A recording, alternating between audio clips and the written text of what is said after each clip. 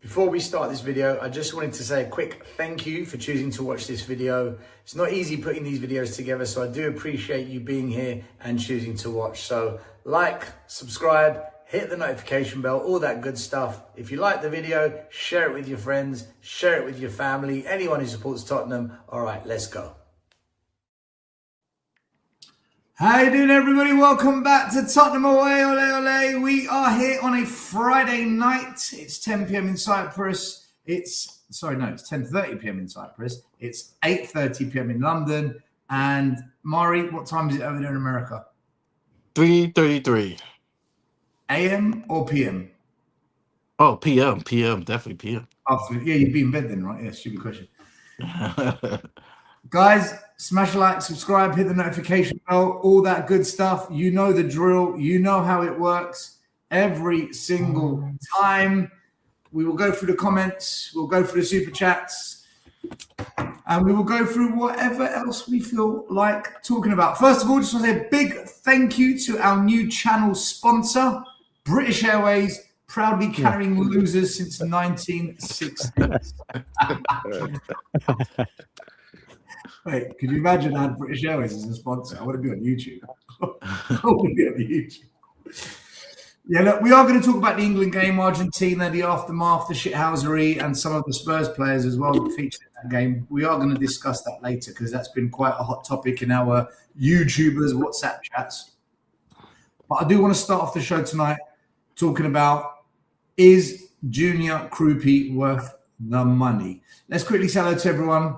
Do all the intros, and then we'll get into it. Mari, bro, I hope everything's all right over there in America, man. It's such an up and down country. It's always on the news. We never know whether it's good or bad, but you look all right. You look okay. Yeah, everything's good. The economy sucks, but we have the World Cup here, and it's I'm enjoying it. I'm also just wanting also the season to start as soon as the World Cup finishes on Sunday, and so. But other than that, I'm good. Doing all right, and yeah. Well, Mari's alive. There's a pulse. His heart's beating. Danilist, how you doing, brother? You good? Everything all right? I know you. You're a bit like me. You just can't handle the amount of bullshit conversation on YouTube with football and Tottenham. It's too much. Yeah. It's hard, man. Big up to Stel, Maury, Danny. How you doing? Guys? Big up chat. Hope everyone's all right. Looking forward to the show. Yeah, it's so much bullshit across YouTube, and don't believe any of it. But you may enjoy it. You might enjoy the lies and the fake stories. It might get you excited. Yeah, fair enough. Each to their own. But big up everyone. Big up to Dan List. And then we've got the other Danny, the Hotspur hood, who's got more England flags than what is probably legal. I'm surprised the council haven't taken them down and you haven't been arrested. They tried. They tried. It don't happen. But that's a different story. Did you put them up on your lamppost outside your house? Oh, yeah, you Maybe can't say. Did someone that you know of try to put them up on the lamppost? I'll explain it after. Let's just put it this way. You don't need it on your show. Yeah, but apart from that, all cool. Went to watch a show. I thought, you know what? It needs a bit of livening up. So I thought I'd jump on there, give you a bit of chaos, bit of chaos theory. Nothing wrong with that. Apart from that, all cool, mate. Hope everyone else is good. Did you see what Dan just did there? Just slagged us off subtly. Yeah, needs a bit of livening up. You lot are dry. Well, no, thank you. Appreciate you coming on. I put together a little slideshow. We can talk as we go along because I did my analysis on KROUPI, but it's good to get everyone else's opinions as well, not just mine. So let's get the show rolling. So, Junior KROUPI, AFC Bournemouth, centre forward. He averages an 8.8 out of 10 on all the different sites that measure the ratings for the player. He's regarded as top class. Here's the key word, right? Potential. That Tottenham word that we love. Top class potential. Where's the other word? Context. Oh, listen, we'll get into context, nuance. What's the other one they use? Facts, not feelings. He plays for France. He's right-footed. He's the number 9 for Bournemouth. He's 20 years old. He's 5'11", centre forward, left forward, and his contract at Bournemouth is until the summer of 2030. His physical profile: acceleration 88 out of 100, top speed 89, agility 83, strength, jumping, and stamina a bit low. So you can see just from a physical aspect, he's got speed, he's got agility, he's got pace, but he is lacking in strength and he's not good in the air, which is typical for young players because they haven't quite developed the physique yet. So I wouldn't look at it as too alarming, but the jumping in the air seems to be something that every player we're signing is lacking. They're like, no player we've signed seems to be good in the air, which is quite odd. His player radar: finishing top notch, movement superb, pace good, dribbling good, aerial you can see it's weak, physical weak. We just mentioned that. Pressing very good, and that's an important one for me because this is why, guys. I don't know about you lot. When we talk about Vlahovic, I didn't want Vlahovic because he can't press. When I looked at him, his pressing is awful. And I know we're going to need that in a De Zerbi team. So when I see that KROUPI's got this, I know he'll work in a De Zerbi team. What's surprising, though, is his passing. Look at that. That's not good.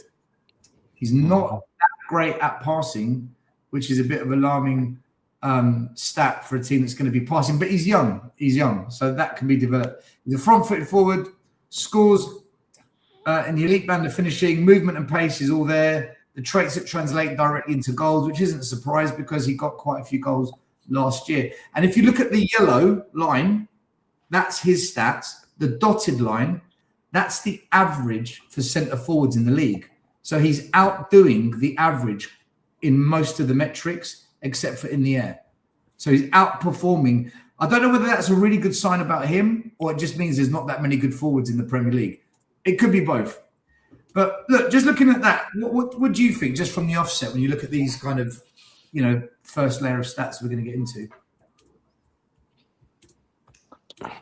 For me, I am big on the finishing because we have the lack of finishers on this club. We've had nearly men, starting with Muniani and Solanke and pretty much all of our forwards.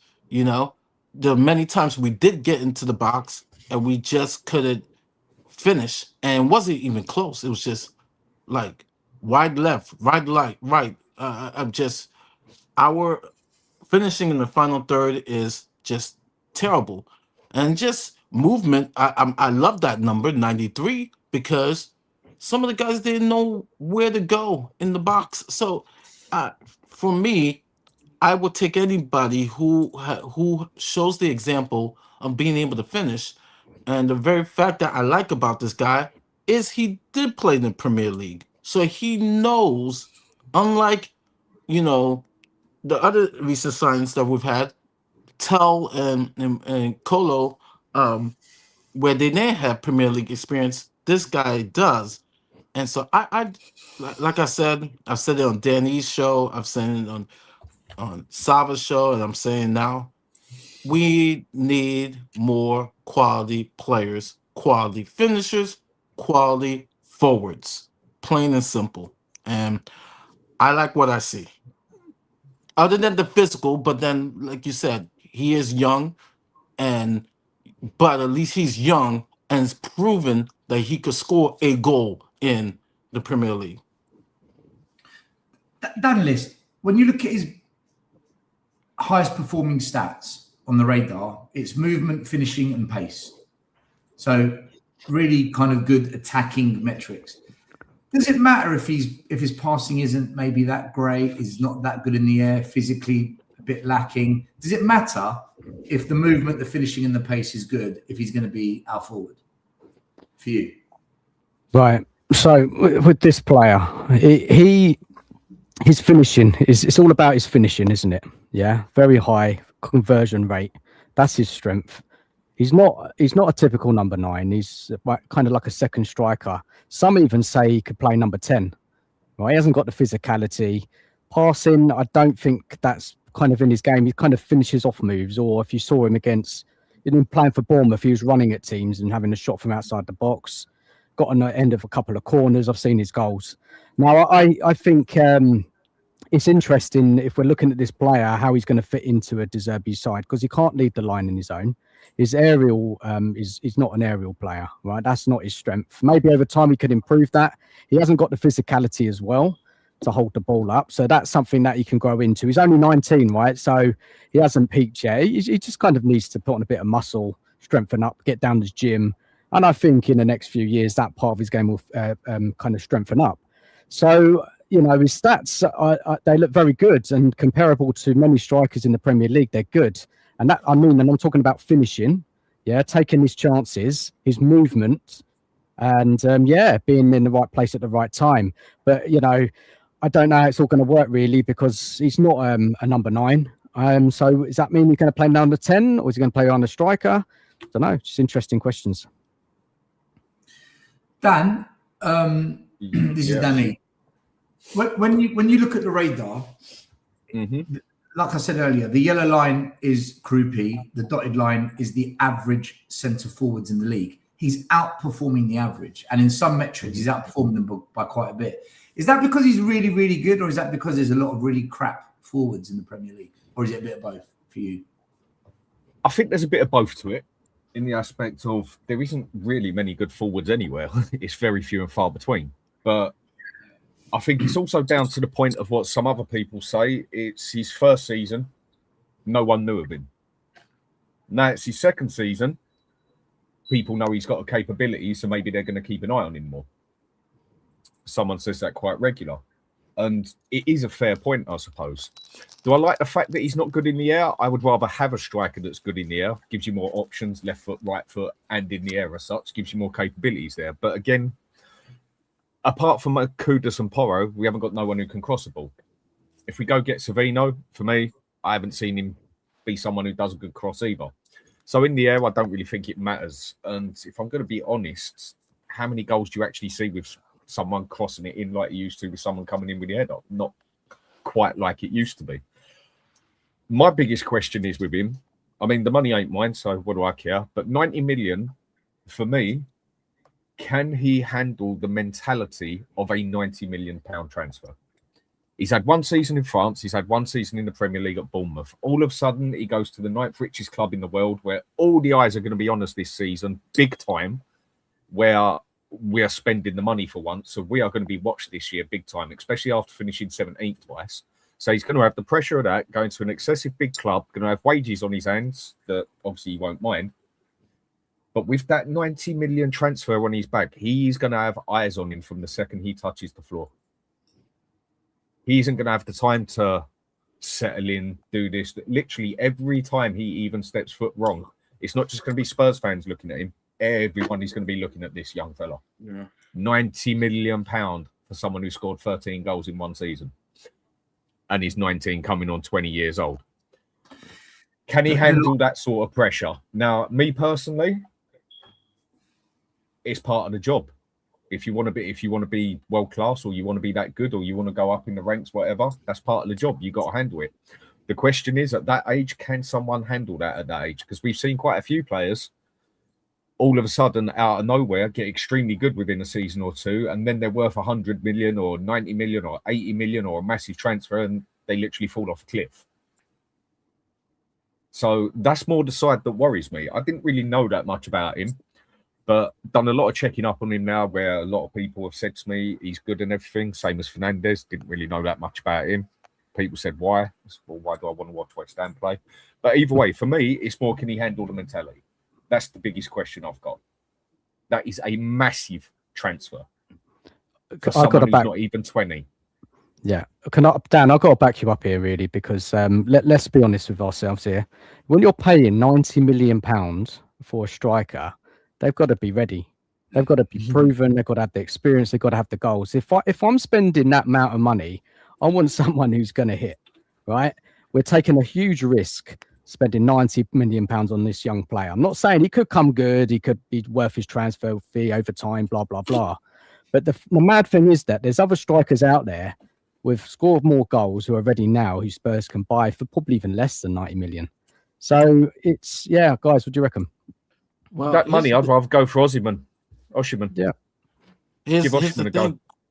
Here's the thing, though, and I would love to have Osimhen. He's definitely proven, but the problem is getting someone to say yes to this project, because you know, I'm thinking, all right, who is the alternatives?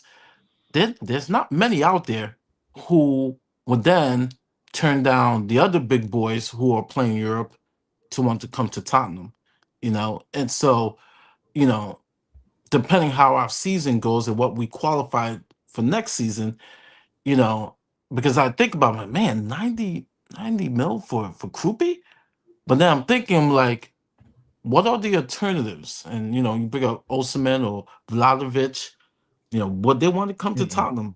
That's Why I mean, not? Why not? I don't know. I don't know where. I would say money talks. I know you Yes, it use that. does. You know, and De Zerbi, It's it proven. looks like it De Zerbi's looking like, yo, he did a great job with Tonali and talking to some of these guys about the project. So yeah, I get it, but it's also, I mean, it still takes the work on convincing these players about the project, especially at center forward. There's not too many great center forwards that are out there. There really is not. In football, I'm talking about, not only in Premier League. I'm talking about football in general. So, Can I list some strikers that have scored many goals this season in Europe, or do you want to save that still? No.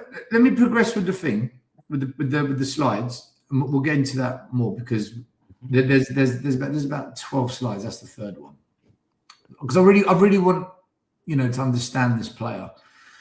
He's played 31 games last season, 12 goals, 2 assists. That's a full team GA.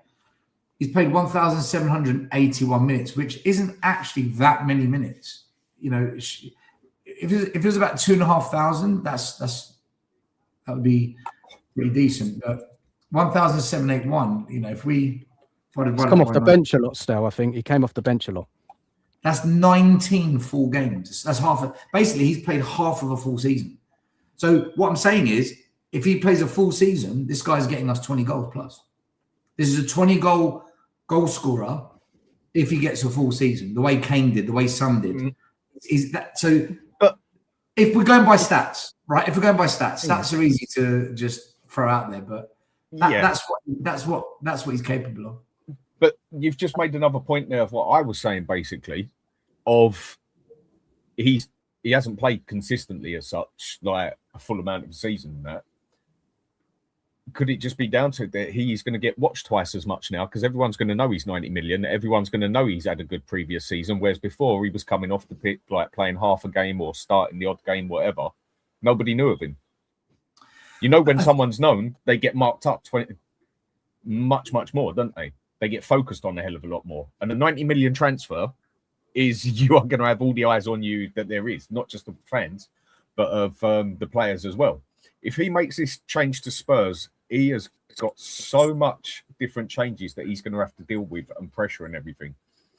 Can he do it? Time would tell in that one. I would just rather go and spend that sort of money on someone like Osimhen, personally, someone who is a proven scorer. Why could we get him? Like I've said for about 3 years to people now, and it proves itself now. Money talks. Doesn't Osimhen want ridiculous salary load? Right. Okay. But he has. But again, we would be offering him decent money. From what we're seeing at the moment, we could offer him 300 grand a week. Okay, he might be on 400, whatever. But let's say we're willing to offer him 300. Yeah. And a sign-on fee we can also give him as well. I'm sure he wouldn't complain with another 10, 15 million in his back pocket as a sign-on fee. And also, is he willing to come to the biggest league in the world and play football? You know, it depends on his mentality, what he wants to do. Some players will go to a club because of money. That is proven now. No one can argue that. Some will go to another club even if they get offered more money because they want to win things. Some will just go to the other club because they want to play 24/7 and not have to fight for their place. There's loads of reasons to it. But if you don't put the money on the table, How do you know that you're ever going to that you got a chance or not? We have literally proved it on 3 separate cases now. Who would have thought we'd actually get De Zerbi? I didn't think we'd get De Zerbi with like 5 games to go or whatever. What did we have to do? Give him everything he wanted and some. Put the money on the table. There you go. How did we get Fernandes? We swung it about bigger than Man U, basically, yeah? One of the, 3rd biggest team on the planet. And Tonali, other teams was interested and wanted him. We just paid more money for it. We are going to be paying over on money because people know we got money and we're also desperate for players. So why can't, if you don't put the money on the table, how do you know? You've got to at least try, haven't you? No, listen, I don't disagree. I'm not against Osherman. I'd take Osherman at Spurs all day long. But I don't think we're going to meet his wage demand. I don't think. Also, who I would take. Yeah, go on, Murray. No, who I would take. But then again, it's all BS rumors.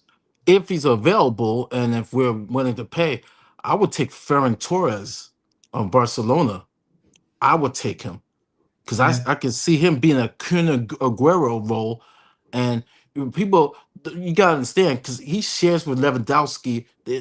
Flick does a lot of changes.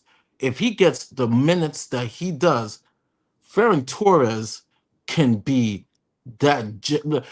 There's some players, they just need that chance. Salah going to Liverpool. Remember what happened with him at Chelsea?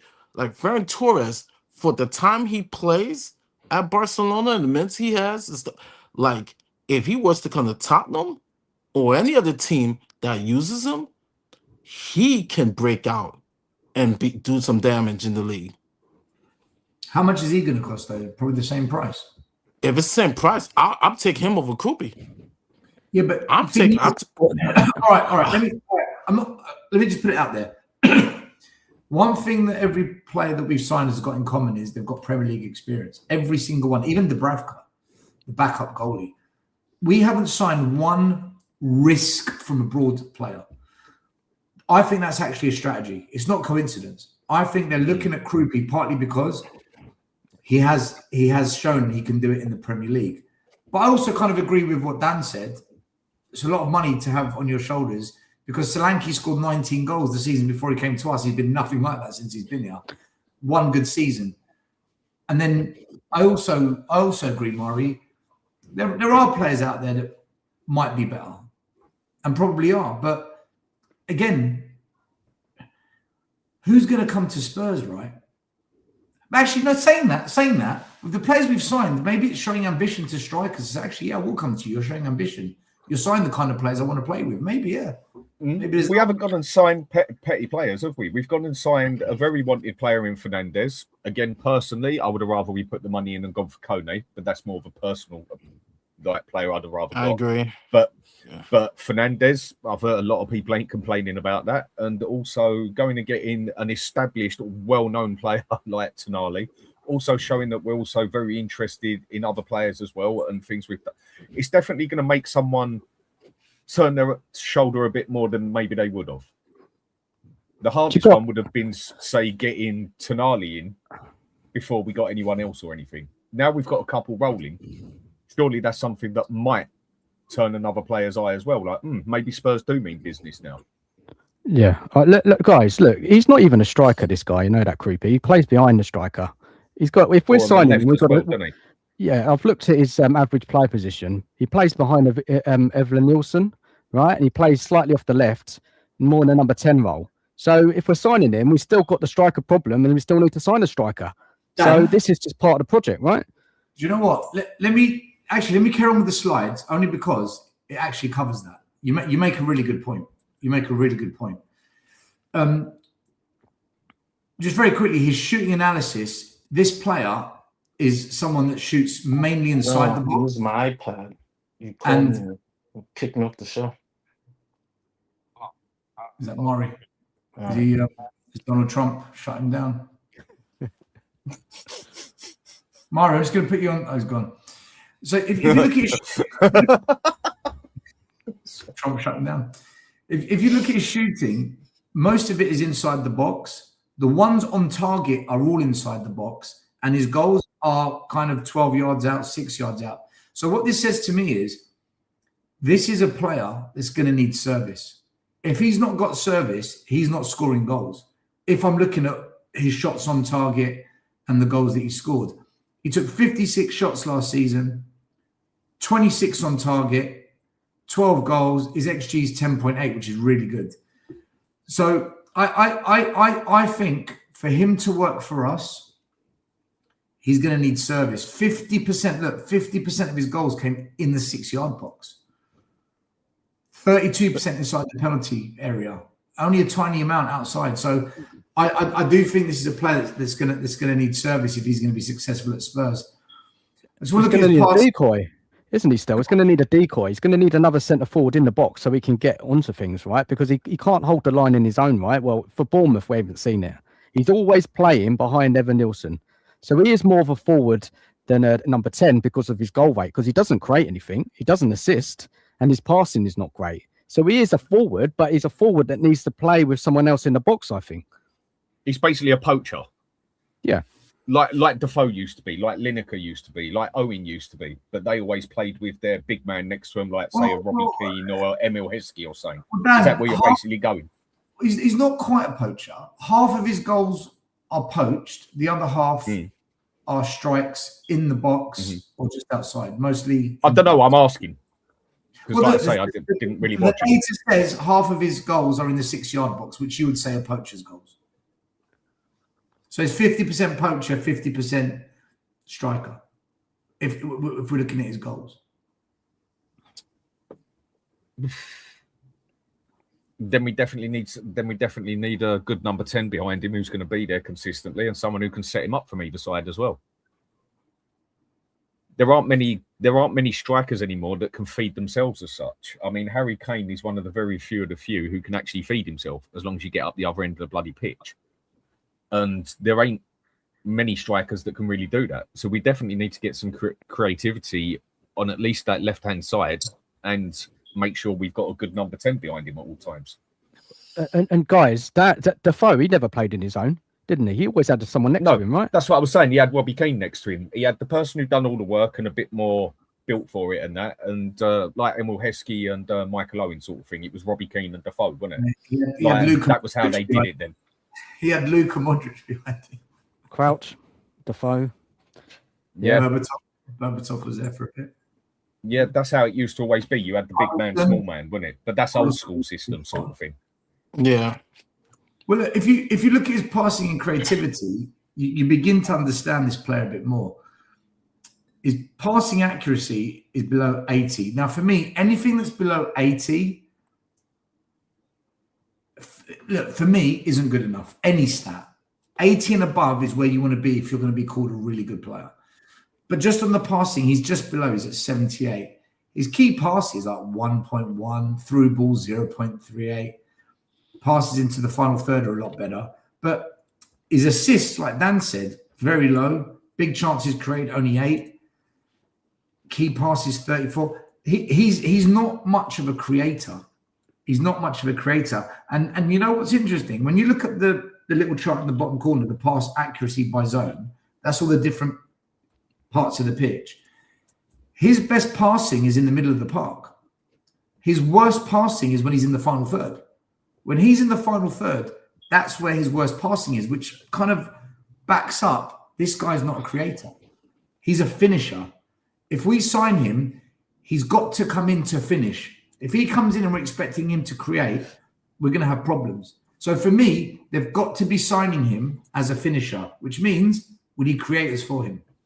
And the data here backs it up if we're looking at his passing and his progressive passes. And I'm going to interject and say this too, because I have been watching it's summertime, so work is less during the summer.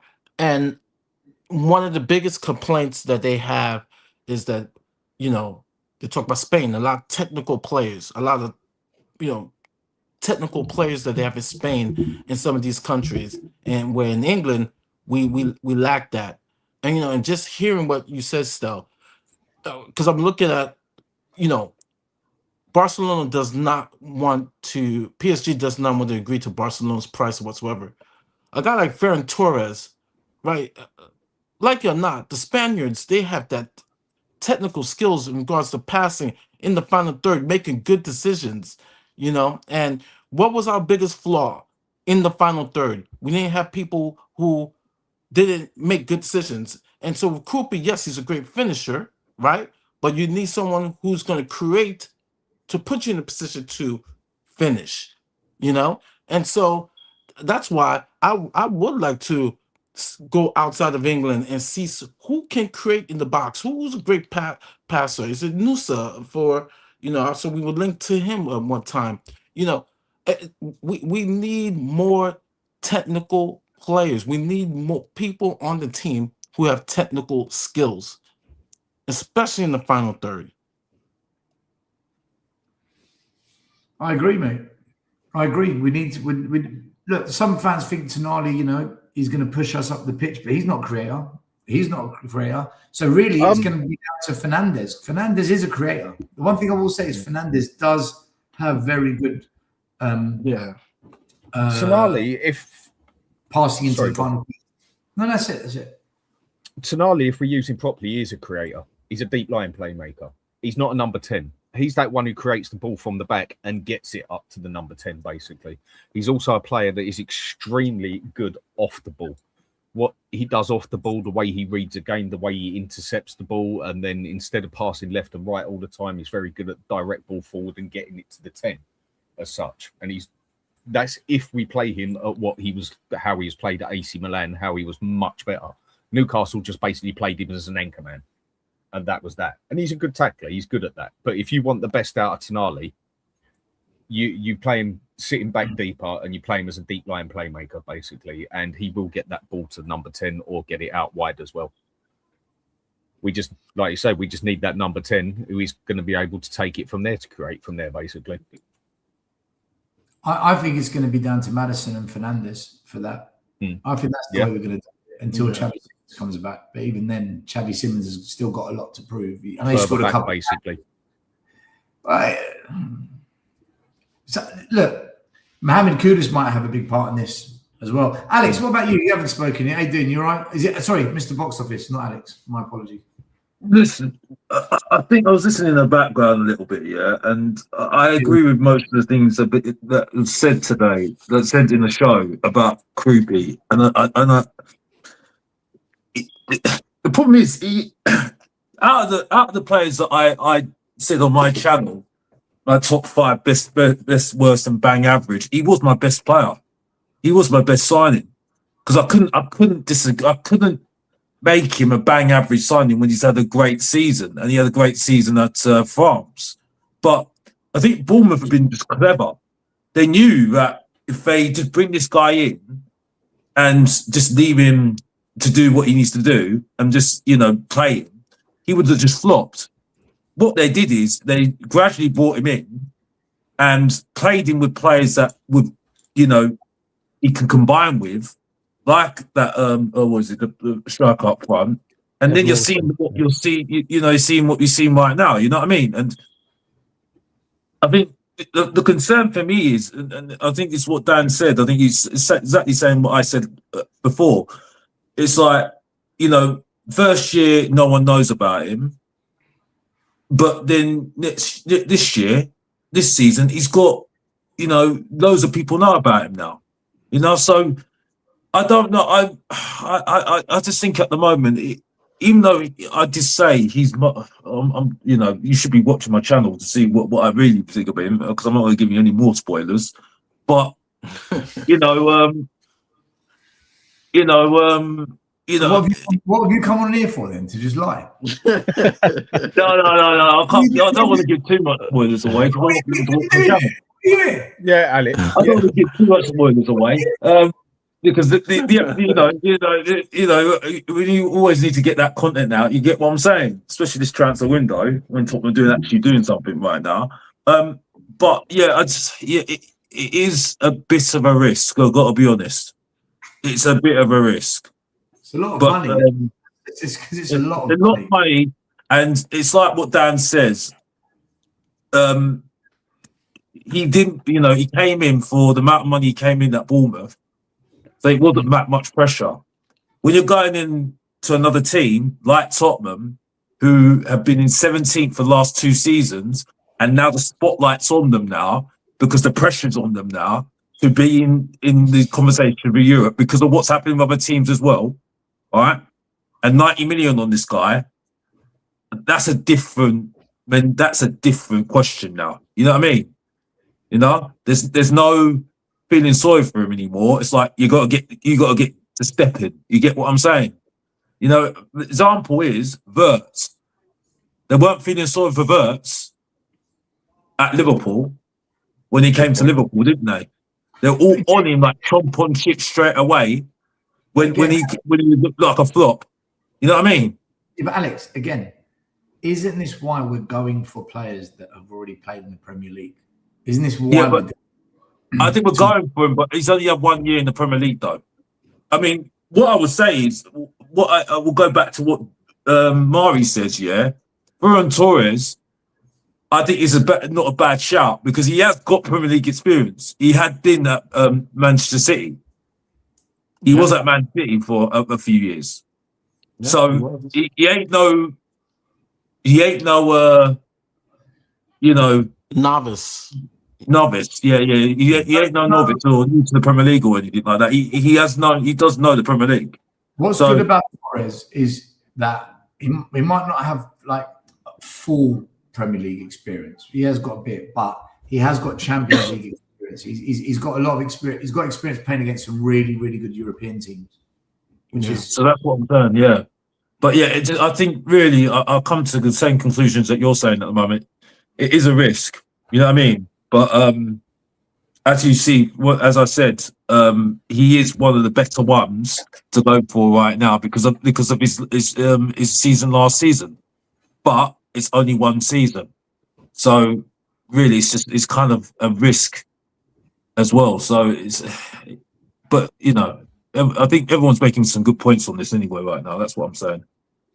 Let me crack on with my little slideshow. Whoopie doo.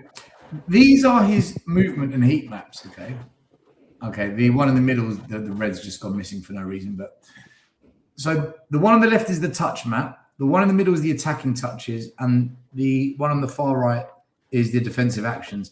Sorry that the middle one's suddenly lost the red. I don't know why, but I can tell you it's a little bit more forward. But what I've noticed is most of his touches are in the middle of the park. Whether he's just playing, whether he's defending, his attacking touches are a little bit more forward. They are, but they are also quite close to the midfield. So I'm for a player that is an attacker, he spends a lot of time in midfield. Now, I don't know whether that's because Bournemouth, they don't press from the front and they drop a bit deeper and they press from the midfield, or whether that's because he's not an out-and-out number 9, which is what Danless said.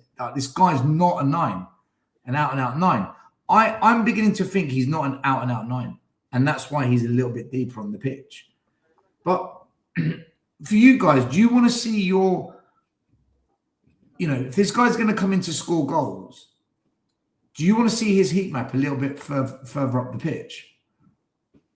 By the way, this is his defensive stats. Again, the red's gone missing. I don't know why, but again, that's in the middle as well. The red for him here is in the middle as well. So I would have thought his defensive heat map would have been a little bit further up because he's pressing. Turns out most of his pressing is actually a bit deeper. Do you think we might actually play him as a false 9? You know, like then you do think who we got to cut in from the sides and score as well when needed. But do you think that might be the idea sort of thing? The problem with it, who's he playing up front with at the moment? No, that's what I'm saying. Like, basically, don't play with a striker. Play with more as a false 9. But I would have thought if you're going to do that, then you definitely need either side of you to be able to bang it in as well. That's the thing at the moment. I mean, we're all talking about Mohamed Kudus is going to do something, but for me, I'm worried about his fitness still. And I'm, Fabinho isn't. Well, again, I don't want to put too many spoilers out, but again, I'm not. He's not. I'm not a fan. So yeah, I think we got a bit of problem there because I just don't see where. I mean, the last winger that we had that was that top goal scorer was Brendan Johnson, and that says it all, doesn't it? Really. So, but back onto KROUPI, I do think it's a good idea what you're saying, Dan, but it's just who he's playing with alongside him. You know what I mean? It was just a question, nothing more. Yeah. Here's another thing too we have to understand too. With KROUPI, and I'm trying to remember him going at players. I do know with the freedom, Savinho will go at players because you guys gotta understand, we didn't have any penalty shots at all last season, and so it will be refreshing to have some wingers to go at defenders to get a foul, and if Madison's coming back, we could get some more free kick opportunities, some more penalty opportunities. Because I think when Kudus went gone, we didn't have anybody who really challenged, the defenders. And so, I'm thinking about Savinho. One positive is that he will go at defenders, and we could take goals at any way, shape, or form. Penalties, free kicks, opportunities. So we need wingers who are also going to challenge defenders too. I think the difference is, Mari, is that when this is something I have to give credit to Asmatic for, because you always said this to me. Under Frank, he was more focused on the sides. That was what he was doing. He was just more focused on the sides, right, of attacking. He wouldn't attack in the centre, which for me blew my mind, to be honest with you, because it just it made no sense. So I don't think we're going to have that problem with De Zerbi. I really don't. I think you at least see some patterns of play. I did actually see some patterns of play in the last game. So I just think it's just really, have we got the sort of players that are able to, how can I say it, gel and combine into something that can actually work at the moment. And I'm just looking at the players we've got at the moment. Alex, can I sorry to interrupt you, can I bring up his heat maps again? Because I've managed to, right? This is what I mean. Most of his touches are in the middle of the park. Most of his defensive actions are in the middle of the park. His attacking touches are actually further up. But his pressing game, right? Look at this. Most of his pressing is in the middle. This isn't, I just find it unusual because for most of your pressing game to be in midfield means that you're not pressing high up. And Iriola's teams, I don't know if they press high or if the team drops and presses from the middle. I think But they had Evan Nielsen though. They had Evan Nielsen though, didn't they? Did they have Evan Nielsen one though? Did press up there though? So it's just right. Means he doesn't play as the 9. He plays deeper. And yeah, that's what I thought. Sorry? That's what I thought. Because I think it's more Evan Nielsen's the one that was pressing more, and then so if it could, from what you're saying for your heat map, I'm going for what your point is. I'm trying to back your point in. This is where most of his pressing happens. Most of his pressing is on the halfway line. So that means that Evan Nielsen was doing it. Evan Nielsen was doing it more up top, and he was just doing his role in the centre then, and then he could. Evan Nielsen was like that decoy basically, and then he would get in his goals maybe. So we're basically playing. So this goes back to the whole show. Is KROUPI worth the money? We're basically paying 90 million for someone that isn't a striker. How do we feel about that? Do you not think that's part of? I think that's the biggest part of the problem. I mean, realistically, the question I want to ask is he going to be able to cope? Playing for a club with far bigger expectation. I mean, listen, I'm not saying it's right. This is it. Look, I'm not saying it's easy to play for Bournemouth, but the expectation on your Bournemouth that's going to help you play to the best of your abilities. At a club like Spurs, that ain't going to fly. And listen, if you're going to come into a club for 90 million, we said this the other day. If you're coming into a club for 90 million, that's not going to be a case of give him some time. It'd be all right. Oh no. 90 million, you're coming in, you're scoring goals from day dot. Is he going to be able to do that? Is that really something that's going to happen? I ain't convinced. Don't get me wrong. Player. Go on. He's not. But this goes back to right at the start of the show where Dan Liss said he's not a number 9. This is what Dan Liss said. And as we go through the data, when you look at his heat map, when you look at his pressing game, and when you look at the kind of goals he scores. See, it's difficult because for me, when you watch KROUPI and you see how far ahead of himself he really is, like in terms of technique, his ability to shoot, his ability to generate power from nowhere is astonishing, by the way. You know, he's got all the makings of a striker. I feel like he probably could play there. But I just think if you're going to go spend that amount of money, would you not want someone ready-made? Yep. Like no one speaks about Pavlidis. Now, I don't know how many of you have seen Pavlidis. Pavlidis He's got good numbers, hasn't he, last season? He's got good numbers last season. In the Portuguese league, though. Yeah, but then you could say the same about Bruno. You could say the same about Gokares. Yeah, Benji, this is what Murray said. Murray said Ferran Torres. Danny said Osherman, like ready-made, proven. This is what they were saying. For sure. I mean, I'm not so sure on Ferran Torres. I mean, look, he's got Premier League experience, so I suppose that counts for something, but he's never been that guy, has he? He's never been the main man. And I think if you're coming to Spurs, we'd need him to be the main man. You've got a question.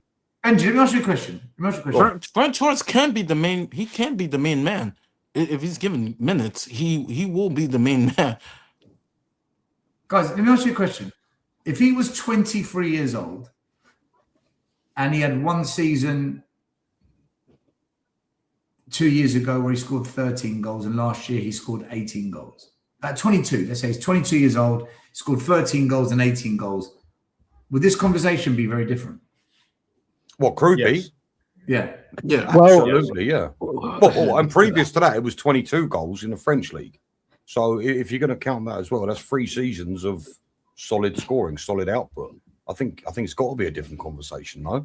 So the fear is like it was with Solanke, one year wonder. The fear is for me, his age. It's another kid. It's another maybe sort of player. There's no guarantee. I mean, look, I know there's never a guarantee, but he does look better. He does look better. He does look a lot better, doesn't he? You know what? Yeah, but maybe I've just got PTSD from all the children we've been fucking buying. Maybe he looks better than what Archie looked, you know. But confidence gives you that, doesn't it? That's the thing. When you've got confidence and you feel invincible, you feel invincible. It's when the form goes down. When it's not all there. Are you able to pick yourself up? Have you got the personality to pick yourself up? We don't know that yet because he's only had one season. So that's the thing at the moment. So, and it's like I don't want to say this because somebody else is saying I don't even like chicken and the egg. You know what I mean? Chicken and the egg situation. So I just think for me, it's It feels like another like Dele Alli situation again. You know what I mean? Like I said, it's like you have two. Well, he had 2 or 3 good seasons, didn't he? So basically, really, Alex, what I'm understanding in what you're saying, yeah. Tell me if I'm wrong here. You're basically saying that Dele Alli, even though we got him for 5 million, big difference. But as soon as he became big over 2 seasons, he then fell off a cliff, basically. You're worried about this happening to this fella. Is that what you're getting at? Yeah, I think. You know, this is a shorter period compared to Dele Alli, isn't it? A lot of personal issues there, didn't he? There's a lot going on there. Yeah, I think Dele Alli fell off because personal, like, yeah. Listen, I've compared him to Solanke, Richie, and Tell. Okay, so Solanke, experienced. Richarlison, many years in the Premier League. Tell, another young player at the club, slightly older, right? When it comes to goals, he's outperformed all of them, which we could all say probably isn't hard, right? It's probably not that hard. Expected goals, though, his XG is a lot less. His XG is a lot less, which means he might be punching above his weight, or he's punching above where he should be. What is that based on, Stel? What is that based on? So XG, when you expected. depending on what position you are on the pitch and who's in front of you and the angle and all the how hard the attempt to score is, the XG, the higher it is, the higher the expectation to score a goal. The goals that he's scored and the chances that he's had, the expectation has been low, but yet he's outscored the others with lower expectation, which means either he's very clinical, or he's just punched above his weight for a season. I mean, he looks very clinical, doesn't he? I mean, we can all see that with our own eyes. But that's how you interpret the data on that one. But look at the shots. He takes more shots than the others. He shoots more. And he gets more shots on target. So not only does he shoot more, his accuracy is better. Like we said, his assists aren't great, but look, none of them are. None of these, Attell, Richie, I mean, Richie's in the mud. Solanke's slightly better, but none of them are great at assists. What's very good about him, though, is progressive carries. When this guy gets on the ball and he takes it forward, he outdoes all of them. He outdoes Solanke, outdoes Richie. Tell's not too bad, but he outdoes him as well. Pressuring on the ball, not bad. Aerial duels, like we said, he's not great, but he's still outdone the others. He's outdone Richie and Solanke in the air, man. And he's not going to get this guy. So if we just look at it as what is he like compared to the existing players we've got, mate, he's better than all of them, hands down. But then you're not going to say, yeah, exactly. It's not hard. So am I. It's not hard. But he's got 8. But imagine then, though, he's outdoing them and he's 19. Where could he be at 21, 22 if he keeps that going? Or is the weight of 90 million and going to a big club gonna sink him? But it didn't sink him playing for France. No, fair enough. So it's just a question. It's just a fair question that people are asking, basically, because like we've said, and I think we all do agree on this one, it is a massive transfer for someone of that age. Now, I know 90 million these days is, let's say, someone who's considered a good player or someone with a hell of a lot of potential on them. An average player these days is around about 50 million, isn't it? It's just where the interest rates have gone absolutely stupid. And I think that's just the main question that I think a lot of people are asking with it is, can he handle the transfer of 90 million on his back and the eyes on him sort of thing? It looks like he's good enough for the one season he's had here. But again, he's going to have the more eyes on him. And it's just repeating what we've already said. It's all down to the fact if we get him, then it's obviously that the manager was interested in him. Because... So it says that De Zerbi's got much more of a say who comes in this time, but then we've heard that off other managers. But I would believe it's true with De Zerbi this time. Otherwise, because he could have easily put that on his deal that he come in, because Spurs had to basically agree with everything he said to get him. Then go for it. If that's who he wants and that's what he thinks can do it and he thinks he can make it work, then go with the flow, basically. I'm just very sceptical of it. But I'm not going to complain if we get him either. Look, look, for me, the price is the biggest thing here, the debate, isn't it? The price. Well, that's what's holding everyone back, right? Everyone's not sure. It's too much money, blah, blah, blah. Analyst, what price is fair? 60 million, 50 million. Yeah, then we'll be saying, yeah, snap him up, get him in. Okay. So for me, if we're going to sign him, yeah, if we're going to go for him, we've got to get a striker as well. Yeah. We need someone to play ahead of him. Yeah. It's not enough just signing him. I don't think. I know every transfer can't get done in this window. I know it's impossible, but it can't just be him because he's going to play behind the striker. He's not going to hold the line. He's going to play in behind the striker. That means we need a striker. Yeah, well, that's not good enough. That's not good enough. And for me, and we go back to the beginning, and a lot of us said this: if you're spending £90 million, go and get a proven goal scorer who's going to know he's going to hit. That's what I would do. I think we're sticking with Solanke and Richie, guys. I can't do Richie again. I can't do Richie. No, you can forget about top 4, top 5, then, can't you? Because a lot of the fan base are saying, if we're spending this amount of money, we must get top 5. Yeah, and if we're keeping with Richie and Solanke as our leading our line, then I can't see it. That's the problem. No, I was just because I was just gonna say top 5, top 6. We gotta pump the brakes, man.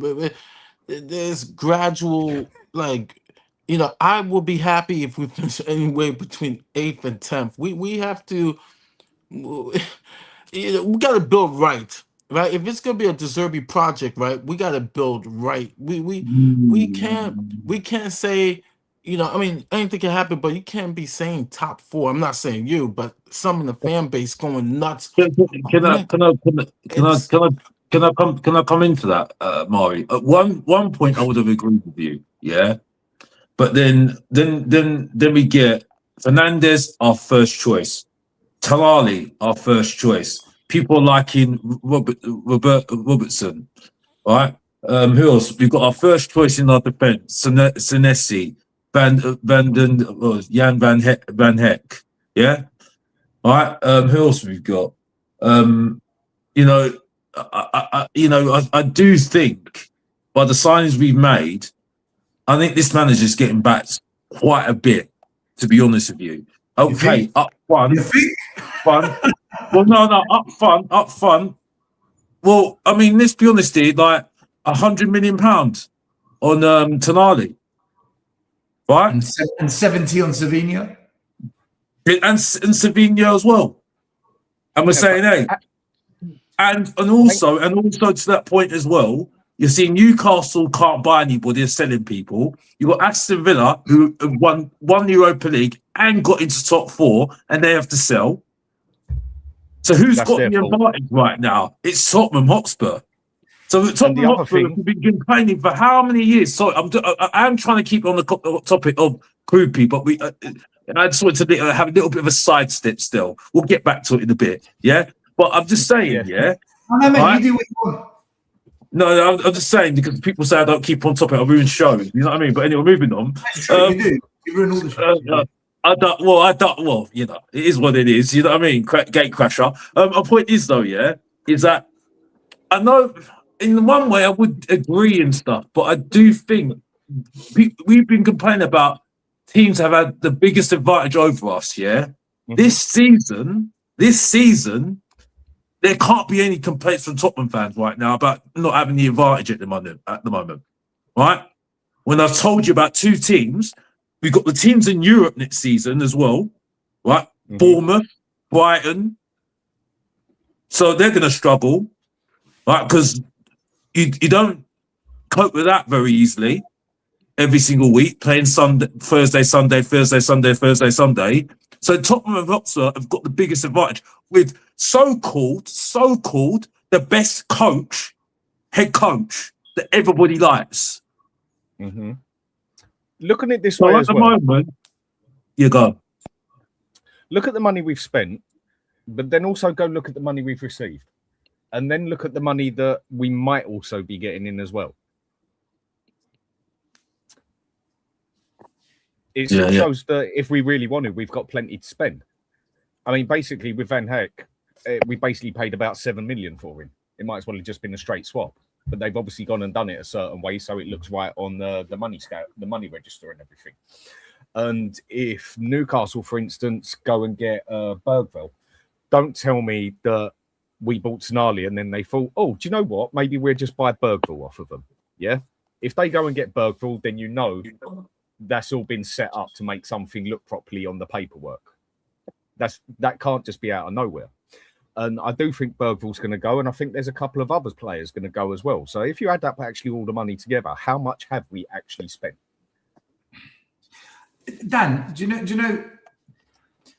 So when it comes to balancing the books, I used to look at it that way. Now I don't. I'll tell you why. Just because we get money in, it doesn't mean we have to spend it on players. We could build a hotel. We could. No, I know that. I know that. I look at what we actually spend on players. And for me, and I said it last show, the money we've spent on these players, if we sign KROUPI and Savinho as well, so now there's your forward or your false 9 and a left winger, for me, anything below top 6 is a massive failure. Because if Man United can sign 3 forwards and a goalie last season and go from 16th to 3rd, there's no excuses for us to sign 8-9 players, spend 400 million and not get top 6 with no Europe. Same as Man United, no Europe. When the top 9 teams in England, they've all got Europe to contend with. So for me, if we sign Savinho and KROUPI and we don't get top 6, I'd sack De Zerbi because he's failed. And I mean that, he's failed. And unless we have a major injury crisis, then of course, you've got to factor that in. But if we don't get top 6 with all this money we spend, mate, it's like doing another Liverpool. It's like doing a Liverpool. I don't know what you lot think. Do you think it's a bit harsh? And one game a week. And one game a week. That's what I said. well. Can we please take into consideration here that these players have never played together before? Oh no, we're And not when you doing speak about, hold on, we're not what? What do you mean we're not doing this? Go look at Chelsea. They do it continuously. It's a known thing. Liverpool They last finished, season. they finished 10th. Look at You're the right. players. Chelsea finished 10th, and they signed all these players. And they've been signing all these players. Chelsea fucked Look in the up. past, Mari. Look in the past. What I did in the past. They signed all them players. They went to shit, and then they I won the agree. league following. When, no, And it what went happens to to the manager? 1 minute, guys. People, hold on. it's mad how people think we're 1 just minute. gonna Hold on. This isn't together. right. Benji, 1 minute. It went to shit when they couldn't hold on to Maresca. When they lost Maresca, it went to shit. Because he said, you lot aren't listening to me on transfers. You've got your own ideas. It doesn't work for me. And he walked. That's true.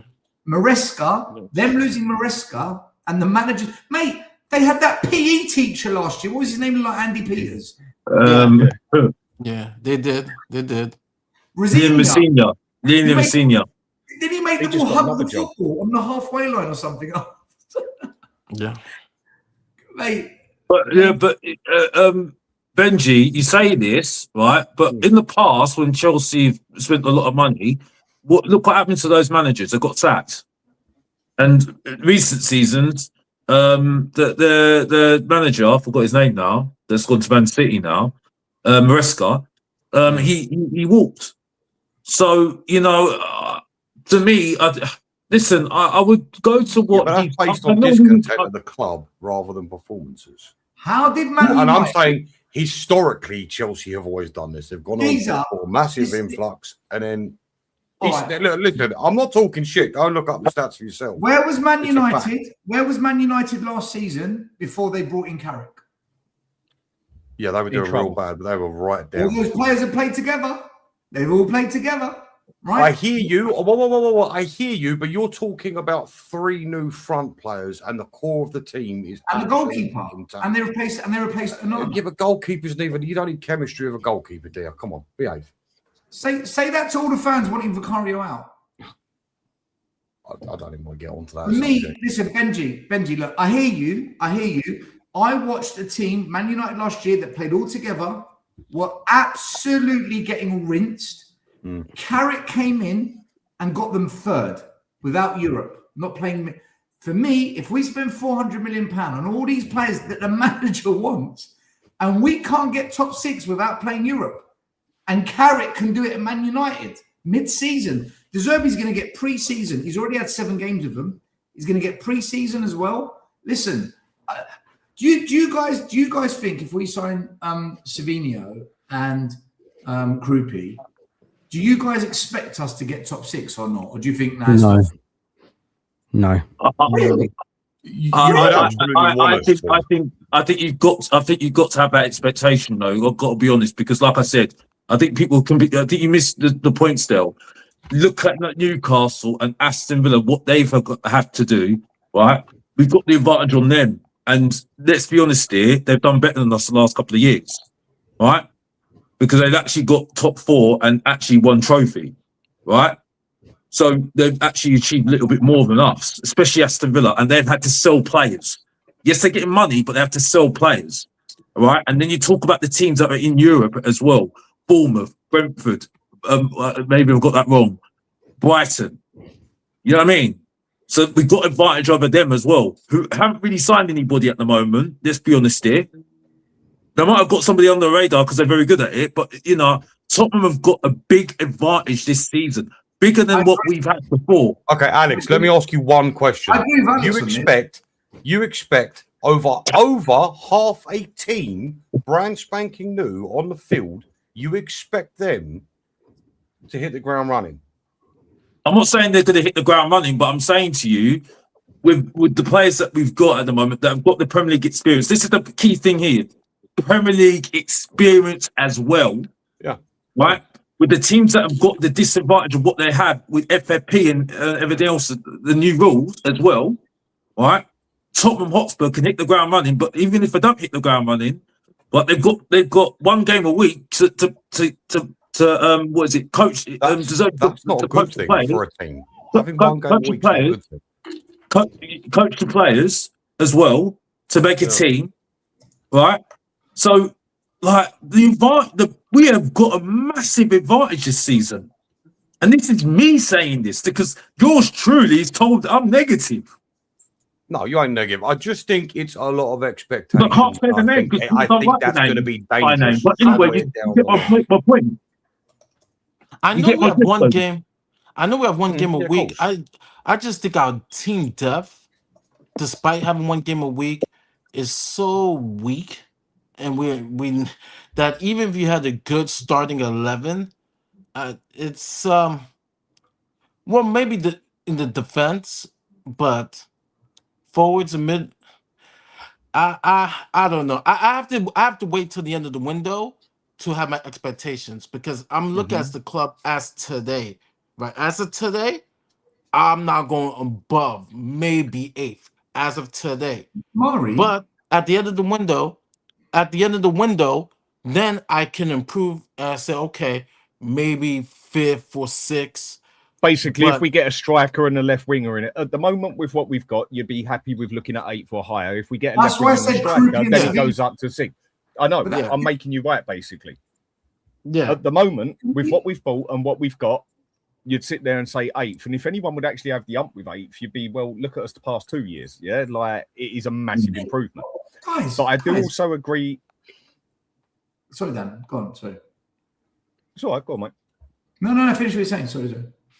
But I also agree with other things people say. And it's not being negative. It's just people asking serious questions. So if anyone thinks that this is going to hit the floor hunky-dory, everyone's running, everyone's scoring, everyone's linked up together in one game, then well, good luck to you, because it very, very rarely works like that.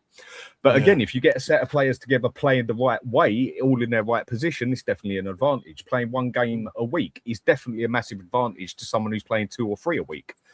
So at the moment, I think anything from 8th upwards is definitely a massive improvement. But then if we go and get a striker and a left winger, people are going to start expecting more because we are spending the money. But then I think you also have to look at it realistically.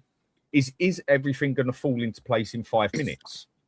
I don't necessarily think it will. I don't think it's going to be bad, but it's going to take a bit of time for everyone to get rolling. They have to know how each other plays, right? Yeah, but playing Dan, one game a week is a massive advantage. But Dan, I think we've got to understand. Given the fact we've got 6 new players, you think it's an advantage? Do you Mate, not think the more games? You didn't listen to what I just said. No, I did. What? I think you lot are all being negative. I'm going to say it. I think you're all being negative. I will not hear that from fucking you, mate. Not a fucking chance. No, you are being negative. Get the violin.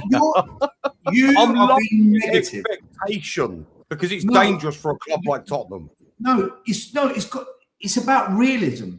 Ange Postecoglou got 5th with no Europe, and the team we've got now is better than what he had. It's better. I'm sorry. This team now is better than Ange's team, and he got 5th. Without a forward, Stel? With us forward, without a forward? No, that's why I said if we get KROUPI and Savinho. He did say if we get Richarlison up front as well. If you forget as well, yeah. We have Me personally, Guys, I'm suffering from post-traumatic 17th disorder, so I need time. I need time. 1 minute. Let me finish. Right. Yeah. This is why you lot are negative. Ange got 5th with a worse team, not having Europe. De Zerbi's got a better team. If we get KROUPI and Savinho as well, right? He's going to have a better team and not have Europe. So for me, he should get at least 5th, really. And I'm not being funny. This manager came into a team that was a mess, and he managed to get 11 points out of them, 11, and keep us up. That's him entering a mess. He's now going into a peaceful situation with his players. if you look at the 7 games we played, we got 11. If he maintained that performance throughout a season, he would have finished 6th last season. De Zerbi would have finished 6th with those players last season if he maintained that. Now he's got a better team, and we're saying, I don't think we can get 6. Mate, he has to get 6. And if he doesn't, what's the consequences? Then he's failed for me. Yeah, he's failed. How was I being negative, right? I was saying the same bloody thing you just said. So you obviously him and Mari, Benji and Mari and Dan. I gotta see it. I gotta see it to believe it. These last 2 years have been traumatic for me. I gotta see it to believe it. And when I see it, then trust me, I'll be on the happy train. But right now, I've been scarred. I admit it. I've been scarred for this last 2 years, man. Broken man, Maury. I've got to push back on this. I've got to push back on this, still. I've got to push back on you. Yeah, because 1 second, I'm gonna let you push back. Richard James in the chat. If you've come on here just to be an asshole, go away. Go listen to Chris Cowlin. Go enjoy your echo chambers. Go and hug all the people that you get to, say really nice things, and everyone's a happy fan. This is not an echo chamber. We have proper debate here. Everyone's allowed to have a different view. If you're going to come in the chat and be an arsehole, just go. If you're going to stay here, at least be a little bit more productive in the chat. That's all I'm asking. Thank you very much, Richard James. Dan, push back. Go for it. Absolutely. Okay, so say it is Savinho. We get on the left. KROUPI's in the middle. That's no guarantee there's going to be enough goals there. Savinho hasn't done it. Yeah, KROUPI, a lot of questions. We spoke about it all evening about the questions over him. So I've got to push back on that. If we got guaranteed finisher, number 9, a guaranteed winger who's going to get you 15 plus goals, then yes. But Savinho, for me, there's question marks over that. Right, listen, Dan. No, let me push back. My turn. I don't disagree with you. I totally agree. However, De Zerbi's accepting them. So in my head, the manager's being backed. And he didn't have KROUPI and he didn't have Savinho. He had Tell and Richie, and we survived. So surely he can do better. Surely this manager can do better. I'm not saying it's impossible. It's not impossible to do, but to put it down that we must, I think that's, I've got to be careful here. And also as well, what happens if Tonali Fernandez come with freak injuries? Who's coming in? Who's coming in to play, continue playing this football? Still did say without injuries. He did say if we don't have injuries. Okay, that doesn't happen at Tottenham. Look at the past 2 seasons. That's not fair enough. All right. No, that's just being negative, Dan. That's just being negative, mate. I can't have that. No, not having that. I get your point. I'm going to push back hard on that one, Dan. That's being negative. Yeah, you can do. Look, I can't predict who's going to have injuries. I do hear Dan's point. I think in the past I would think that, but it's just I just look at the other. My opinion is saying this, and saying and being a bit more, I don't know, a bit positive, just a bit more optimistic, and seeing what I'm seeing at the moment is seeing what other teams are doing at the moment, right, and what troubles they're having at the moment. You get what I'm saying? And the one that's really fascinating for me is Aston Villa, right? Because I would think that they would be our competitors next season for to get into those top 6 spots. You get what I'm saying? And they're struggling because they have to make sales. You get what I'm saying? Right? So, and for me, when you look at Emery at the moment, he's got to do it again. And I don't know. There's been question marks on him. Newcastle, they would be more of our competitors. They've actually sold Tonali to us. Maybe because they wanted to get rid of him because they just thought he's going down the decline. But at the same time, they're losing their play rather than buying good players at the moment. You get what I'm saying? The teams in Europe, right? You don't know. Liverpool in transition, Chelsea in transition, right? Man City in transition. Yeah, Man United, they've got Europe next season. So we're relying on other teams. Liverpool, we're relying on other Chelsea teams. will be stronger this season. Yeah, no. I'm just saying that there is a lot of advantage for Tottenham this season, right? And the only team that is not in transition this season is Arsenal. But the difference to this season, Arsenal, is that they're champions. So they're the dog that everyone's going for now, right? They're the dog that everyone's going for. They don't know about being champions anymore because they haven't been the last champions for the last 2 decades. You get what I'm saying? And So they never do it back to back anyway. So are you saying we'll Exactly. capitalise because we're not in transition? So what I'm saying is at the moment, with what Stel's just said, and the advantage we've got in the transfer market, and we're saying we've got money, and people are coming to us because of De Zerbi. That's what I'm hearing from people, from players. We're coming to Tottenham because of De Zerbi, right? You've got to sit there and think, okay, right, you're getting your players. You proved you can get us out of trouble with the players we've got, right? We've got the advantage over certain teams now when we've been screaming that other teams have been cheating and all that rubbish. Well, we haven't got that complaint anymore, haven't we? So I'm sitting there saying, okay then, right? Rather than talk the talk and cry your babies, right? Start walking the walk and start proving your point. Because if Ange Postecoglou can get top 5 with that bag average, below average, Emil Heskey, with Charleston in the team, I'm sorry, you can at least get to that point. I'm sorry. Yeah, So and I'm not even having a go at you, Dan. But that's No, I my know point. that. But Until box I'm done. office, are you sacking De Zerbi if he doesn't make top 5, top 6? Well, Are you there's sacking question him? marks. There's question marks. Okay, There's you're giving him another question marks. season. No, You know what there gets is a me? question mark. You No, know there what is gets me? question mark, Dan, because you can't sit there and spend all that money, right, and get the backing because he is getting back because he said he wanted Tonali, he got him. He wanted Fernandes, he got him. Yeah, he wanted Van den Beek, he got him. Right, he got Zanetti, he got Robertson. Right, he gets Savinho.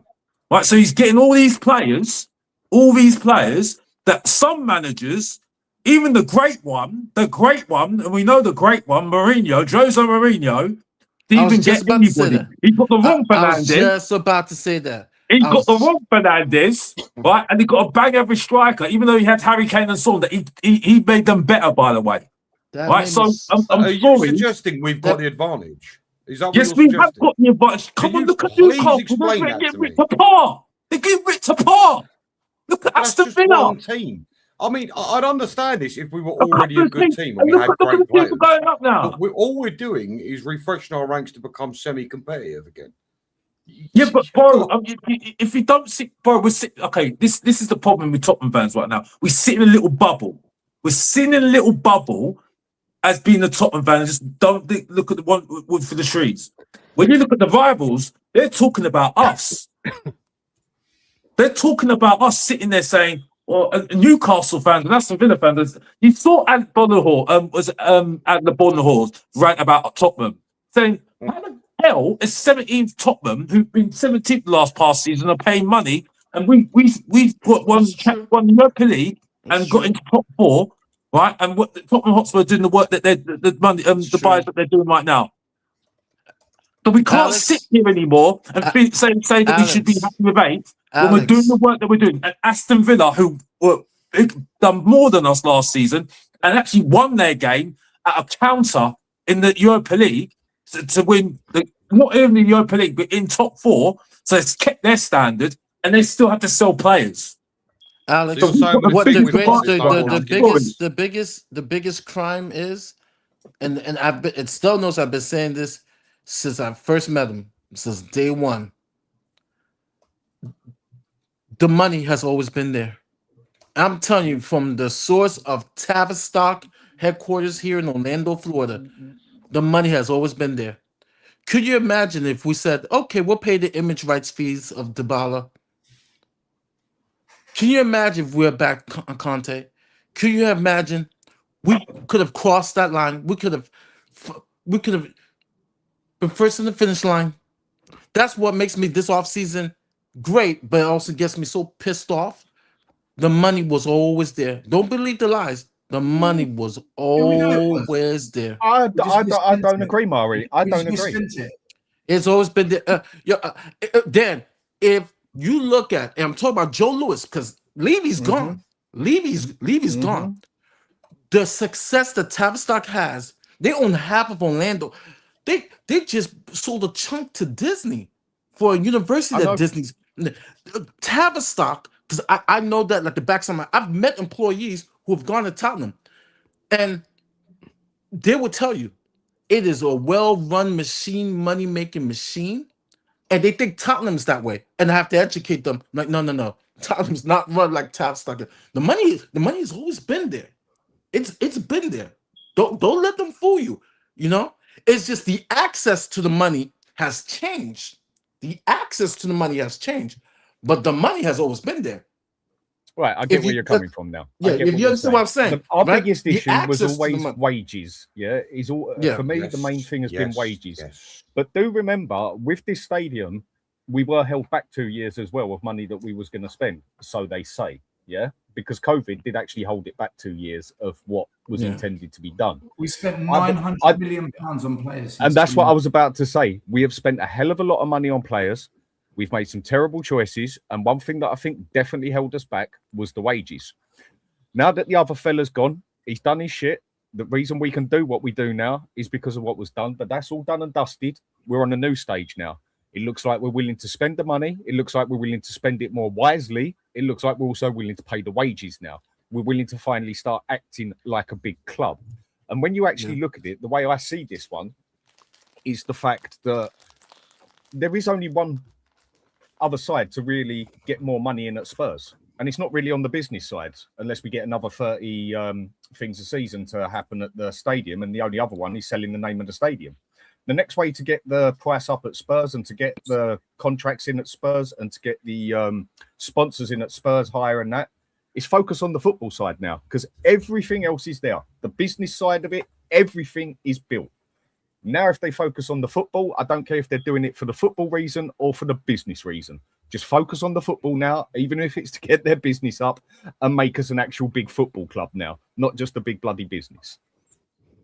Did none of you at all think that if Spurs sign a striker, other than that box office, if Spurs sign KROUPI and Savinho, regardless of what we might think of them, maybe not quite having the output, but the fact that Spurs do that for the manager, do you not now expect your manager to deliver something?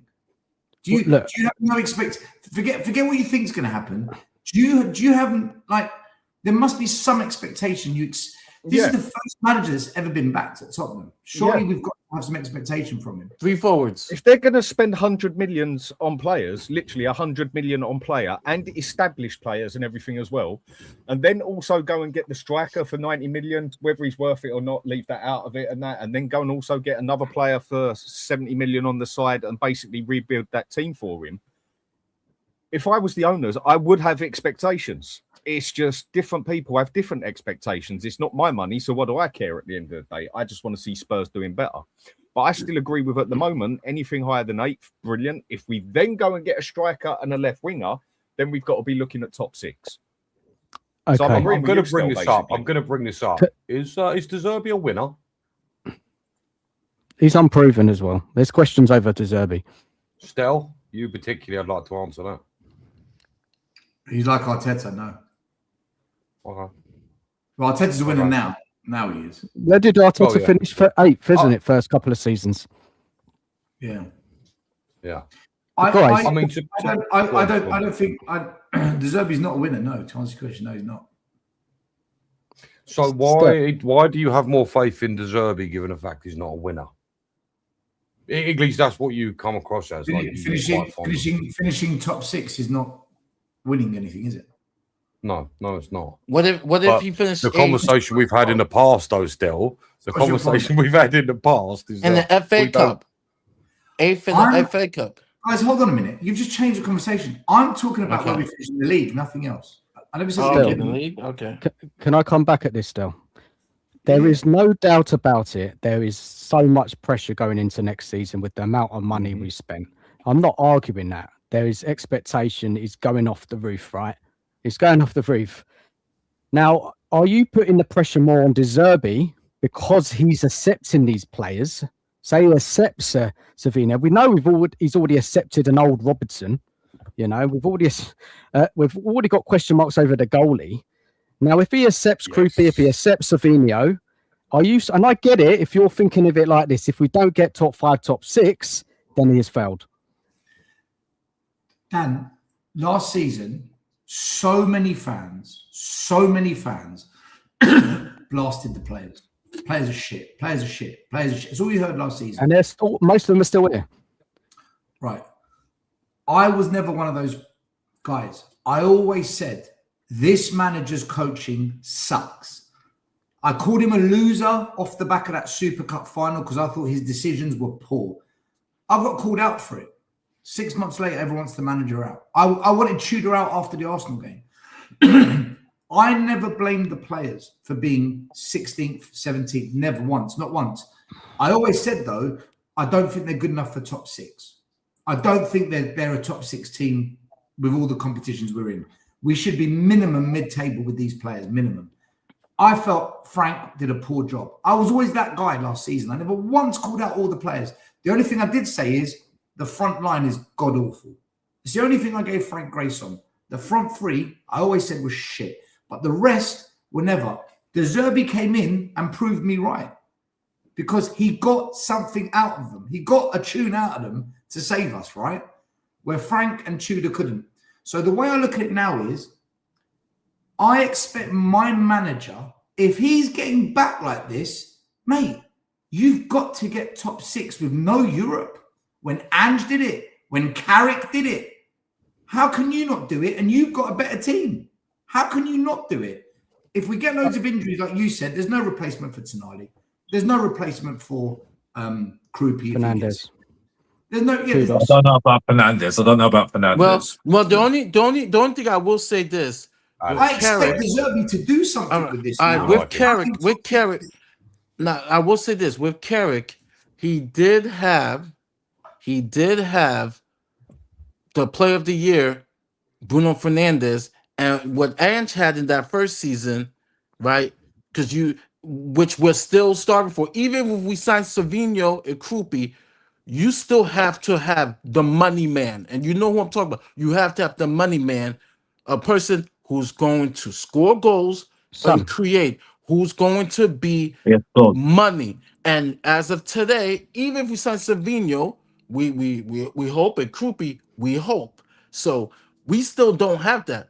Right? Ange had Sonny, with him, and that year we finished fifth. Granted, and Carrick had Bruno Fernandes, and got some signings who pan through.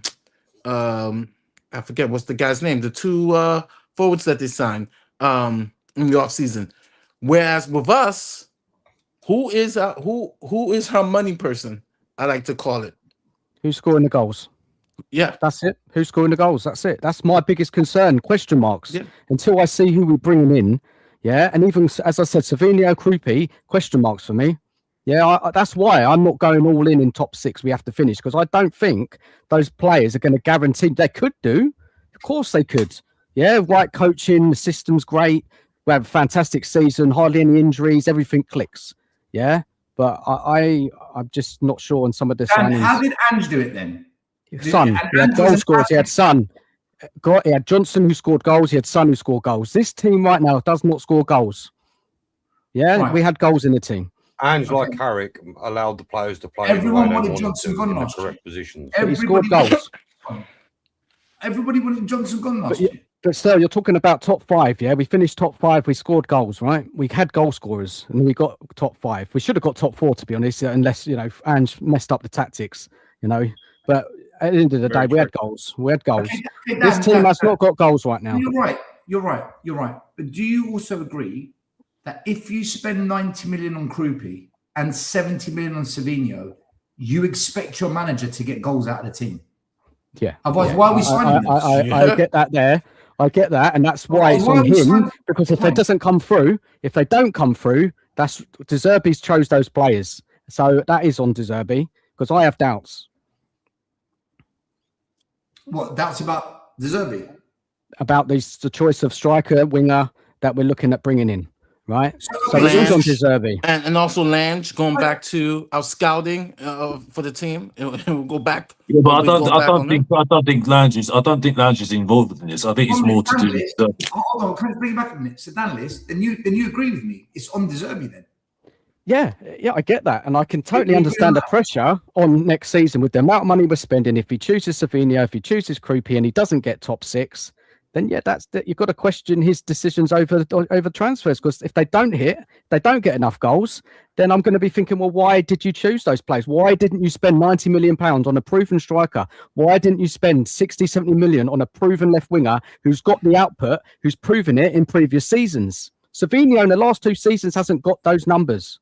Yeah, so it's a risk. I agree. Mate, listen, I agree with you, which is why, how many years have you heard me and others say, Mari as well, when we did Tottenham Away, if the manager accepts the players and then moans that the players aren't performing, then sorry, the manager's a yes man. We can't have a yes man at this club. That is true. That's the manager's job. The manager's job is to make it. Well, basically, it's like you can talk about the England game and say, my personal opinion, 90% of that game was screwed up blatantly down to the dickhead decisions that the manager made. I mean, when you've got 8 defensive-minded players on a bloody pitch against Argentina with 20 minutes to go, you're asking for a bullet in the head. And that is mainly down to the decisions of a manager. And the manager's job is to make a team play better. It's like when people have complained about fans complaining about other managers. Like, well, hang on. The manager's job is to actually get the best out of the team he's got. So if the team isn't performing, then he's obviously not performing either. So certain players might not be performing, but his job is to make them perform. It works both ways, doesn't it? Dan, you've explained what I was saying probably better, right? Because I was on We Are Tottenham TV 2-3 weeks ago saying, I've got concerns. I've got concerns about what's going on because, and this is backing you up, Dan, this, and you, Maury. We've signed all these players, but who's putting the ball in the back of the net? If we can't do that, this is crazy what we're doing because it's not going to work. And you know, like normal, you get slated and called out for all sorts because you have a different view and you look at it from a different angle. That's not allowed at Tottenham. It's got to be an echo chamber. So that's the only way it works at this club. You won't get that here. No chance. But this is where I agree with you, Dan List. However, it's what Dan said. If the manager's getting an £100 million number 9, a £70 million left winger, regardless of what we think, if he can't now deliver, and it's on him. He's got to be held accountable. That's what that. Yeah, I totally agree. That's what we're all saying, though. That's what we're all saying because I said that just earlier. That's not having a go at Dan or Dan List or Dan E. Because I think you're all saying the same thing I said earlier. Because he's getting his first choices. He's getting his first choices. And on the basis of what's going on with other teams as well, we've got the biggest advantage right now. You know what I mean? And you can't hide from that right now. You can't. You cannot. Because we've complained about, the money people, Chelsea having all the money, getting all the players they want, Man City getting all the money, getting all the players they want, Arsenal doing well because they've got what they've got. And we've been, set by the wayside because we've been trying to be prudent in the market.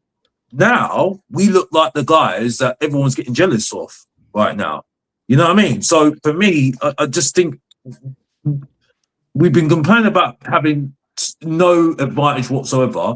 If you can't take advantage of what you're doing right now and getting your first choices in right now, and the manager's getting what he wants and having that big advantage right now against other teams, you've got to have to look at that manager right now. Because if this was Pochettino, right, I know for a fact that because there's a lot of people out there that don't like Pochettino. If he had the same sort of backing that he had with that Zerbi got, and he didn't do well, he didn't get into top 6, look at how many Tottenham fans will turn on him like a sixpence. You get what I'm saying? Alex, if we get KROUPI and Savinho, right, and we've got Fernandez, Tonali, Van Heck, Senesi, Roberts, all these players, right? If we finish 10th next season, forget what we say. What do you think every rival fan's going to have to say about what's just happened? What do you think? They're going to know. They'll be laughing. Why? Because they know you lot fucked it. You fucked it. No Europe, £400 million, 10th. If Newcastle or Aston Villa get above us, and we spent the money we spent, Yeah, but they're a good team, Alex. They're Yeah, no, I'm not having a go at Aston Villa. No, I'm not They're in saying I'm trouble. not taking the mick. I'm not taking They're the in mick out of trouble. Aston Villa. No, I'm not taking the mick out of Aston Villa. I respect them, but look at the stuff that they've got. They've had to sell players. They've already lost one of their players, Onana, because he's broke his leg. What is it? He tore his his knee. His knee is broken down. Right. So I'm saying to you right now, if these teams get higher than us and we spent all that money on what we've got, right, and we've had the biggest advantage over a couple of teams, I'm sorry, you've got to start looking at the manager. You've got to look at the manager. You have to. You have to, mate. Alex, 100%. And by the way, this comment here, this is ridiculous, right? You're off your fucking head, or you're trolling. Winning the league, mate. This is where it gets silly. I'm gonna guess you're trolling, but if you think we can win the league, mate, come on, man. What the hell? We've lost the plot. Leicester went and done it, but it's very highly unlikely. Let's just put it that way. I tell you what, Dan, if Leicester had this Arsenal team and this Man City team, they wouldn't have won the league. Not with this Arsenal team. That's a fair point. I mean, the thing is at the moment is a lot of teams are going through a bit of trouble at the moment, and also with other teams playing 2-3 games a week and everything does do the damage. In a lot of way, the ball is in our court, basically, of it. If we get the striker and that, to at least go up to basically top 6 place. If we get the striker and that, we've got to expect something out of this. If we've gone and spent all that and got the striker and the left winger and we finish 10th, I'm not going to be impressed at all. Mate, I'm going to be expecting better. I'd sack him. I wouldn't go that far. I would. But it's people are going to expect, basically. Dan, if we finish 8th or 7th and we just miss out by 3 or 4 points, you'd say, right, should have done better, but keep the process going. If we finish mid-table, having spent all this money and KROUPI and Savinho, I would honestly turn around and say, guys, this manager who I really like, this manager who I'm really happy we've got, he ain't good enough. I've got it wrong. This manager's not that great. Can't be getting, mate, even Arteta never got 10th. He got, was he 8th twice or something? 8th 2 years in a row? Yeah, he was 8th twice. He got 8th twice and an FA Cup. So, I don't know, man. Look, here comes Michael to come and shit on all of us. Here he is. Why? Why would I shit on you guys? Come on. You know what it is. You know what it is. It's because he's married now. He's got to come here and take it out on someone else now, isn't it? It's Oh man, congratulations! Don't worry, brother. mate. I know how you feel. It's all right. Michael. Been there, done it. Congratulations, Michael. Thanks, guys. Well done, Congratulations, brother. Bravo. And also commiserations as well. Yeah, I think both. Platinum handcuffs, mate. Platinum handcuffs. I'm going to ask you the same question everyone else is discussing, right? With the players we've currently signed, if we spend 90 million on KROUPI, 70 million on Savinho, forget what we think of them, whether they're good enough or not. If we have all these players, what is the minimum you expect De Zerbi to do in the league, playing 1 game a week, in your opinion? At the minimum, minimum Europe, but not Conference League. I would say Europa League at least. Top 6, basically. Yeah, top 6, basically. Yeah, Okay, that's minimum. Yeah.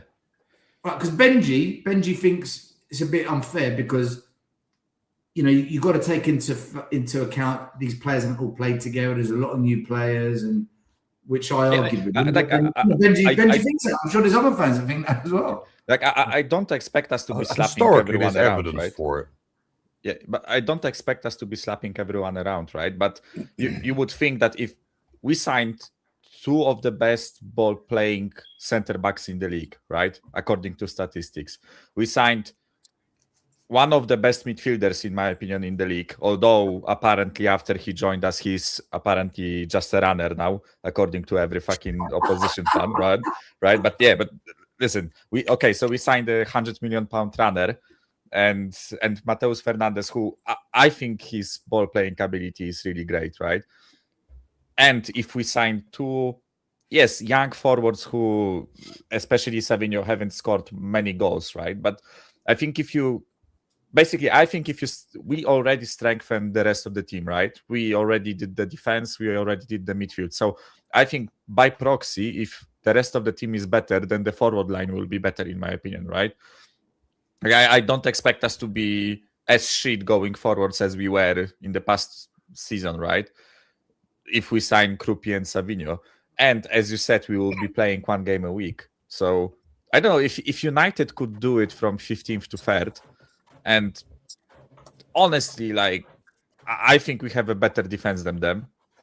I think without Casemiro now, and if they don't sign Manu Kone, I think we have a better midfield than them. And forward line, they are much better, right? Mbumo, Cunha, and Sesko, much better than what we have, right? Goalkeeper. But and goalkeeper, not probably, Yes. a lot better actually, right? Yeah, but Yes. but I would say like the two teams are comparable in my opinion. So if they could do it, why can't we? And I think we have a better manager. So like top 6 is a minimum in my opinion, right? Like Because I they have wouldn't- 3 outfield players that were changed. Not 6. Yeah, but the rest of the team isn't bad, right? Okay, can I debunk this? In Pochettino's first season, at the end of that season, he got rid of 12 players. We brought in 6 or 7 new players. He basically overhauled the squad in one window, and we were challenging for a title. Yeah, and also that first season as well, he had an underperforming Soldado. He had an underperforming Adebayo. He had a defense that was fighting with each other. He had a midfielder that was all over the place. Friars. What year was that? What year was that? We still finished 5th, and Harry Kane only started getting going then, and he still got 5th.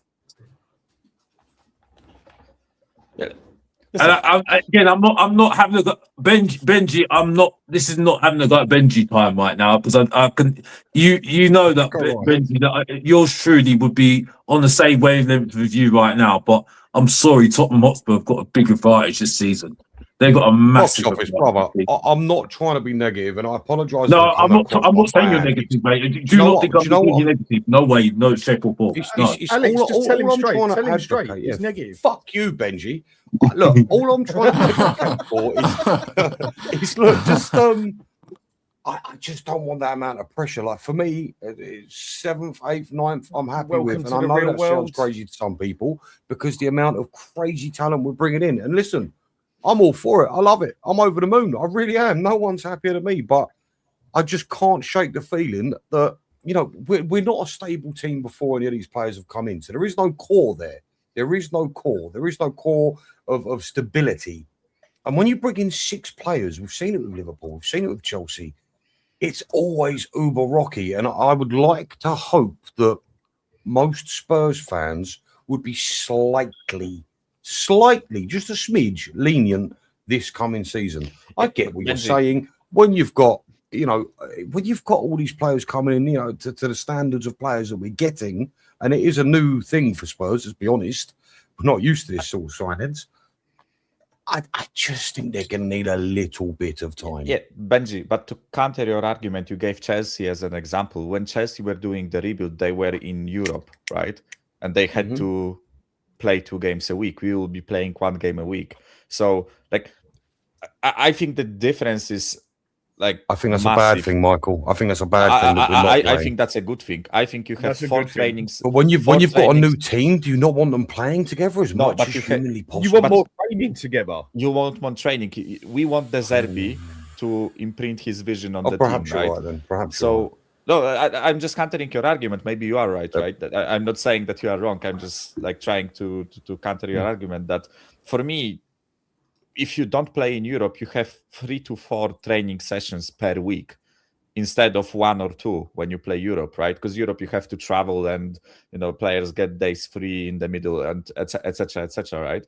So I think we'll have plenty of time for De Zerbi to get his idea on the team. I think it won't be like 6 months before they start playing any good football. I think, I hope that it will take shorter, right?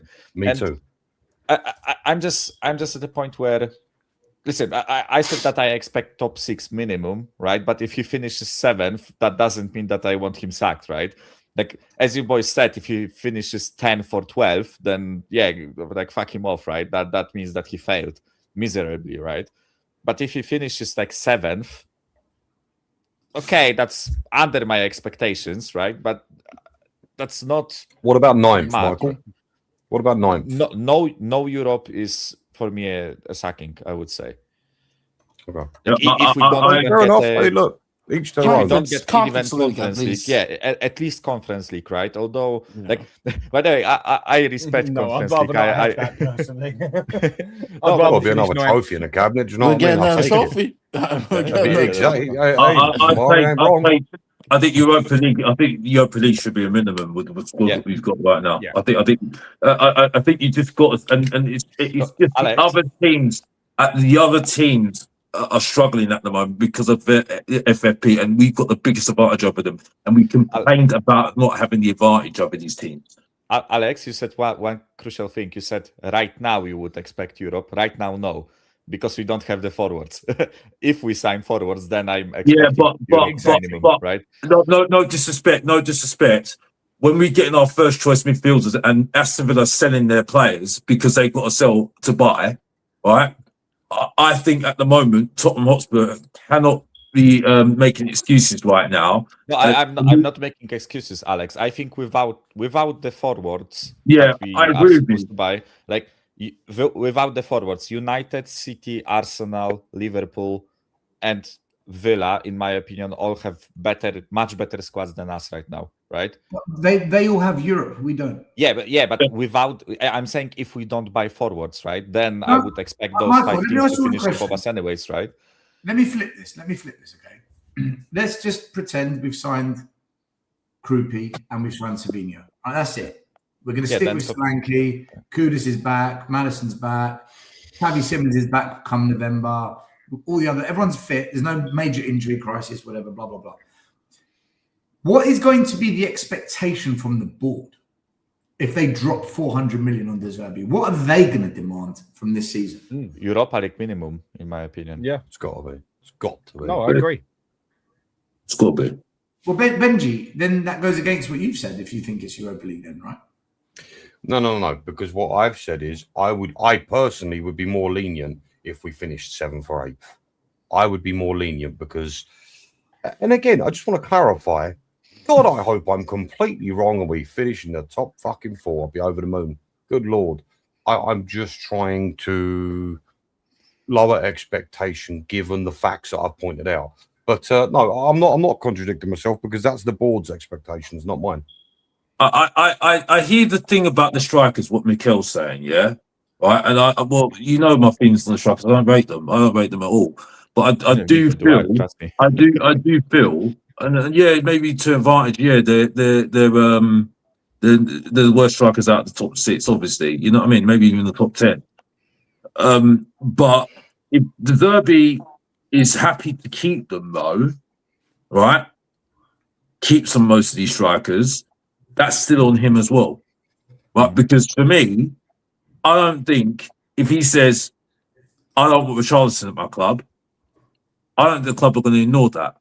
You know what I mean? They've shown it already. Right? They've sold Vucevic, right? Yeah, I know Vucevic wanted to leave. And I know Berval looks like he's going to be gone as well, right? But he wants to leave as well. I think there's going to be other players that he's going to sit there and say, sorry, not for me, bye-bye, see you later. And the club are going to do it. So for me, this is all on De Zerbi right now because he's getting what he wants. The whole point of the whole point of what I'm saying right now is coming true because what they've done to get Tonali in. Mm-hmm. The fact they went and got Tonali and said, "Yeah." So you think selling players would also be on De Zerbi? Yes, 100%. Because he's not coming in with no promises and saying.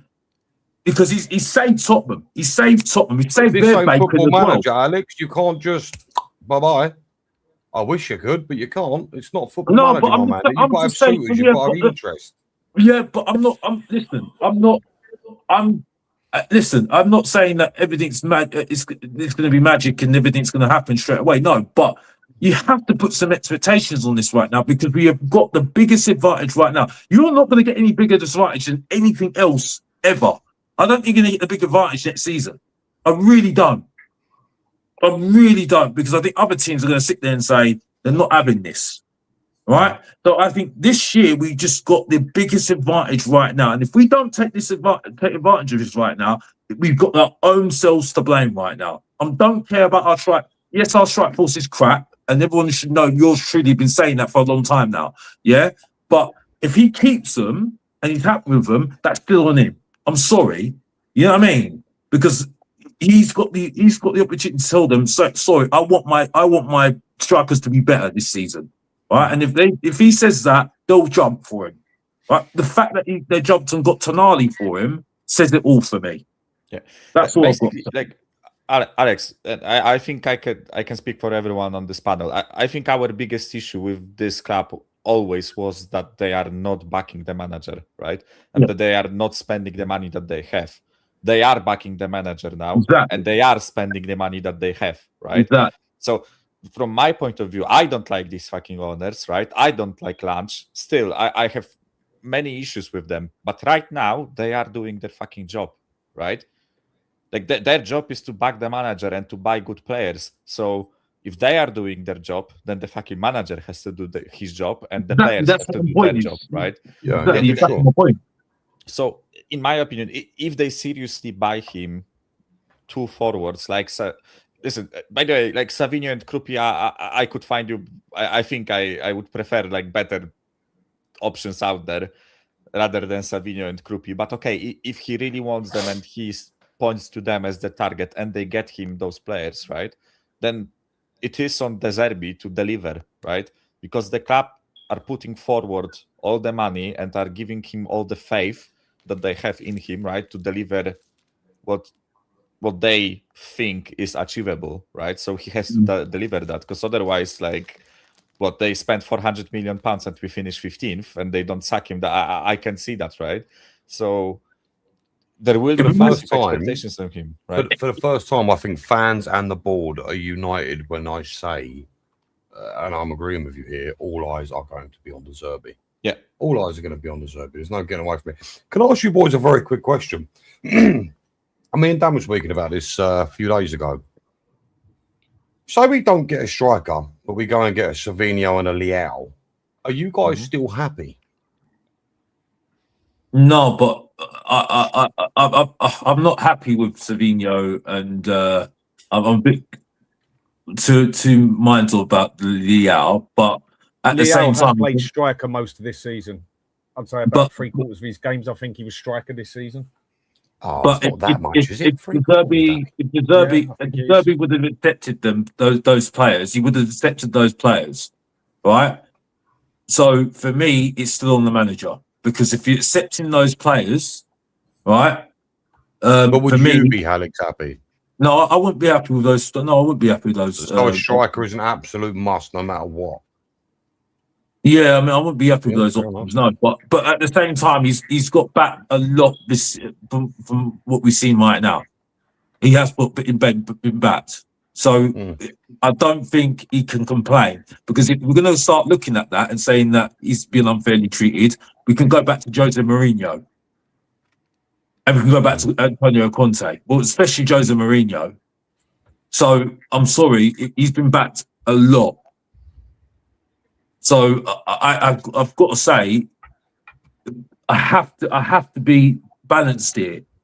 Being, if I was a rival, or being a Tottenham fan as well, I'm looking at it and saying he's got back the biggest than any other managers has been for a long time, even without the strikers. And you can't say I'm wrong, can you? You can't say yours truly is not wrong. We are not. We are not. No one has. Well, what about the rest of you? No one what has about the said rest that you are of wrong. you? If we sign a Leao and a Savinho but no striker, are you complaining? Well, I'm not happy. I wouldn't be happy. I wouldn't be happy about it, but I would be okay with it. Let's put it that way. I still think one of the biggest problems I've got is goalkeeper. Still, I'm not convinced with the goalkeeper. Not at all. Not after 5 good games. Not a chance when he's only played about 14 games for us overall. And I think about 8 or 9 of them have been in the Premier League. I must admit, with the lack of experience he has and everything, I am very worried about Kinski in goal this year. I think personally he's going to cost us games. But again, Dan, he's allowed that to happen though.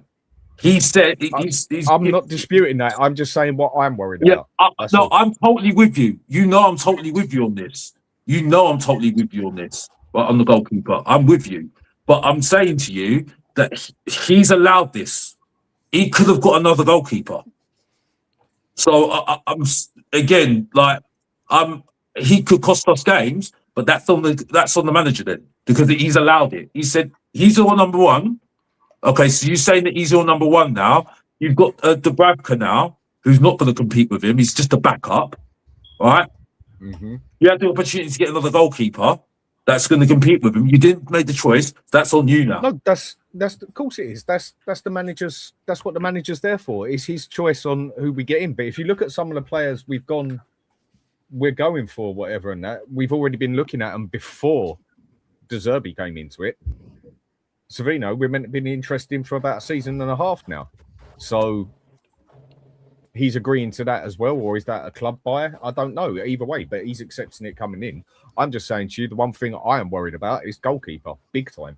Massively worried about the goalkeeper.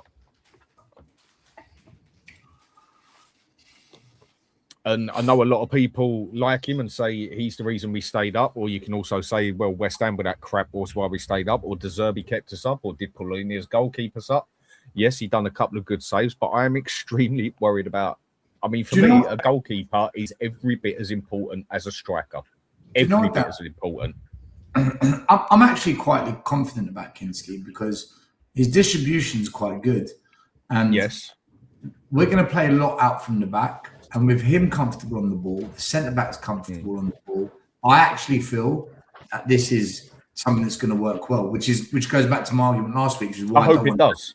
That's why I don't want Danzo anywhere near this team, because as soon as he touches the ball, he's a donkey. But what about Ben Davies? I know what you're trying to do. Exactly. Don't go there. Davies for captain, guys. Davies for captain. Well, can I ask you all something, by the way? Because it obviously it's come up. This World Cup, this man here has been a star, and the other night against Argentina, this boy was on fire, like fire. Are we in a place now where before fans are saying, move on Porro, I signed a long-term contract, so now he's staying. But is it worth keeping Spence? Because clearly there's a player there. It just needs a manager to get a tune out of them. Because for me, I would keep Spence over Robertson, who's past his best, your best mate Ben Davies, and Udogie. And I'll keep him over Udogie. Yeah, I'd keep him over Udogie. The question I've got more is it worth keeping Porro? And the reason being is it has basically proved in this World Cup what I've been going on about for 2 years, that he can't defend for shit. But if you actually cover him when he goes forward, we've got a very, very, very good wing back there if we play him properly for what he's bloody good at. If we're just going to play him as a right back again, we might as well just get rid of him. Why did we keep him? It's a waste of a player if we just keep him as an out and out right back.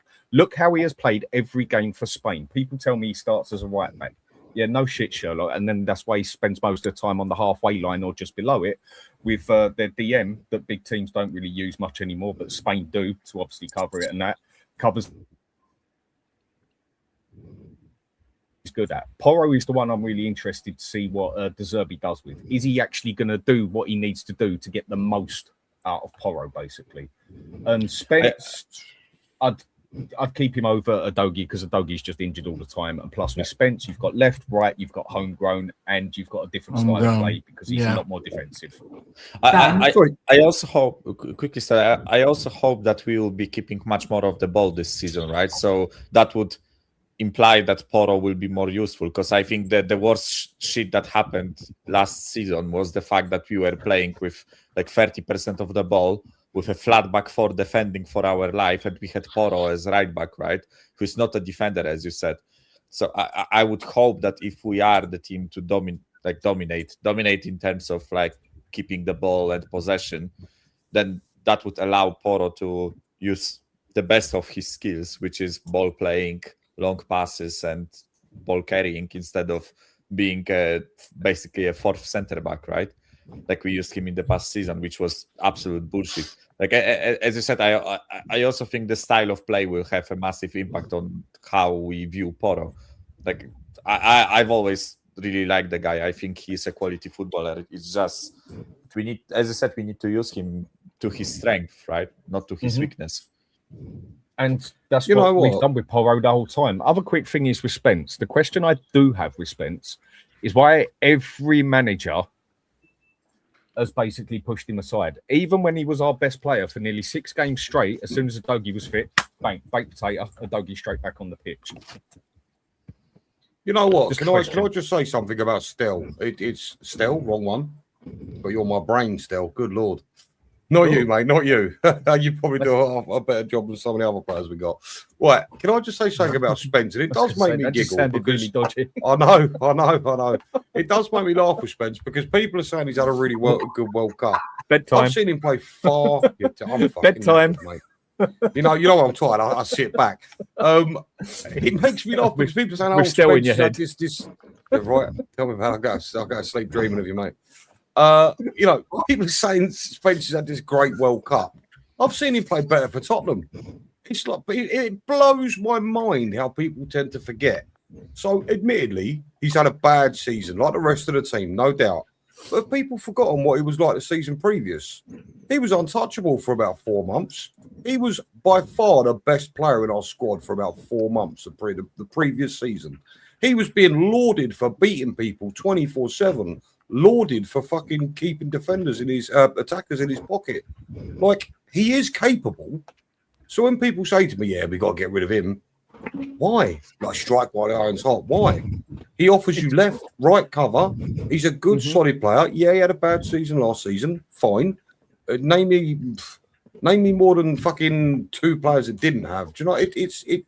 I'm just saying it blows my mind how people forget what Spence is actually capable of. He was sublime. So it depends how you want to play, Ben. If you want to go forward, then Spence ain't your man because he can't pass across the ball for shit. No, he can beat you want to play defensive, and what good's that when you can't do nothing with it? Now, if you want to play with suppose. I'll pick him in front of Porro all day long. I'll pick him over Porro. But if I want my wing back going forward and to be able to deliver me something and do something, then Porro starts over him all day long. I suppose you not another option, doesn't it? Do you not think that's most likely the plan, though? Because we've now got cover at left back. So do you not think when we need to play slightly more defensive, Spence will be the one that's used rather than Porro? I'd hope so. All I'm saying is that say you sell him. One second, Mike. 1 second. Say you sell him, right? Say you sell him for 25-30 million or whatever the suggested fee was. How much are you then going to go and spend bringing in another backup player? Like, and it'd have to be English. It'd have to be homegrown, because if you get rid of a 25-year-old English Spence, that's what you'd be selling, you know. And I just think there is a big premium on that sort of player. So for me, I wouldn't sell Spence at all. He might not be the best player, but I still think he is invaluable to the team, personally. I don't think he's invaluable, but go on, Mike. No, go on. Done. I'm just saying I don't think he's invaluable, but squad player, I think he's very useful. But if we go, it depends how we want to play. If we want our left back and right back to be able to get to basically play wing back and go forward with one of the midfielders coming back and covering when we're in attack, basically, then Spence is not the man to have there. Then Williams is much better at passing and crossing the ball than Spence is, 100 times better. It depends how I want to play. I don't think none of us know how De Zerbi is actually going to play. We've got ideas, but no one actually knows yet. What he did last season was just basically chuck everything off and keep it plain, Jane, simple. I want to stay up, and that's it. I ain't going to mess about with nothing. How Tuchel uses Spence in the World Cup may not be the same way De Zerbi does. So we got to kind of be very cautious about, who we keeping whatsoever. And same kind of go for Poro or how he's going to be used. But I'm also of the point of sell high. If people are looking at Poro, we're like, oh man, he was great, and you could get a good number, then you may want to think about selling him. That was one of my biggest flaw with this club for years, that we don't know when to sell. We wait until our players depreciate, and we don't sell them while they're hot. And mind you, I don't want to sell great players, but with me, it's been inconsistent. It's same with Spence, inconsistent, back and forth. That's why I'm not like, if we lose them, I'm not crying. If we keep them, I'm not angry. It's more like meh in regards to Poro and Spence. It's just like meh. If we keep them, okay. If we lose them, I'm not crying over spilled milk over those players. My worry is we brought in Robertson. If that's what we're going to bring in, I've got massive problems because he's past it. He's not. Well, I agree. I agree with you. I don't know. As a matter of fact, you just remind me of that. I'm like, well, yeah, we'll definitely have to keep one of them. Sousa. Yeah. I think Is he Robertson on still has a loan? lot to offer. I think he's still got a lot to offer, Robertson, in games and that. I still think he's a good player to have in the squad. And personally, at the moment, if I'm going to be honest, I think he's better than what we've got there. Full stop. I can go with that. I'd probably pick him as at this moment with who we've got. I would pick him as my starter as the left back. His stats the last 2 years, Dan, have fallen off a cliff, man. And he's still better than what we got there. Is what yeah. Dan's right. To be fair, comparing to what we've got. Poro going forward shits on Robertson right now. No, but Going Poro is the forward, right back. But Poro's on the right. I'm talking about left. Yeah, playing Robertson on the left. Robertson's done nothing on the left for 2 years. He's done nothing on the left. I think he's better than the Doggy, and I think he's better than Spence. I think Spence is better. Do you think Udogie is salvageable under Roberto? Yes, but he won't because he's got capability, but he's injury prone. He gets injured. There is skill there. He just never plays more than 3 games in a row, right? That's the fucking issue with Udogie. I think there is a player there. It's just like fucking, Still, I know you want to stay fit for more than 2 weeks. So, still, I know you want to talk about this. So I want to have my say on this issue before I jump off. What the back-to-back World Cup finalist? I'll bring him up, but just my thoughts on the England Argentina game. As you guys know, my dad raised me on Argentina football. My first ever game was actually the World Cup, 7 years old, watching Maradona play. I love Argentina. And some people say, wow, you love them more than Spurs? I'm like, yeah, because I've been more Argentina supporting than Spurs. I mean, it's been all my life. I didn't pick a club till later on in life. Maury, you chose Spurs? Why did you choose Spurs, Maury? We know most of us support England here, right? Yeah, I do. But well, Michael. I said most. And still to this day, one of my favorite and I think the best teams of Argentina I've seen is 2002 and 2006 when we didn't win. So I say this team, this Argentine team, and I've been honest, and you guys see my posts, is not the best Argentina team, which goes to testimony of how great Messi is, because he's truly some of the guys, Lautaro, and I know he scored, and Alvarez have been underperforming. So I say this, that I had England winning over Argentina weeks ago because of a couple of things, and Tuchel dropped the ball. And I'm gonna say this: if you watch the Egypt game and you watch the Cape Verde game, they gave England the game plan on how to expose Argentina's wingbacks. Molina, Montiel, Tagliafico, and sometimes they move Paredes. They've been horrible. And Cape Verde attacked us on the flanks and whip it in for a goal.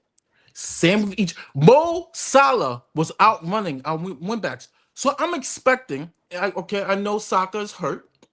I'm expecting magic. I'm expecting that England was, and mind you, they scored. Anthony Gordon exposed Molina.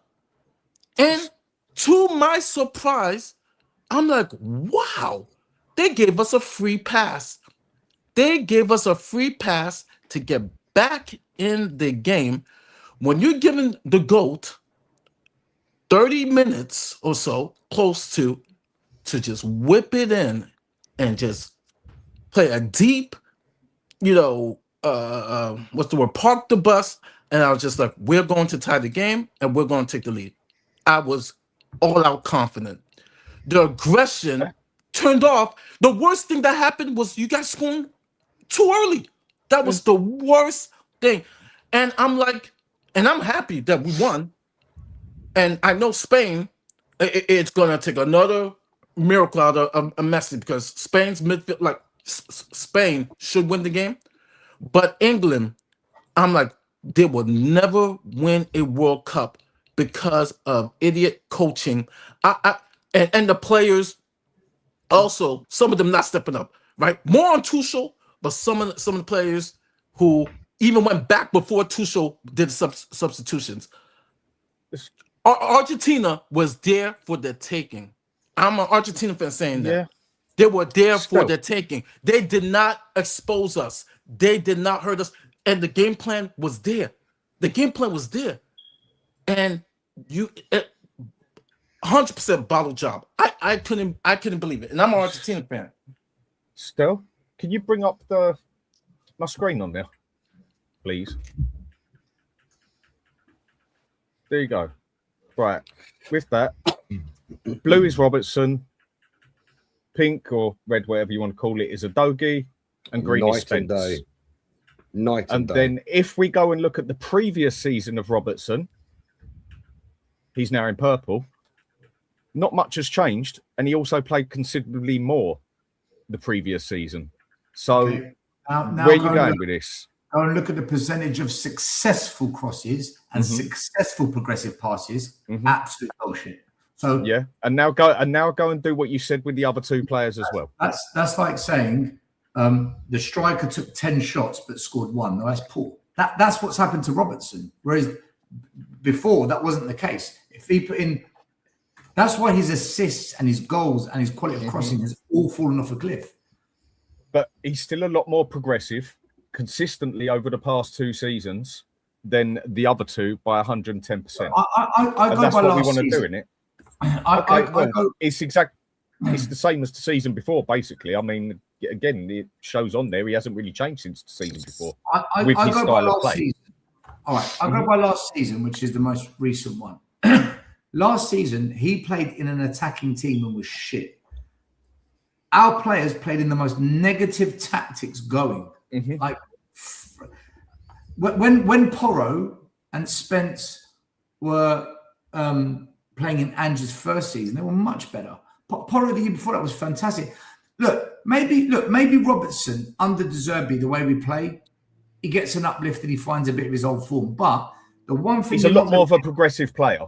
He's much more progressive with his passing than that. The one thing you're not going to get out of him, and he's been bad for 3 years, is he's lost pace. So in 1v1 duels, he's not good. And do you know, he makes more errors now than he's ever made before. It's because he's lost that pace. So defensively, he's no good anymore.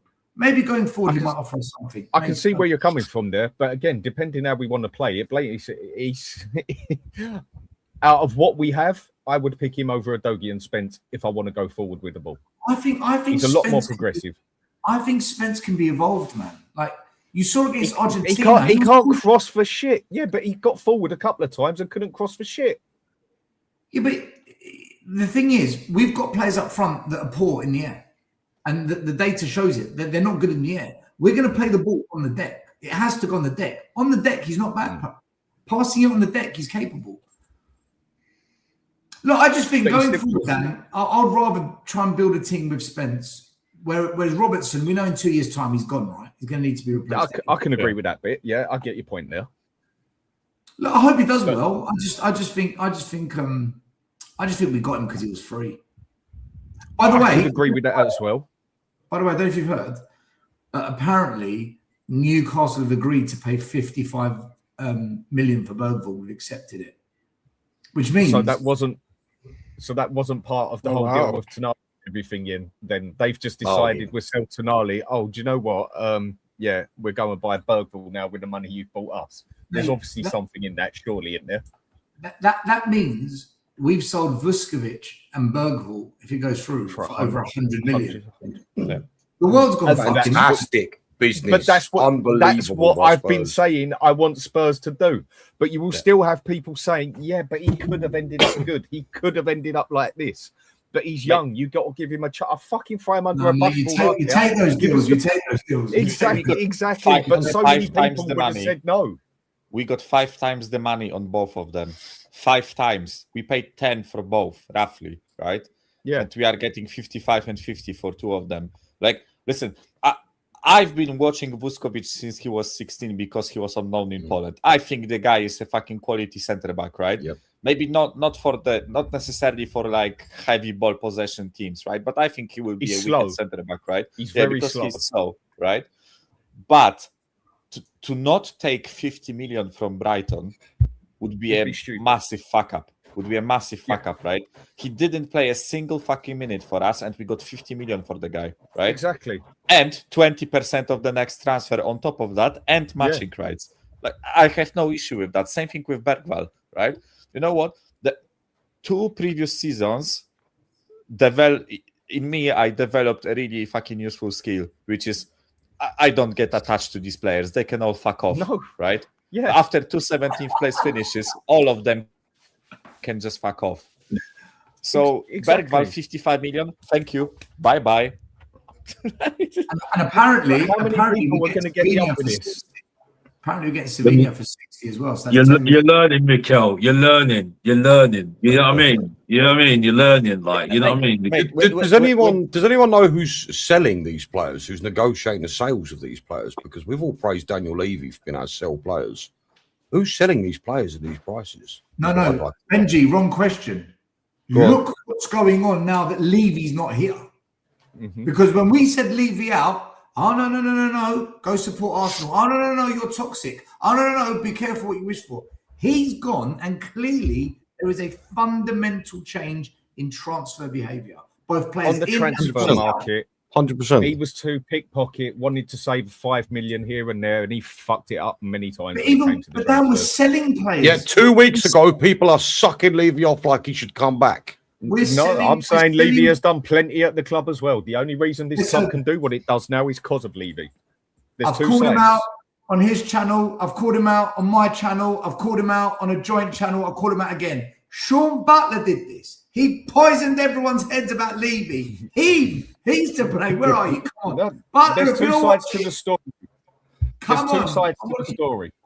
There's 2 sides to the story. And and when it comes to transfers and that, I don't want to go into a thing, but he fucked up royally, all because he was a businessman. But you can also say the fact that we can just go and do this now. If we end up in 10 years' time being one of the biggest teams out there and winning things because we're now spending money, we got the money coming in and everything else, surely you got to look back and say he basically built the baseline. He held us back, Dan. He fucked us when times were good. When we had Poch's team, he fucked us. When we had Conte, here, and look what he did. When we had Conte here. But if we I mean, wouldn't have gone for the you got to stadium question and the everything decision. where Why we would you? have, if we wouldn't have gone for the stadium and everything and built it and went through all the shit, we wouldn't be Conte able to throw was it here. about. But then, the Dan, big why things would you now. bring in managers like Mourinho and Conte? Why would you be that stupid to bring in managers like those two who Because require he was one trying thing? to get. now. This is where he fucked up on the football, and he fucked up royally. He But there's more sacked, to he football sacked than just Mourinho football. before the cup I know. final. man. I'm not agreeing with none of that, but you've got to see 2 sides to the story. Levy was a megalomaniac, control freak, nut job. He was a businessman. He fucked us as a football team. He fucked us. And now he's gone. Now he's gone, and maybe with a lot of pressure as well from a lot of fans turning. Maybe, just maybe, the board have now said, right, spend the money, but only spend it on players the manager wants. Let's listen to the managers. Let's start doing football things, and don't sell players on the cheap. Fucking fleece them like we get fleeced, right? Yeah. If we pay 65 million for shit Anki and Wank Carlson, then we want 55 for Bergvall and we want 50 for Vuskovic, because they do it too. But we are only the 9th richest club on the planet with income and able to walk over pretty much anybody if the owners wish to, also because of Levy. There's two sides to the story. Football, we fucked us well and truly. But now, with the foundation this club has got, you'd expect it to only go one place now, and that is forward. Wait, Alex. Still unmute Dan, because he's sitting muted and he can speak. Oh, sorry. Dan, I muted you because you're breathing heavy in the mic. Sorry, you can unmute yourself as well. You can unmute yourself. If Stel mutes him, he can't, right? If the host mutes... No, he can unmute. He can unmute. Yeah, he can unmute. But I was just about to say that... I hope I haven't got my point. Yeah, I mean, because Daniel Levy's done what he's done, I think, the point I was trying to make was, this year, I think Danny made this point on the Hotspur Hood. I think it's good business what they've done right now, because what could have happened, and disaster could have happened, getting relegated would have been bad for their business. Now, they've realised that the football side, to make good business, they've got to get the football side right now, okay? So really, they're really kind of trying to save the business by doing what they're doing right now, right, from an aspect of weakness, where a lot of people, a lot of fans like myself, are very sceptical of them right now. So, yes, they've done a good job right now. The only thing I would say at the moment is that they're taking too much of their pats on the back right now, because I've seen a lot of them saying, I did this, I did that, I need to get a pat on the back right now and all that stuff. And I'm sitting there saying, wait a minute here, it's only been 5 minutes. Now, this is why I'm saying the pie analogy, I need a full course right now rather than a half a pie or a course of a pie, right? For me to get my full course, I need to see this next year, if we do get 5th, we should get top 6 with what we're doing at the moment.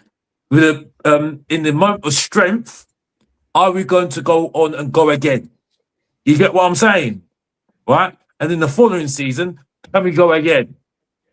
Right? Is this actually for real right now? Or are you just doing it for one time because the business is at a weakness right now and they need to focus on the football to shut us up? 1. 2, it's good for business for them.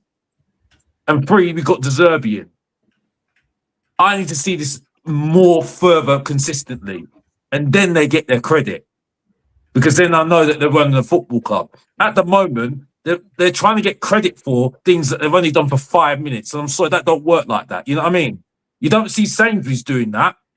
Big businesses doing that. You know what I mean? Taking a pat on the back when they've only been there 5 minutes. Come on now. You get what I'm saying? Sainsbury's.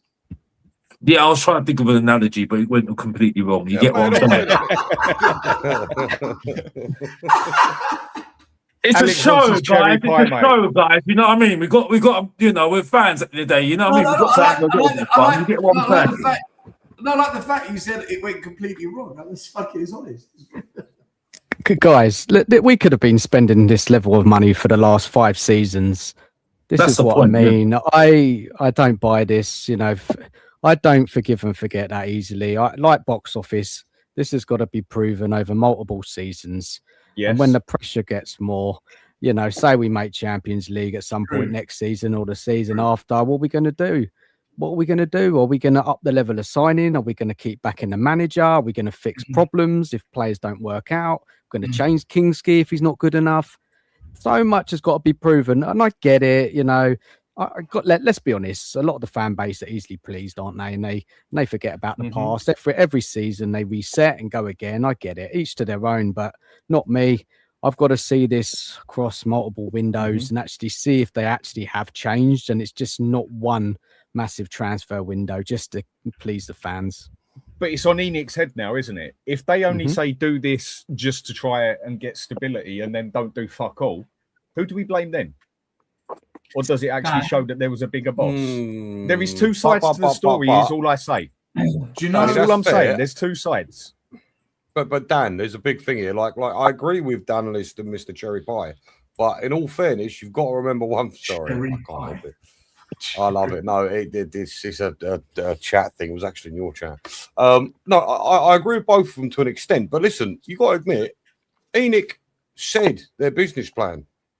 They blatantly came out and said, "Look, we're going to start focusing on the football." For me, they've already sort of gained a bit of credit at the bank because they've gone ahead and done what they said they were going to do. No, Benji, what's their target? What do they want to be? They're doing what they said they were want to do. You've got to remember, they haven't put a target. They haven't said we want to challenge for the title. Let me tell you their actual aim? Yeah, fair enough. I'm just all I'm advocating for is they said this is what we were going to do. We were going to start focusing on the they haven't done football. shit. Listen, I disagree. Okay, hear me out.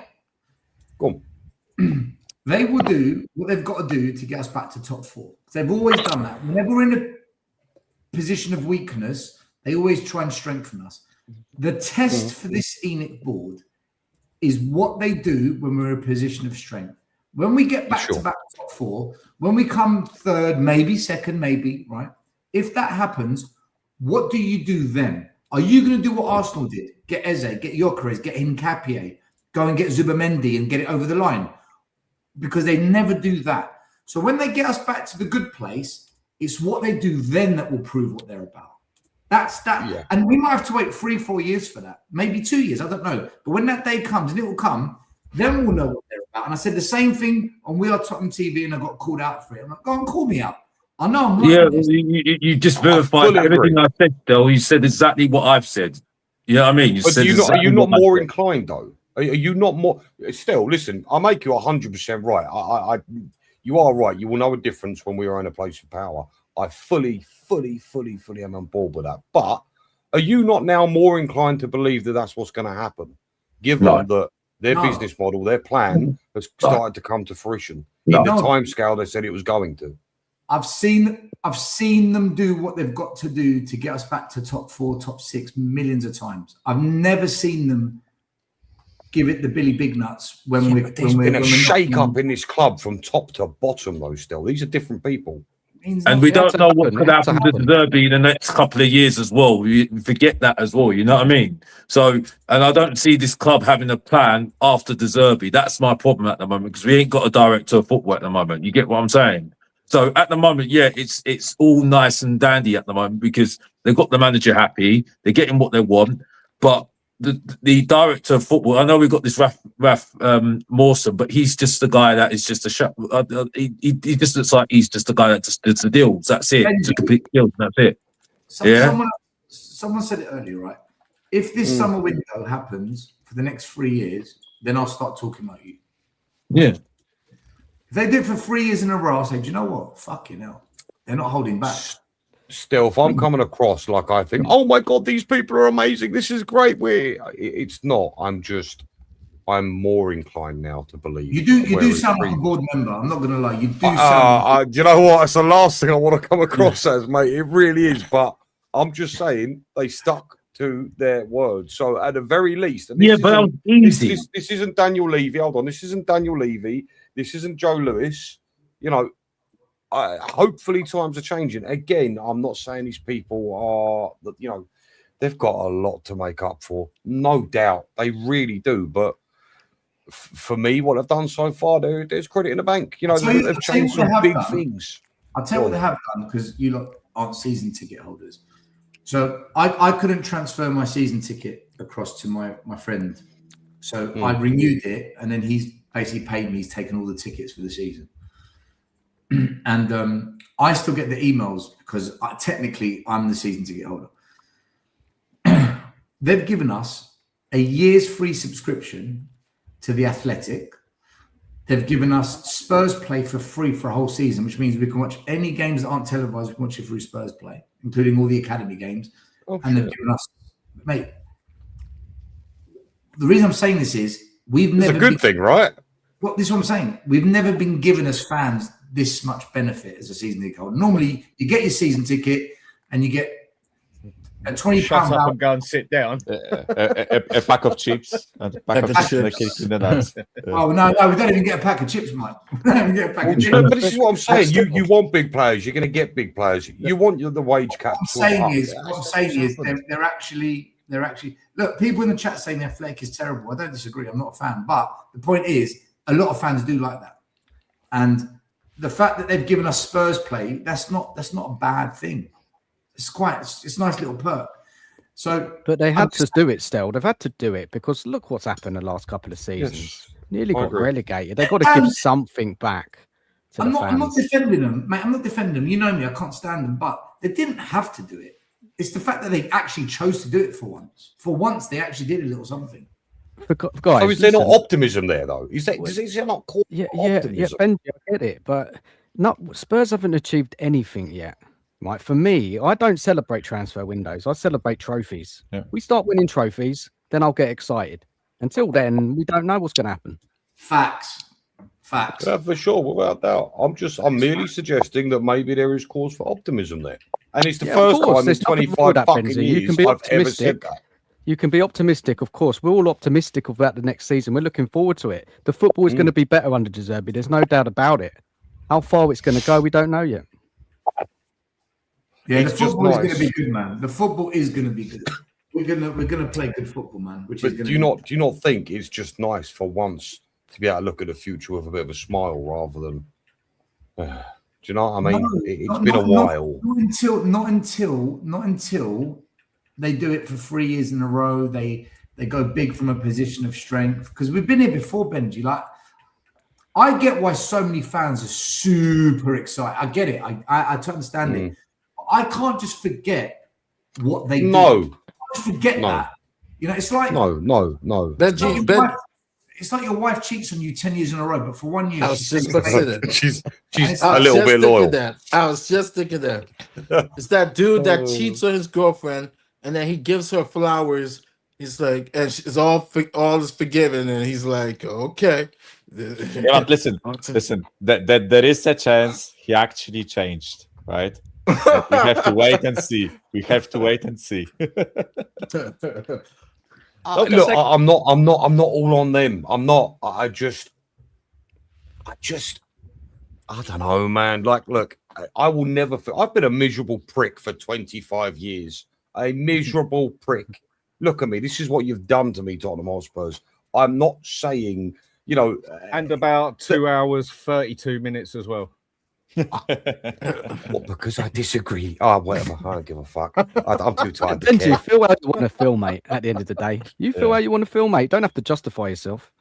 No, I hear you, Dan. I hear you, mate. I do. I just, it's nice. That's all. It's nice to look forward with a bit of optimism for once, and it's something that I've been trying to instill into Stell. And look how happy Stell is. I want to say I'm part of the process. I'm fucking angry because look Ben at him. Davies Oh, he's is so still happy. here, man. He loves Ben Davies. He wants him to be captain.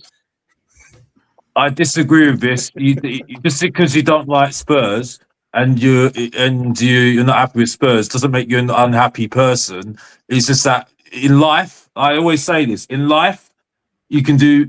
You know, you have to do things. You have to believe in life. You've got to have ambitions in life. You've got to have everything in life. Spurs, no realism. That's what I've got to do. But you know, you're not negative because you don't agree with what's going on with Spurs and not believing what you're seeing at the end of the day. I mean, that's ridiculous. I just think people are too worried. You know what I mean? They're more worried about they're less worried about the world today than worrying about what actually they're more worried about Spurs. I mean, it's what we're doing here. You get what I'm saying?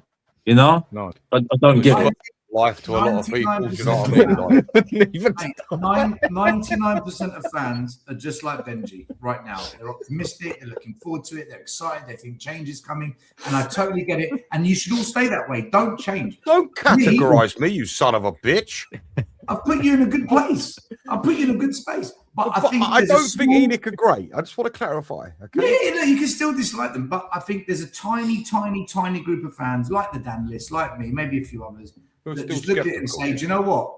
I'm going to wait and see what actually happens when it really comes to the crunch. And you'd be right. Yeah, And you'd still, be like, right. And we're going to get called negative the whole time as well, by No. the way. No. Oh, yeah. Oh, yes, we fucking are. still, like, Oh, of course you will. There's go on, Mike. yeah. No, I would say that, listen, I've been criticizing this ownership for not doing their fucking job. I've always said it, right? I have nothing against them if they do their fucking job, right? Which is to make this football club great, right? To buy proper players, to hire proper people, and to win shit, right? That's basically what their duty is towards us as fans, right? The paying customer. So, or customer, or like a fan, or whatever, right? Yeah. So basically, now they are doing their job, in my opinion. So I will say my props to them, right? They are doing what they are supposed to do. So for me, it's a wait and see scenario, but that doesn't mean that we, and I know I'm not saying you or Dan or anyone else are doing this still, but I think we should be giving them props for what they are doing right now, right? And let's see if they keep on with it. That's the approach I have, right? If they keep on, listen, I'm not saying they have to spend 400 million pounds every single summer, right? But assuming we have a great season next season, and they build on top of that and fill the gaps that we need to be, that gaps that need to be filled, I am more than happy to give them my props, right? And if they keep on doing the reasonable thing, let's go. 100%, Michael. yeah. 100%, So far, so good. 100%. Yes, so But far so good, basically, right? If anyone Is it looks at time this, to lift the no realistically- spending ban? The what? Is it time to lift the no spending, the no spending sort of ban? So we've all said for In the club years. shop, Oh, in the club okay, shop. I'll give you Stop spending. No, but you've got to show Enoch. Listen, well done, boys. Keep going. We're going to spend some money. That's. I you would actually- say go all we've in. always Whenever you go spent, to the it's just- stadium, buy everything. Mate, we've spent it in the past. We've just spent badly, like really No, badly. what I mean No, still he's is in talking the about buying fans. in the The shop. fans. He He was Yeah, trying. fans He was trying to be sarcastic. He just Oh, failed sorry. epically. Yeah, went over my head, mate. Sorry. So, mate, it's late. Yeah, I'm not- you know, No, yeah. sarcasm, you can't make it. It's something you're born with. You got it or you ain't. It's like playing football. You know? It's the lowest form of wit. It's Thing one is, of you them know what it things. is? When But when you're we good at mention it, the you're word- fucking good at it. You know what it is? When we mention the word Enoch, I go into serious mode. It's like, He goes into cum mode. Should give Enoch a second name logs the then. fucking, Yeah. logs the fucking. Enoch Davis. That's what we should call it. Still, what are you going to do if you start liking Enoch, mate? What's going to become of you? Are you going to quit YouTube, or you'd have nothing to complain about anymore? Still, what are we going to do? what is this illusion, mate? When we were in the cup final, I was there in Bilbao, mate. I was there. I know. I'm there for the good times. I'm there for the happy moments, right? There's just been too many bad ones, so it's mostly know. tragic. Oh, it's totally true. I mean, and if people are going to be realistic about things, yeah, people can say, "Oh, negative this, negative that." Yeah, and look where it got the blind positive people as well. Yeah, when you keep sticking a problem under the pillar for too long, it don't fuck off. It don't go away. You have to look at a problem and see a problem to sort it out. So far, so good with things, but there is nothing wrong with looking at it and saying, right, this has just been the start. I'm impressed so far, but I'm going to make a decision more by the end of the next season and the following season and whatever else when I see him keep putting the effort in. There's nothing wrong with questioning certain players you buy or whatever else if you don't necessarily personally agree with the player. I personally think the fact that we're not getting a goalkeeper is a massive, massive red flag.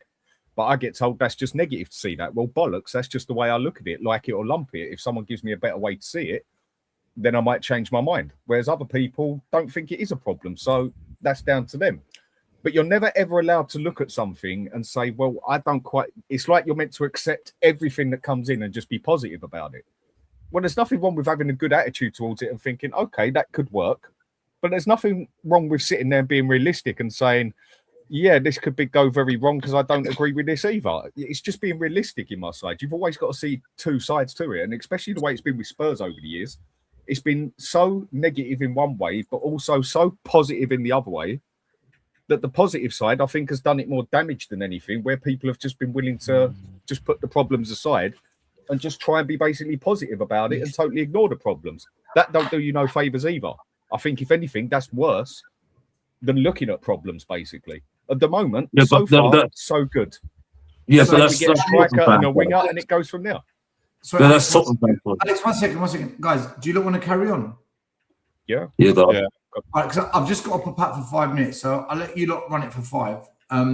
Yeah, go for it, man. That's all right. Richard, big up still. So for the mate, you don't know me, an apology. You don't have to super chat.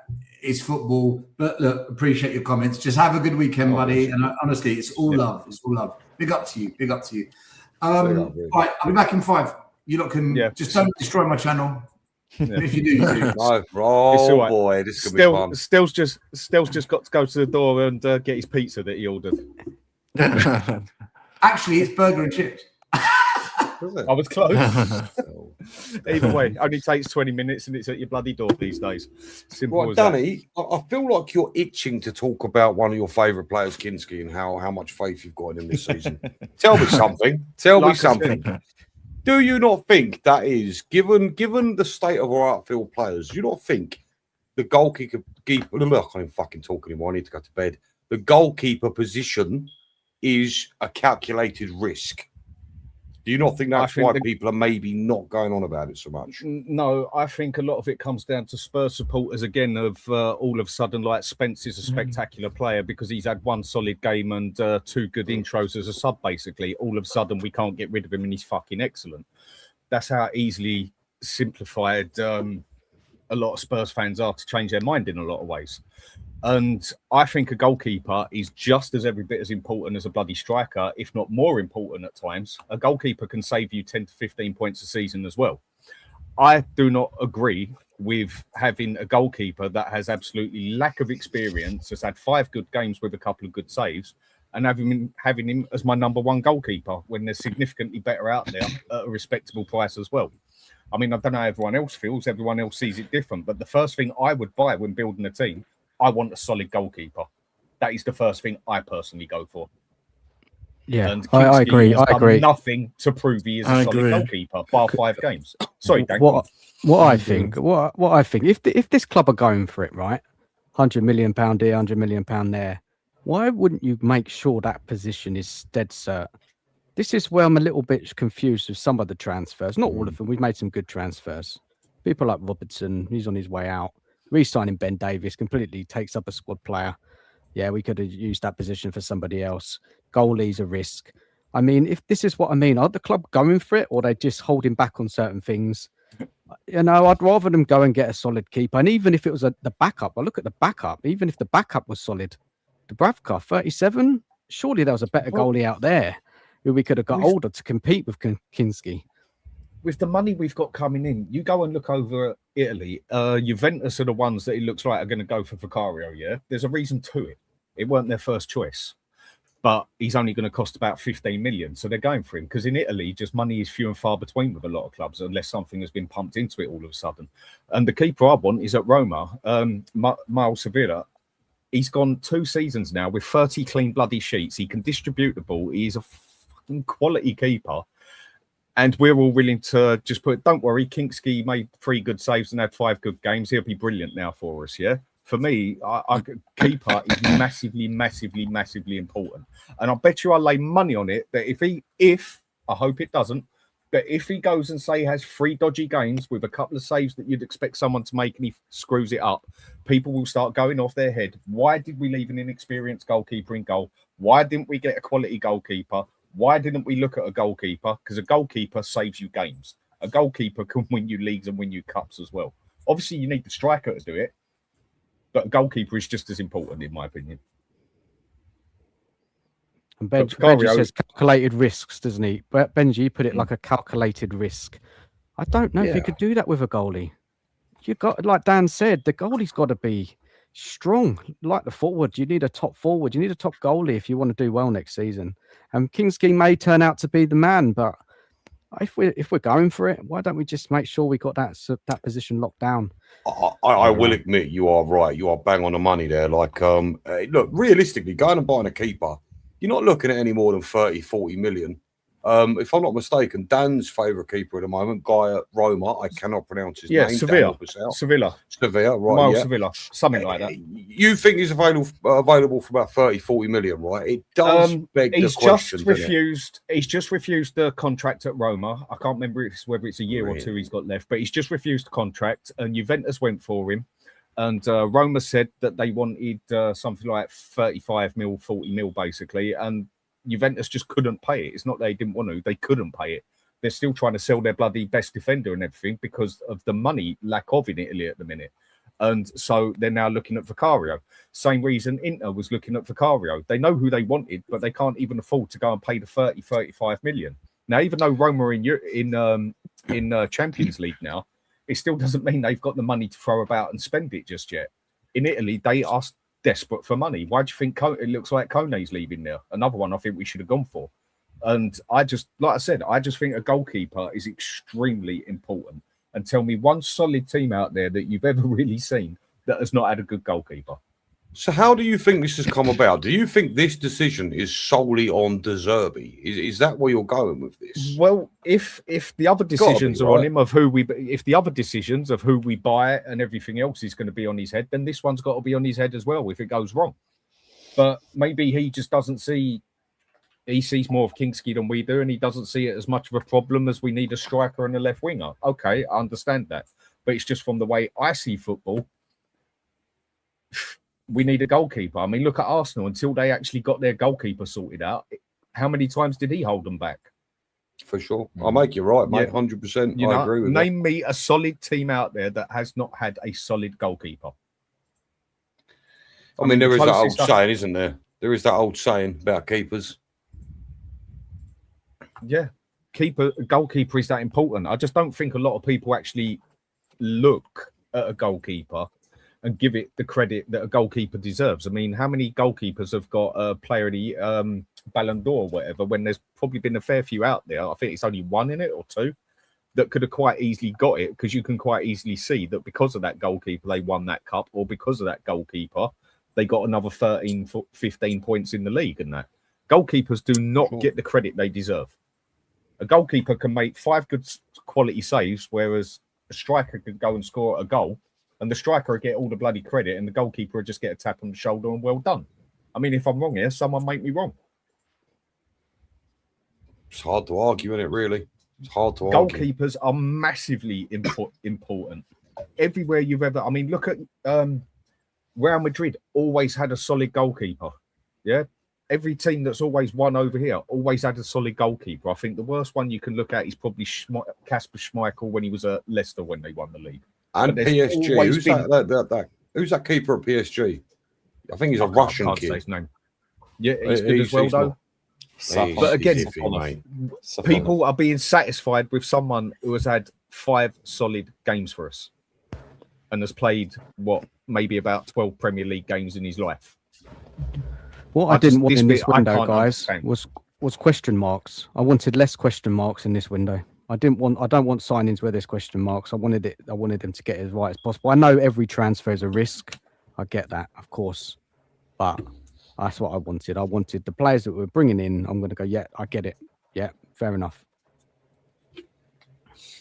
I mean, did you think it's right that we keep Kingsley there, or did you want a goalkeeper straight away, basically, as well? Thought we'd go and get one. Yeah, I wanted better, man. I always demand better. Every position, left back, goalie, cover. I want better. We've got to demand it, man. We've had nothing the last God knows how many years.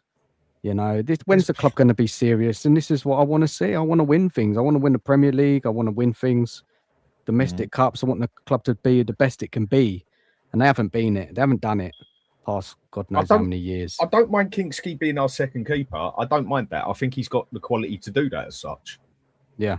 I just can't see how people can look at him and say he's got the quality to be a keeper over 38 games when we've only seen him play basically 5 stable games out of 10 in the league. I just can't get my head around that one. This is going to go back to De Zerbi, Dan, isn't it? If it doesn't work out. That one is truly on De Zerbi, isn't it? But then maybe he just sees other things as more important, like other people do. I just want us to get us a solid goalkeeper. I mean, there's Diogo. I can't pronounce his first name.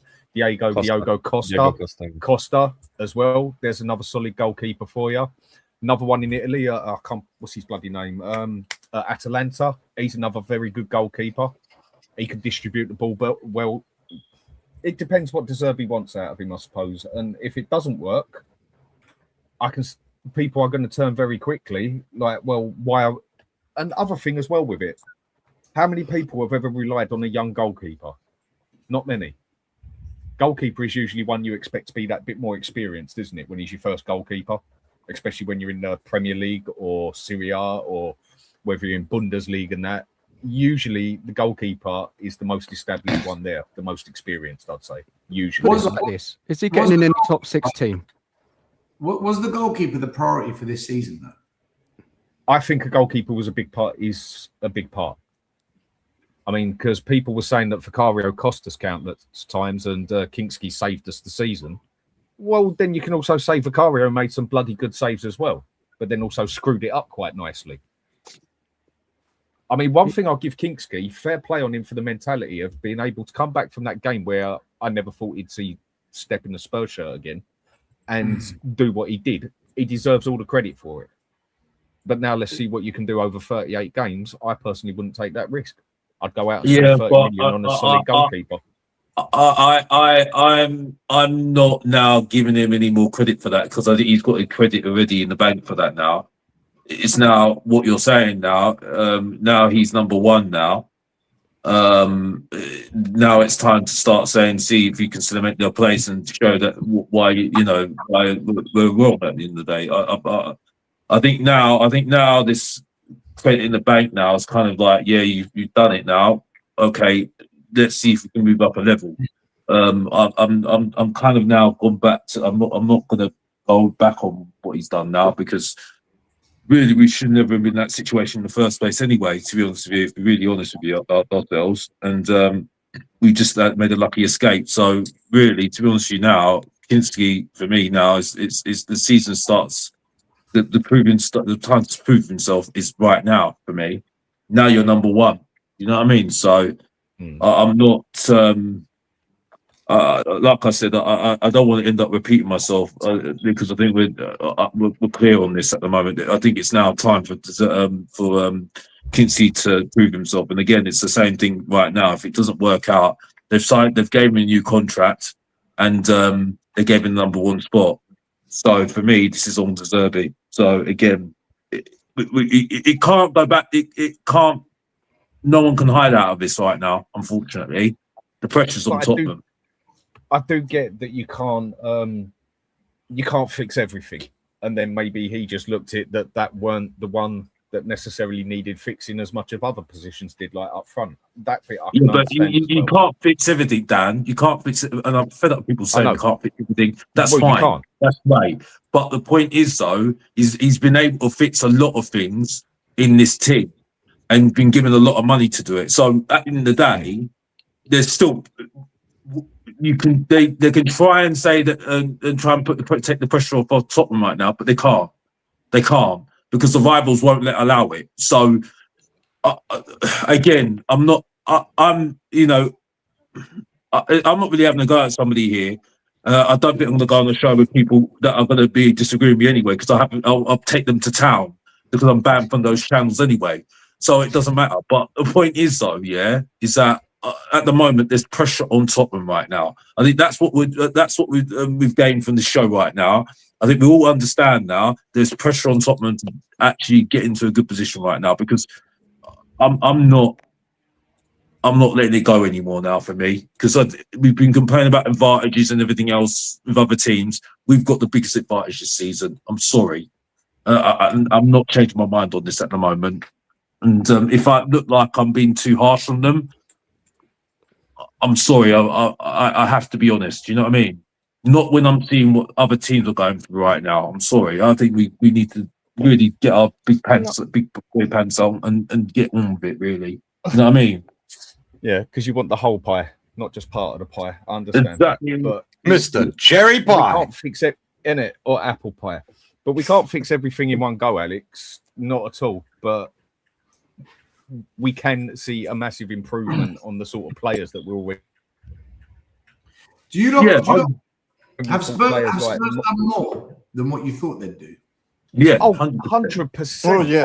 I was one of the ones Oh, saying yeah. still that I think we're going to have to accept some average players that we usually wouldn't accept to build our way back up to 10th place and then go from there.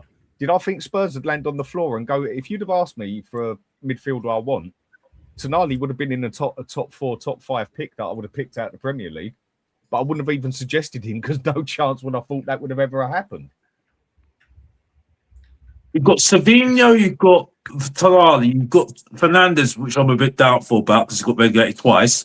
You've got Van den Beek. No, the you've got team got Senesi. relegated twice, Alex. The team got relegated, not him. The oh, team yeah, got but relegated. still, I you keep got saying relegated. Van de Beek. I'm thinking of the Dutch It's guy. still on his record, though. So still for 85 Van million, de he's Beek. still a lot of proof. Right, so he's got most of the good players that anybody of the top 6 would have had wanted. So for me, at the moment, I'm sorry, I think we all agree that he at least needs to get at least into the top 8. At least into the top 8 with that team. Mr. Box Office, before the season start, you gotta remember to say Van Heck. Every time you say Van de Beek, I keep thinking Van Heck. yeah, because I keep thinking of the guy that played for Ajax who ended Van up going Heck, to Van Heck, United. Ronnie Van der Beek. He was Yeah, Van brilliant. de Beek. Yeah, Van he was Heck, good. He's only Van Heck. 30. Did you know he's Yeah. only 30 years old? He's still kicking. Van de I thought Beek. he was way old. Yeah, he was, Oh, he was way older than that. I'm sure he's only Yeah. 30. I think he Yeah, made the wrong it's, choice going to United. I think that was the wrong spot for him to go to. He went to United when they had was it Ten Hag the coach? Yeah, But, but thanks for correcting me, Mari. But yeah, Oh no problem, no problem. Yeah, but yeah, we've just got to. I just think for me at the moment, Tottenham have got a really have to start proving themselves right now for me this season because we've just got too much of an advantage next season, and because there's other managers that had less, and even as Postecoglou, and Jose Mourinho, they still got 5th. I mean, we can't be moaning about that right now. I know they had to. I know that Mourinho had Harry Kane and Son, and that was the difference. But look at the other players in the team. That was a bang average team. We had Emerson bloody Royale. We still got 4th with Conte. For goodness sake. But the other thing is, I think we got to look at the moment is it's looking all good for Spurs at the moment. We're doing really well on the transfers and that. Who else has actually started? I mean, Man City went and got Anderson for like 120 mil, which I think was a bit crazy, but either way, again, prices of players. Who else has really gone out there and started kick? Let's see what Arsenal go and buy. Arsenal don't really need to buy that much if we're going to be serious. They just need. Well, they need a centre centre back. on. Saliba went out. Saliba's out for about. He's going to be 6 out for months. more than that. Mark, Six No, months. he's out for not. more than What did that. he do? Yes, he is. His back went What's out. Once your back's done, once your back is done, it is done. You will never ever fix it 100%. He's out for 6 months, and that doesn't mean form. He's out for 6 months. That No, means but what I'm to get saying, back what I'm in form. saying is, Mari, once your back's done, you will never fix it. Not 100%. You'll fix it 90%. I agree The with next you. time you do your back, you'll only fix it 90% again. Well, that depends because there's been plenty of experience. players with back injuries that have been out for a while. They're trying to go Arsenal- after Konza. They're trying to go after Konza now, but he's not Saliba. I mean, he's good, but he's not Saliba. Guys, Arsenal going to drop off next season. Mark my words. That team No has doubt. been run into the ground. There's gonna be. Oh a yes, slight- Saka. I know I mentioned him earlier. He is not the same since that injury a year and a half ago. He has not been the same. They got some. They got some knackered. issues. But look at all the other That clubs out team's there. knackered. It's a tired team.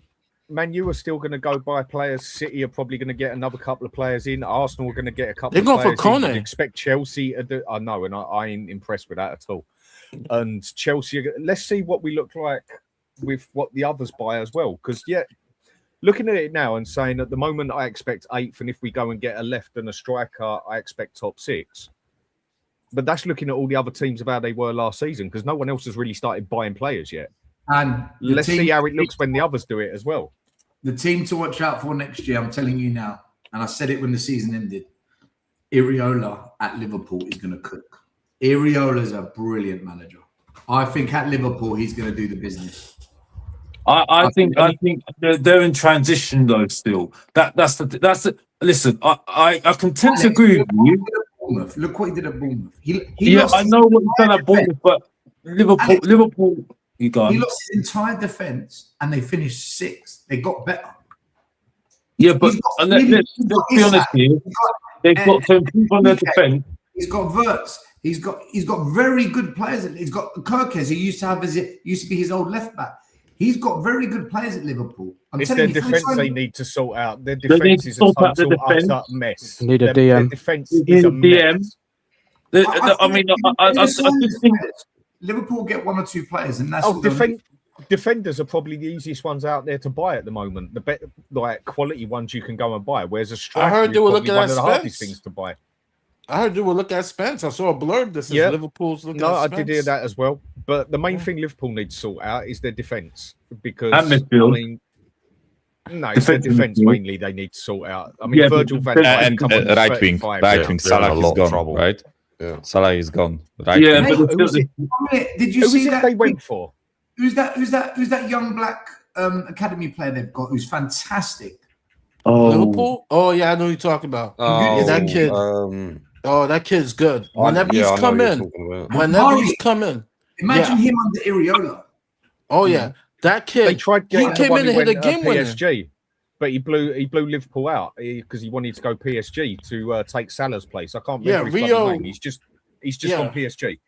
You know they've got links to Spence, right? It is. This guy. Yeah, Rio. and I can't Gamoa. pronounce his name. Yeah. I'm even going to try and say the name. Yeah. No, people keep talking about Arsenal starlet, that guy. But that guy, Rio, I actually rate him better. He came in, he had a game winner of a big game too. I forgot which one. And he's come in. Whenever he's come in, I'm like, this kid is he got potential. I'm like, we buy young people, and you don't ever see flashes like that. But him, I'm like, who do you guys think next season is going to be like a bit of a star at Spurs? Tonali. So I'm Fernandez. Fernandez is such a phenomenal player. Such a phenomenal player. Go on, I'll tell you who I think. I've got a sneaky feeling actually. But go on, who do you think? Michael, Dan? I hope Savinho, if we sign him, I hope Savinho, we need goals. The one I think, if we play properly, I think there is a very high chance that Porro becomes one of the most you see light years better of him, basically. If Porro gets played properly, people will sit back and say, we actually have a quality player there because he's getting played properly. I think Van Hecke and Van de Ven as a pairing could be interesting. I hope we have I just think they complement each other so fucking well. Like the things that one of them is good at, the other one, makes up for it in the other areas. I think the only thing that I'm slightly concerned about is the aerial ability. So like heading the ball out. But other than that, I think both of them, they are quality, in my opinion. I don't know what you're talking about, but it's the year of the pigeon for me. Year of the pigeon. Year of the pigeon.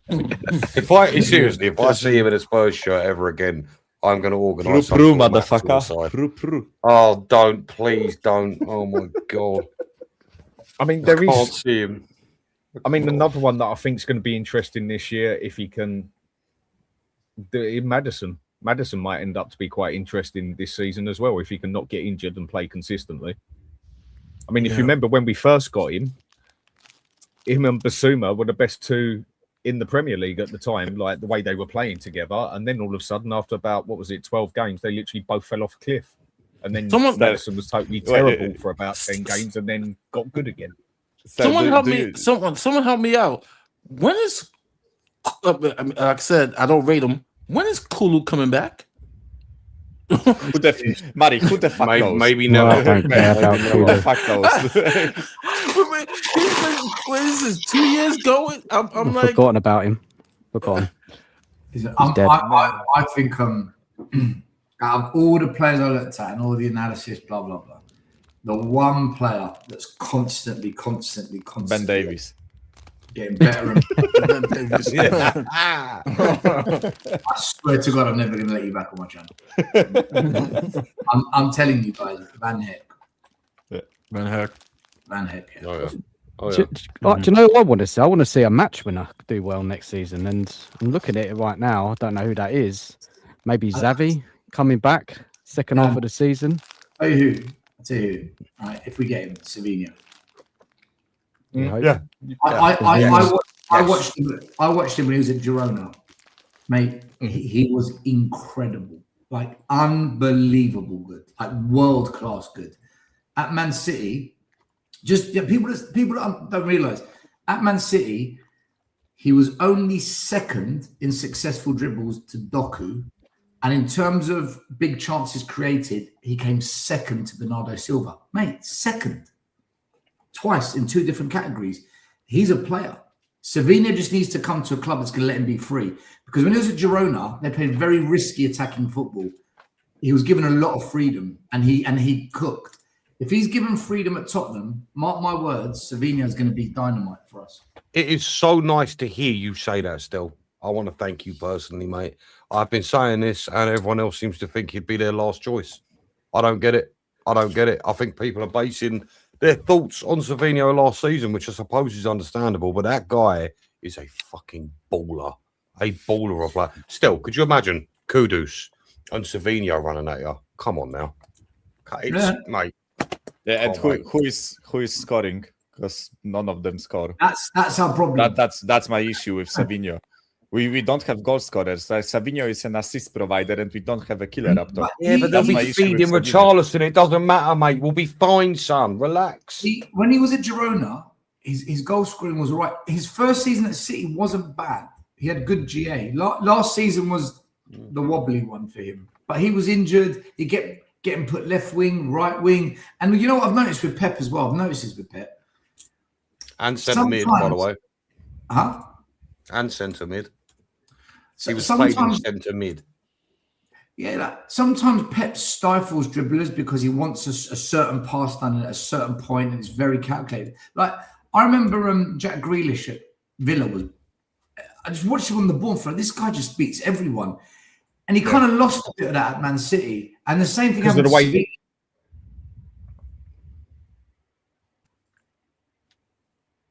Sorry, then. The way they made him play, the way Grealish wanted him to play, wasn't it? I think so. Totally, the way Pep wanted Grealish to play, it just totally changed him. I think Grealish would have been better off keeping him as a number 10, and you'd have seen a very, very different player there. Because that's what he was, wasn't it, basically? And people that can dribble, right? People that can beat a man, it's such a difficult skill. If you don't learn it when you're very young, you just can't learn it. You've got to learn it when you're 10, 11, 12, 9. If you don't learn it then, you pretty much missed the boat. So when you've got that skill, you've got to let them play with freedom. You've got to let them just do their thing. If you just, no, you've got to go left, you've got to go right. Now you've got to play the ball there. When it's 3-on-2, if you over coach it, you kill the player. Dribblers need to be given freedom, and this is why I think De Zerbi is going to give these players freedom. I don't think he's like Pep, like super calculated. But then Pep's method wins trophies, so sometimes it's good to do it Pep's way, right? But it's not the most interesting thing to watch all the time, is it? Like his style of play isn't always the most exciting play to watch, but it does win you things. Where are we on Savinho? I mean, look, listen, all I know on Savinho, is Fabrizio Romano retweeting a previous tweet about him. Where actually are we? Is there any sort of movement there? What's happening? I think it's done. I think it's done. Yeah, I think it's really done. But I've got my reservations. Well, I've got my reservations, and if you watched my video today, you would have known why. So, yeah, I don't even look at him. Again, I'm spoiling. I'm not doing myself any favors. You know, I'm getting spoiled. I don't want to give you spoilers. Watch my video. Watch my video. Please, Alex, please. I can't. You know, I'm spoiling it. I'm giving spoilers. Why am I giving you spoilers for when I've got it on my channel? You know what I mean? Like, you know, Because you're on his fucking channel talking about it, for fuck's sake. That's why. Just tell us. No one else will know. Don't worry about it. Yeah, I'll edit this out. I'll edit it out. I said that. Is he any better than? Is he just the above average order bear? Just What saying. the fuck?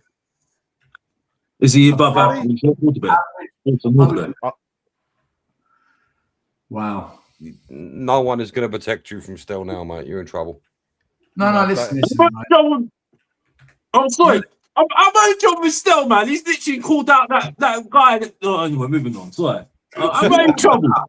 No, you have just sat here and said, "Is Savinho better than Odegaard?" Is he above average? Is he above average Wilson Underbear? That's what I said. I fucking hope Mate, so. he's nothing like Odegaard. He rips Odegaard. Nothing like Odegaard. That's like comparing Ben Davies to bloody prime. What's his name? Used to play left back for Chelsea and Arsenal. Ashley Cole. Cole. Ben Davies is That's like clean. comparing Ben Obviously Davies you're to gonna go prime with him. Ashley Cole, man. I'm just saying. Ben Davies to Danny Rose, man. What are we doing here? I'm just saying. Like, you know what I mean? Like, I know. Like, in some way, he's definitely better than what you've got. But those stats from, you know, this first season at Man City to this season just passed is a bit concerning, a little bit. But when I looked at some of the strikers that we're linked with, like Gabpo, that's in the top 5. My video I just released. Liverpool have turned around and said it ain't happening no matter what. Yeah, I know, but still, I'm saying if we were linked with them, or Omar Mamouche, yeah, you know, looking at those players, I'm looking at it and thinking, okay, out the 3. You know, there's more reservations on Savinho. You have to be honest. Than the other to two. be fair, I would prefer Marmoush over Savinho as well. I'll take few Mamouche people have over said that. Savinho. Would you take Mamouche over? Oh, okay. All right, fair enough. Mate, but because Mamouche is actually he's done better in the Premier League. He's actually done better. But would you consider him a winger? Is my question. Inside, inside forward, left inside forward, goals. Second striker. Mamouche scores goals. Do you know what? Let's look at Mamouche's stats. Let's have a look. Yeah, Benji, wait, Alex, Mamouche has done more. I think we lack goal scorers. We need goals. We don't need dribblers, right? Shell dribbles, Odegaard dribbles, Kudus dribbles. We don't have goal scorers. We need a bastard up there who will just put a fucking ball in the net, right? Which is what we lacked. And I just think that Savinho, I love his skill. I think he's a wicked player, but he just doesn't score the goals, right? This is the issue. So Mamouche got 8 goals last season, and he got 8 goals the season before. Playing where, buddy? Playing where? Is that off the wing or is that a striker as well? I don't because know. correct me if I'm wrong. Didn't he come from Frankfurt or something? Wasn't he just a striker? Yeah, for Frankfurt, but they were playing 2 up top, and he was the second striker. But can I say that was 8 in 25 games, which is basically a goal in every 3, and then 8 in 36, which is a goal in every 4. So, if he plays a full season, he's going to get you over 10 goals a year. Yeah, but also he's been coming off the bench a lot, right? So that's like 36 appearances, but not 36 like full games, right? Yeah. Because he was never a starter because Haaland was getting starts up top as a striker, and like the wing rotation in City was a lot, right? Do we not think there's context to Savinho's GA? I haven't seen Savinho played that much overall. I mean, when he was at Girona, I saw nothing of it, basically. I don't follow the Spanish league. It just bores the shit out of me, apart from when Real Madrid and Barcelona play. But again, that's just opinion. I prefer Serie A all day long, and people say that's a boring league to watch. But I I haven't seen him when he was playing at Girona and that. And a lot of people said he proper landed there, basically. But then Brian Gill was meant to be significantly better when he went over there as well, wasn't he? Sorry, guys, that was wrong. He got 10 goals in 37 appearances and 3 assists. So he got 13 GA in 37, which is basically a goal or an assist every 3 games. Is that arm and move? Calvin Lewin got a better goal scoring rate than him last season. Danny Welbeck, Mateta scored more goals. Listen, Watkins. when I But these are people playing week in, week out. They are the strike. You know. listen, I'm context to it. I'm just being harsh. I'm being harsh because it's the best, the worst, and bang average. So I have to. My ratings are very, very harsh. So I'm not going to look at the best and say he's been the best. He's definitely not bang average, because I think that's more in the middle of in my ratings right now. So I had to put him in the worst, Savinho. So, but in saying that, yeah, I'm being a bit harsh. But then in saying that, I'm being a bit of a hypocrite in saying this. So, but he still would improve our front line though, because of what we've got at the moment up front, on the wings at the moment. Other than, I don't think he is better than Kudus. It's a toss between at the moment. You know what I mean? Because Kudus can do stuff. If you look up, if you bring up what I brought up on there still. By the way, quick super chat from Luke of 14. Good show still, guys, and the chat. Small contribution towards your burger cost. Mate, if I knew you can do a contribution, I would have got some nuggets as well. Thank you anyway. Luca, God bless you, bro. God bless you. Yes, Dan. What is there's Savinho and there's Kudus, basically on how they've played. 2 very, very similar players there, isn't it? Savinho is better. Either way, what I'm saying though, the way they play is very similar. Dan, out of curiosity, add Marmoush to that. I want to see how he compares with. Dan, what's that bottom stat? Marmoush. There's dribbles and MPG, non-penalty goals. Just yeah. That's cool. And then goes from there. Who are you on about? Marmoush. Spell his name. MAROUNASH.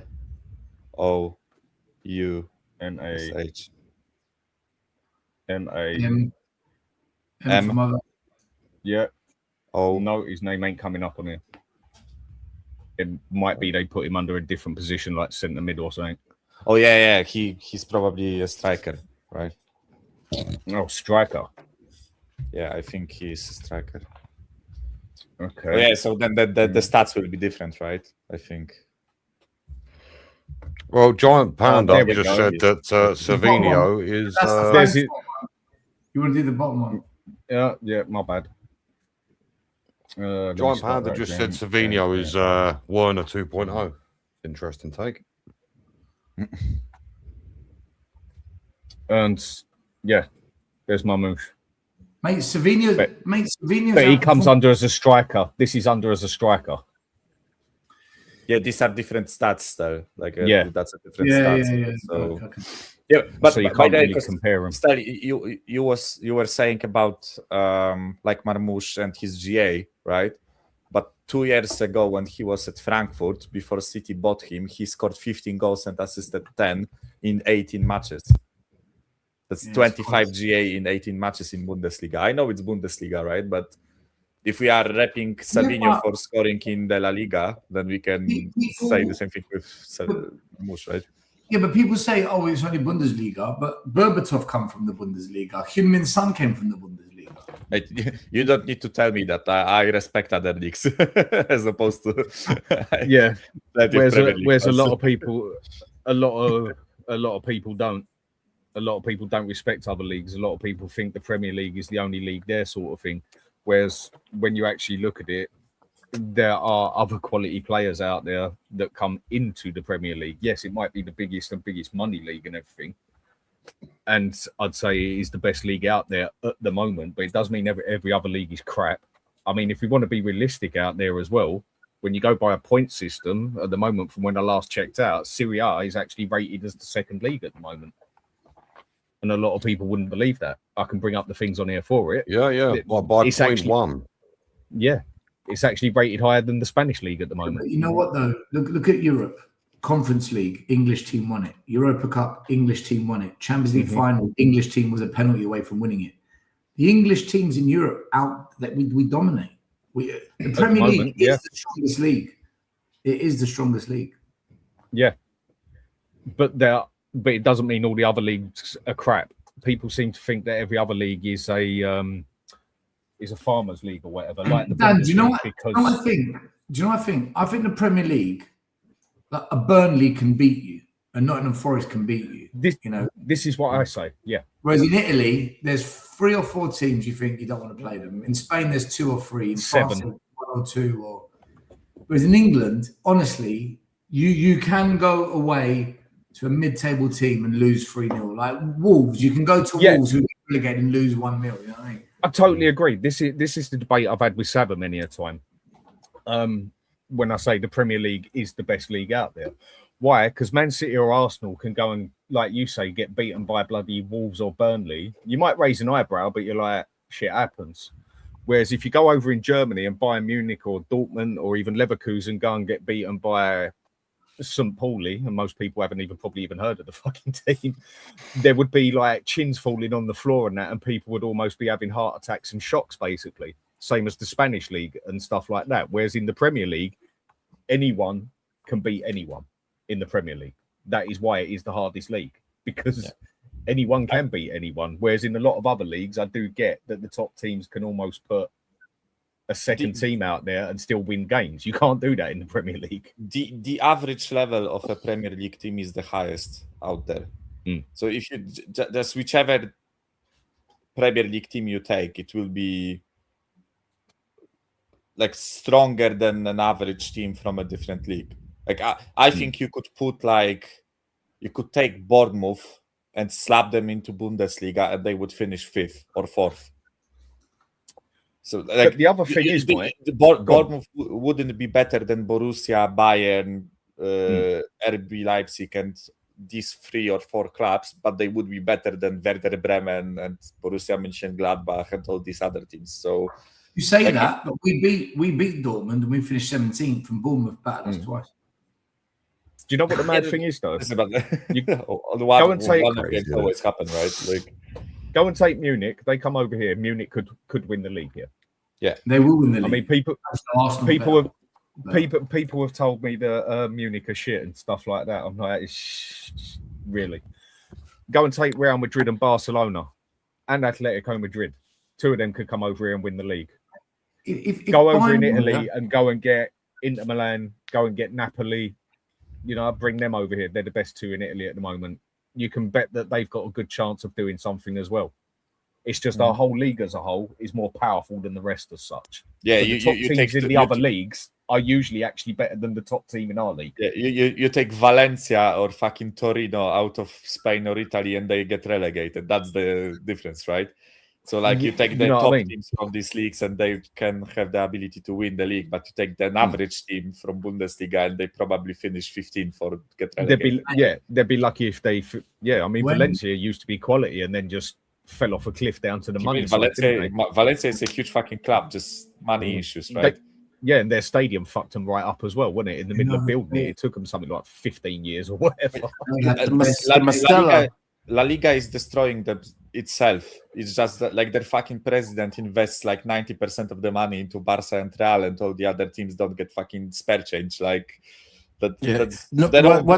What destroyed that league is the TV money.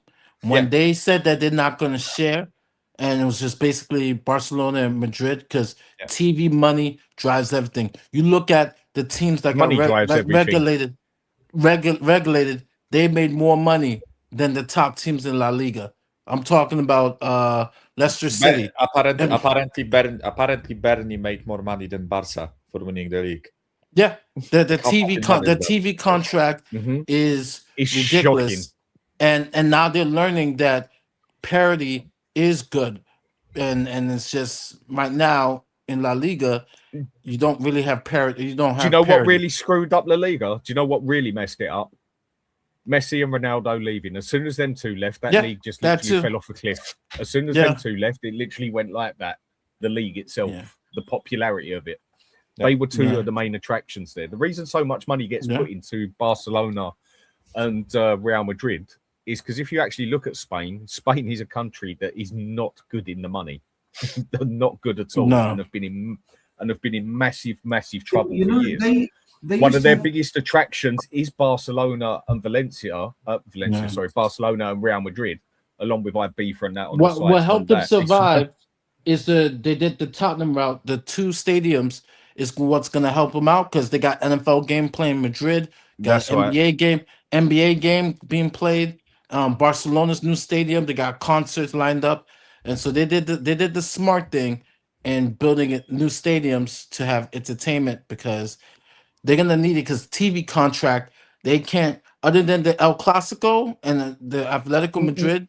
No one wants to watch shit. Yeah, no one wants to watch Sevilla versus Real Madrid. No one wants to watch. They had great teams, man. Honestly, Valencia was a brilliant team. They got to 2 Champions League. Aymar. Yeah, I was watching the documentary on Aymar. 15, 20 years ago, Valencia was shit hot about 20 years ago. Aymar, Ayala, Baraka. They had the David Silva, David Villa. They had Villa. Alex's favorite player, John Carew. Deportivo was good too. Deportivo. Diego Tristan. Do you remember Deportivo? I swear to God, they beat Arsenal in the final. Yeah. Well, Deportivo La Coruña. Didn't have the team that had the Nilsson. Is it the Nilsson, the Brazilian Diego Nilsson? Tristan up front. Yeah, the Nilsson. Yeah, Delison. Yeah.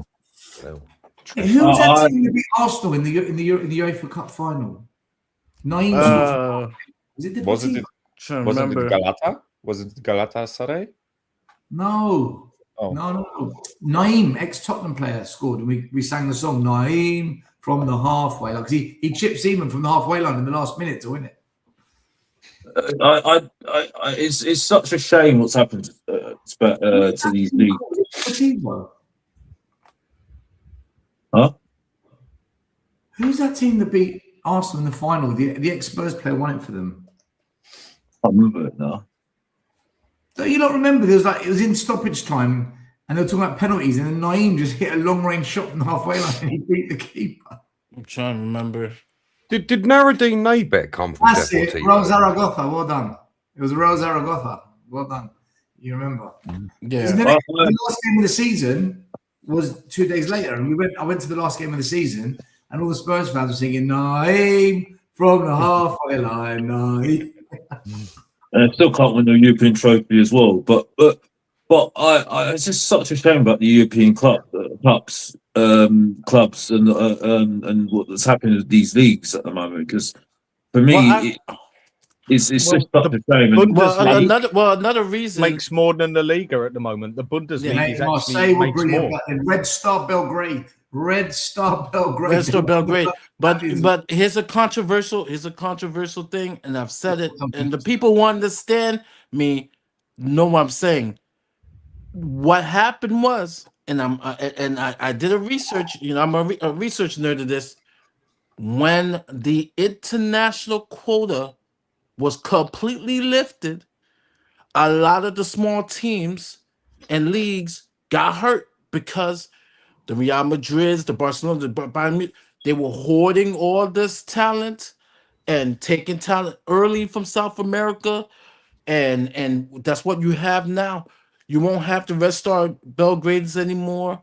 You won't have what's the team Haji played for?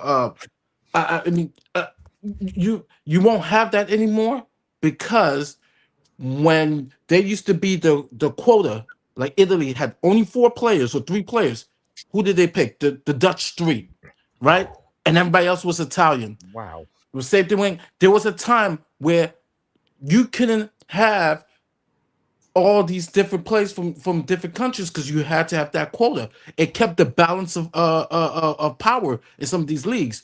But the Florentino Perez's, all that money, they were like, okay, when they lifted, go look at it. When they lifted the international quota, you saw a decrease of different teams.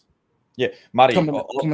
Also, it for me like this whole thing killed the development of youth in many countries. Like look at Italy. Yep. Look at Italy and how shit new Italian footballers are. There aren't many Italian stars right now. Like look at Inter Milan or AC Milan. Hardly any Italians play for the main teams, right?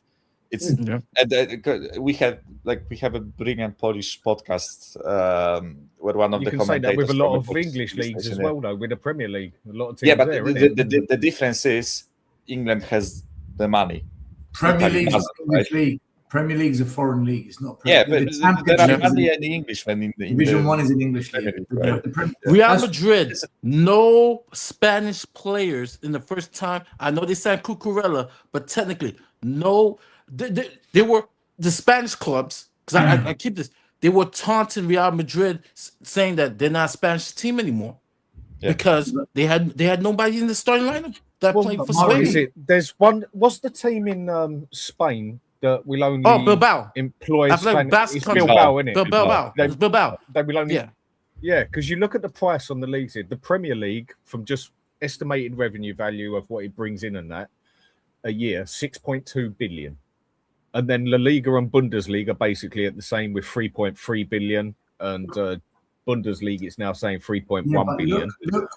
Serie A 2.3 billion. That is shocking. We make more than the two next leagues below us. Yeah, but look what's happened though, right? In those poorer leagues, like Spain, okay, Barcelona, Real Madrid, Atletico, they sign who they want. All the other teams, they have to have Spanish players because it's free. You bring them through. But what does that do? The La Liga is still a Spanish league. Who's in the World Cup final? Spain. Because their players are right. England don't win shit because it's not because they don't look after their own. Doesn't exist. The English league doesn't exist. That was the big debate on the YouTube show when they were talking about the technical players. Do the players get enough time to learn on their technical skills? Because we import so many. Like I said, the international quota has affected some countries differently, but I say for England, it's definitely because you look at it, right? And you look at your run. I talk about Argentina being meh. Technically, England was pretty meh.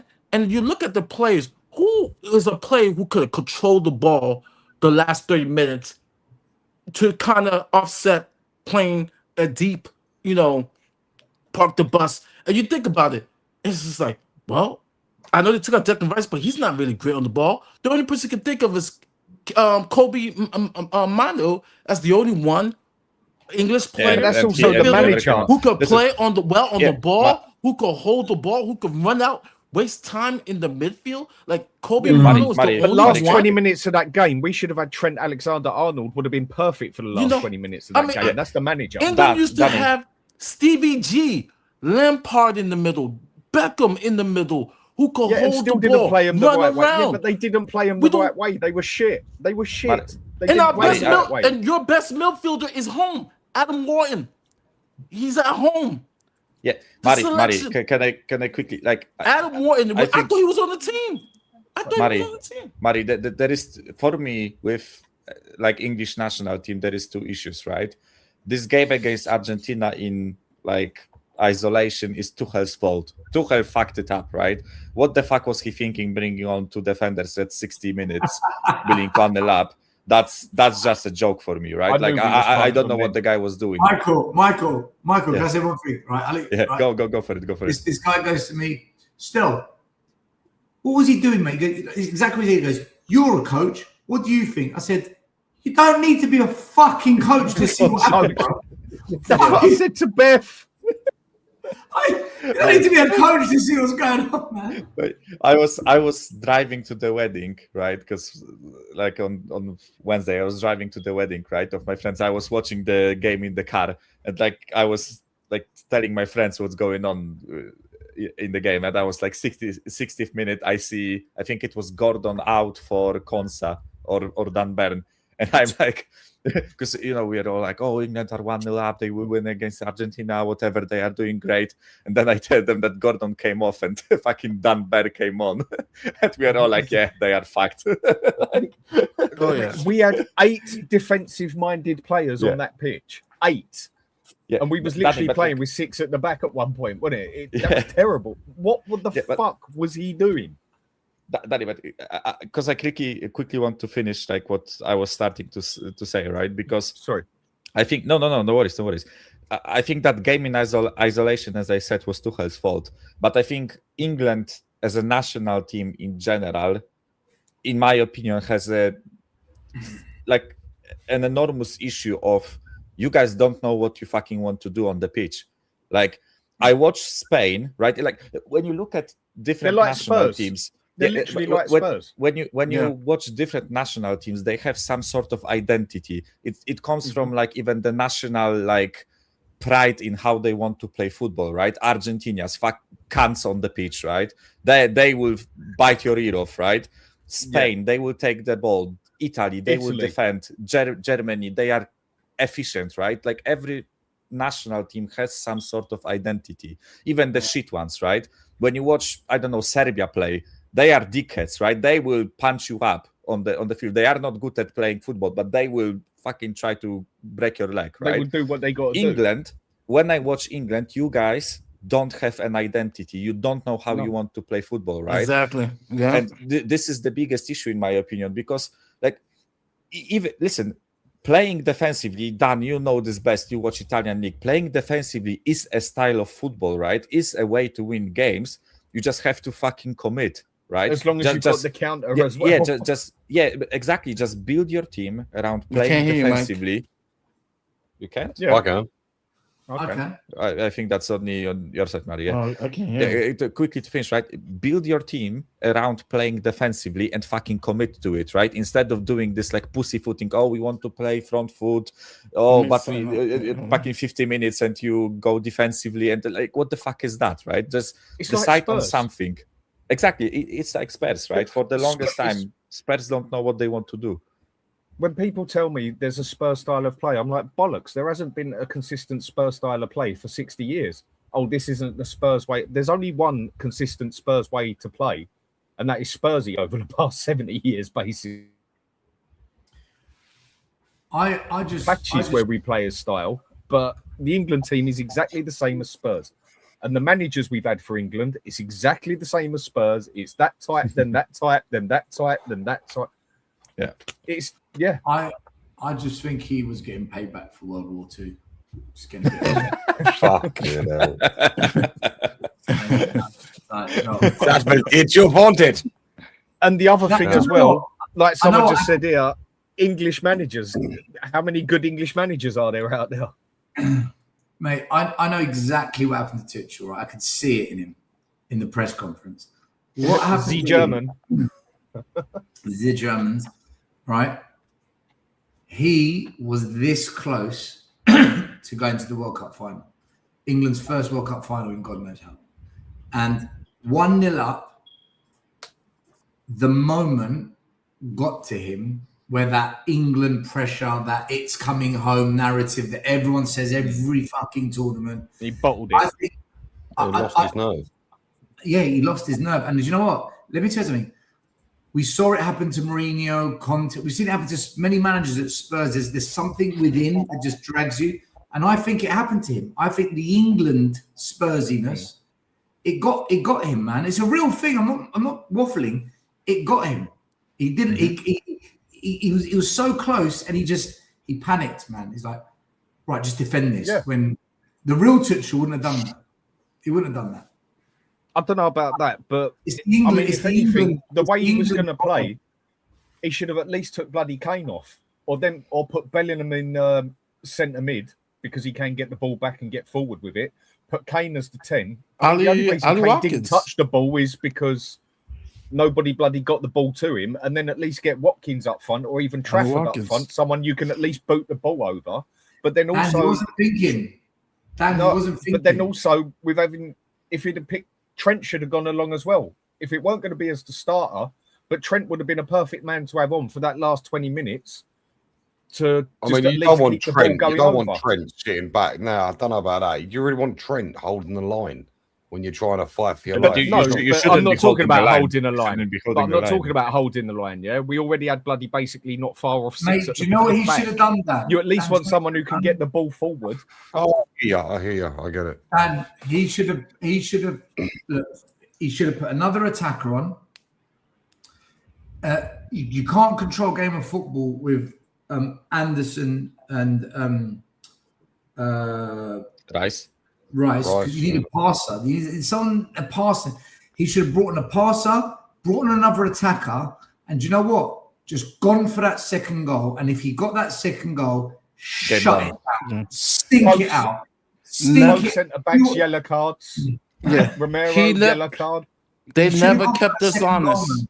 He should have gone for he should have taken the risk and said, "Do you know what? Another attacker. They won't expect that. They won't expect another attacker coming on." He never kept us honest, and we kept bombing, and we're like, "Oh, we're going to tie this game." Never kept us honest. You know, we didn't fear anybody on the counter because of who he had in that game. And trust me, like I tell you, Molina and Montiel have been terrible. Yeah. Terrible. You could have put in Rashford earlier, and that would have been a threat. Yeah, Mari, and- I think with all due respect to Argentina, I think Spain will fucking ass fuck them. Like this will be another 4-0 like against I Italy. don't know. I think Spain will destroy them. I Here's think Spain will absolutely- here's the thing, Michael. Argentina, My they head. seem to stay in the game, man. They seem to stay Yeah. in it. Here's they my are, thing. they are fucking Here's lucky. my They two are things, fucking lucky Michael. to be at the cup, in my opinion. Michael, Like, they should have lost to Egypt. They should have lost to Cape Verde, in my opinion. Like, yeah. They stayed in it. But They here's stayed in it.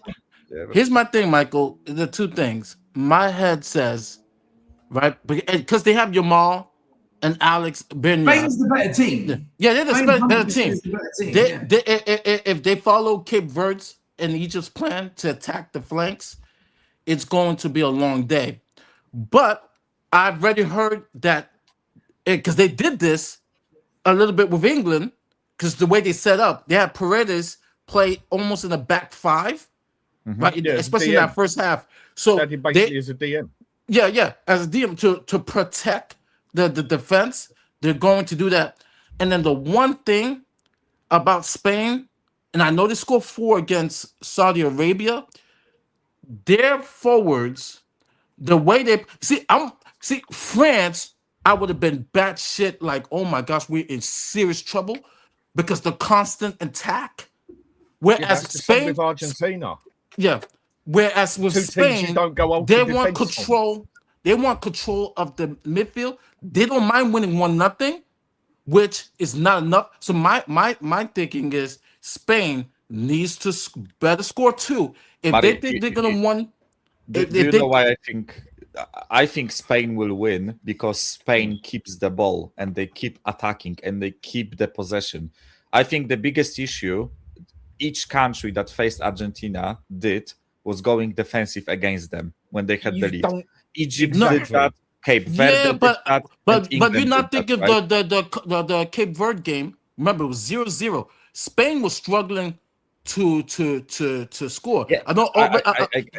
That's No, I get what you're saying, but we've seen 2 different Spains, right? When Spain against France was like it was flawless, and Spain wanted to keep attacking, right? Because they were like ole ole, they were like because they have that type of midfield. But Scaloni, right? And like I said, I'm just giving you tidbits. They know Spain is going to have that possession, and they're gonna play that defense. Now it's the counter with Messi, Julian Alvarez, and Lautaro. Like I said, I'm not. Spain should win that game, but as you know, as they play these games, it's a game of chess. It's a game of chess, and for me, it is very hard to doubt that guy, especially if the game is close. I don't. For me, if Spain is going to win, they're gonna have to win 2-0. It can't be 1-0. Yeah, but it I think they will win. Yeah, it 2-0. Yeah, no, Yeah, I think it's they gonna can happen. I think they can beat Argentina have scored in Argentina every 1-0. single game. I don't Argentina scored every game. Argentina's the highest scoring team Well, that's yeah, in the tournament. yeah, they do. Yeah, they do. But look at how the games went against Argentina. Every single team was winning against them. And at went certain defensive. point in the game, they shut up shop and try to play defensive against them. And then, when you give got Messi dictating the game. and you give I Messi agree time, with you, but they got that. But they got that guy. Let me finish. Yeah. The issue is that Messi, he's walking around the pitch, right? And if you give him time and space to do his magic, he will do his magic, right? The issue, not the issue, right? I want Spain to win, sorry. But I think Spain will go 1-0 up or 2-0 up, and Argentina won't see the fucking ball until the end of the game. No, because they shut up shop in the middle, not at the back. They basically...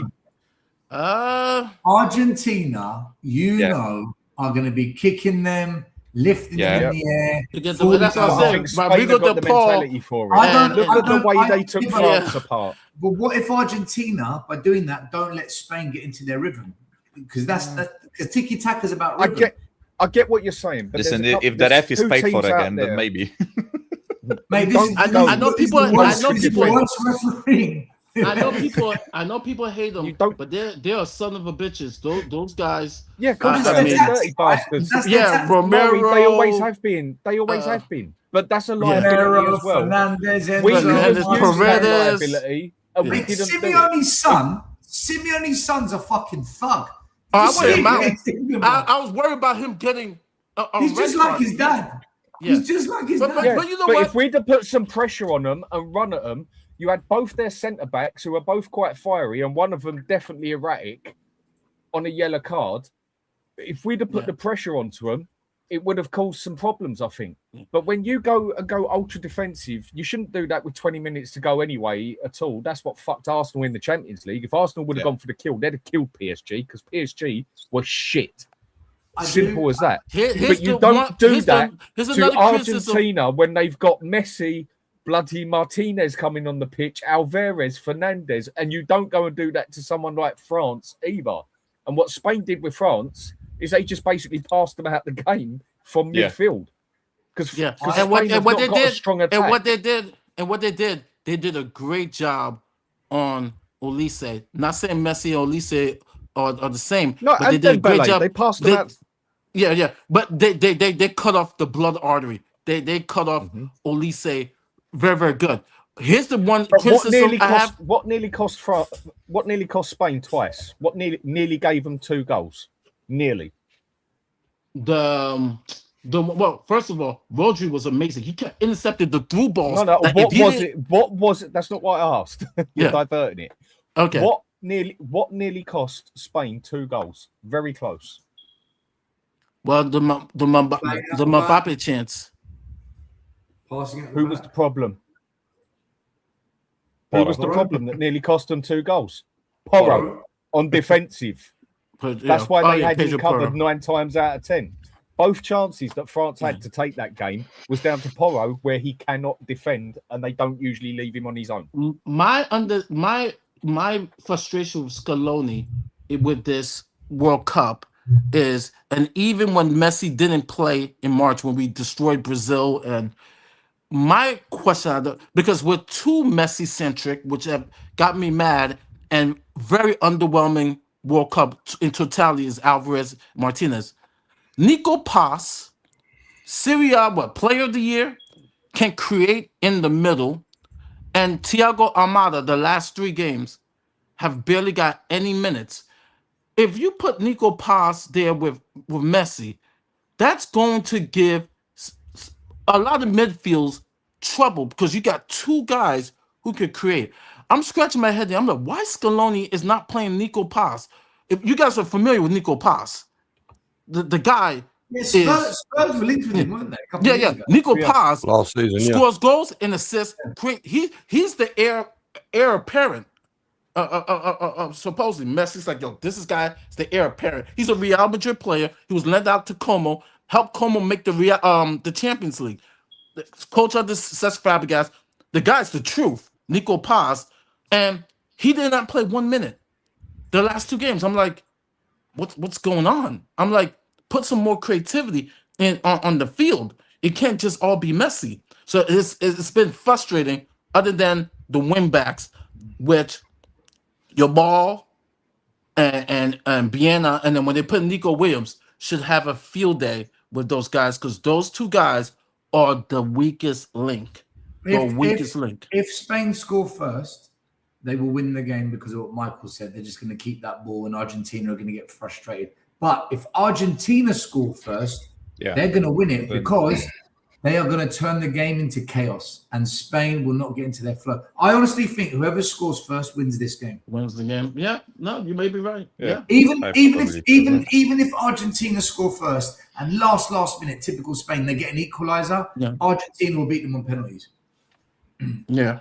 Spain have to score first if they want to win it. If Spain score first, I think even Argentina knows, shit, this is going to be hard work, man. This ain't England. This ain't Central. This ain't Ivory Coast. Yeah. But if there's any team that could fight their way back, I won't doubt them. It's Argentina. You got people don't like it, but the last two World Cups, Argentina have got goal scorers on the bench. That's the difference. Yeah. They got on the bench. Who's that guy that came on for Argentina? Not Lautaro Martinez. There was a guy that came on and started whipping balls in the box. Rodrigo de Paul. Well, the other game was Almada, who have been wanting to go to Spurs. He went to Atletico Madrid. Thiago Almada. I've been wanting Spurs to get this guy.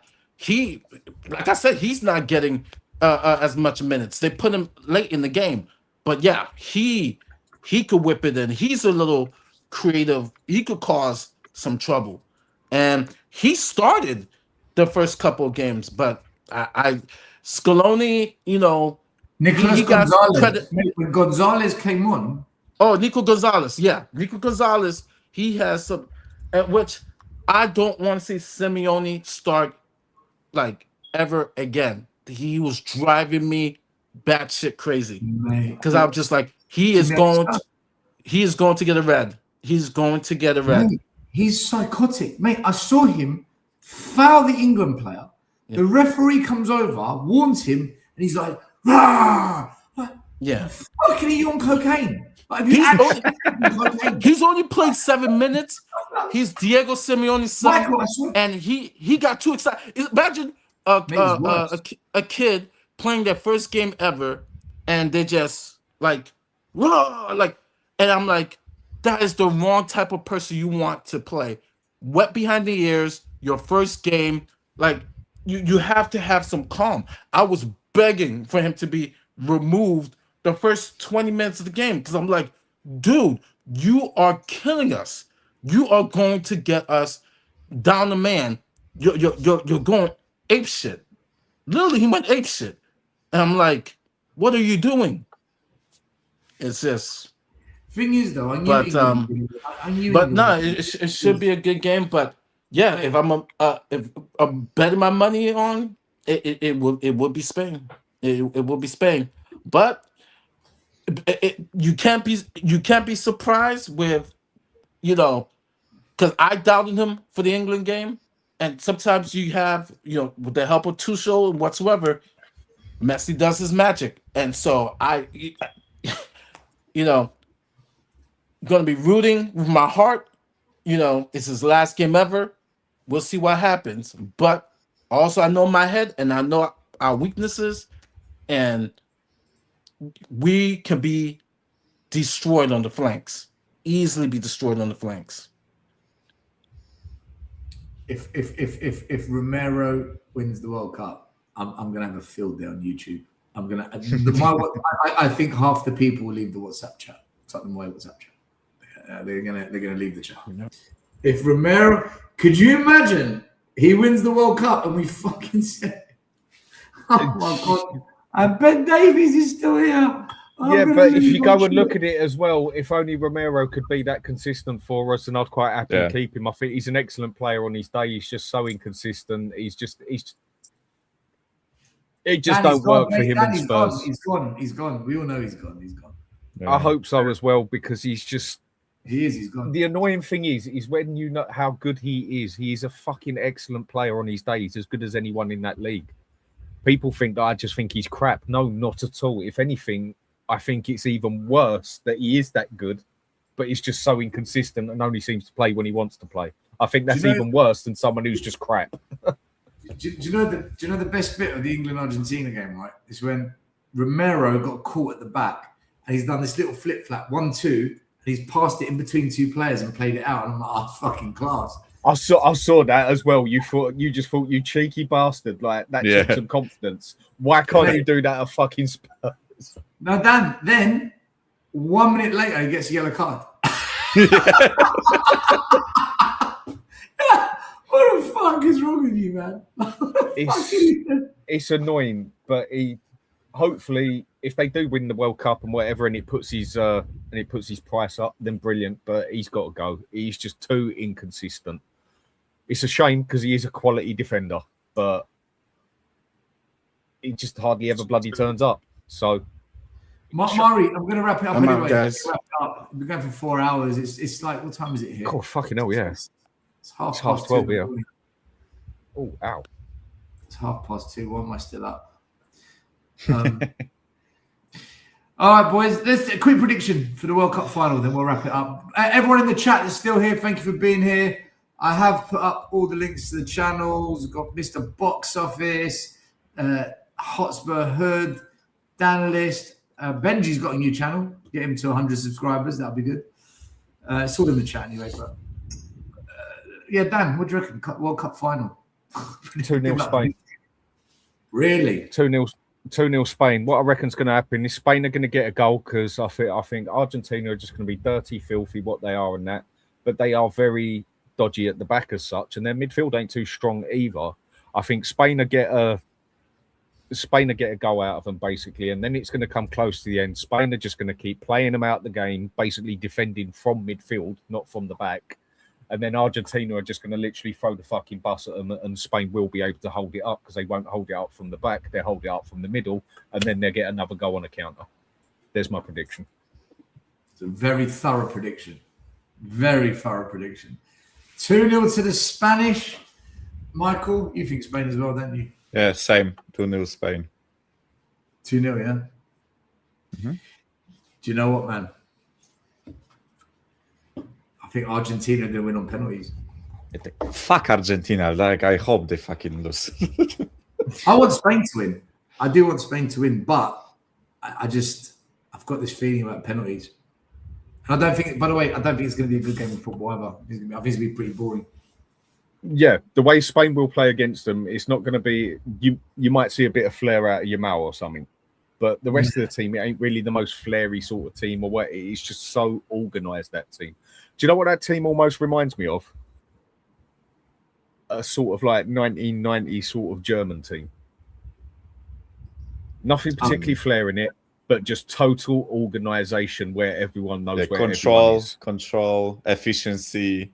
I used to hate Germany, but I used to love the way they played. You could have put a balaclava on every single one of them, spun them around 10 times, and they still knew where everyone on that pitch was. And that's what this Spain team is like. If Spain win it, is this going to be their second or third World Cup?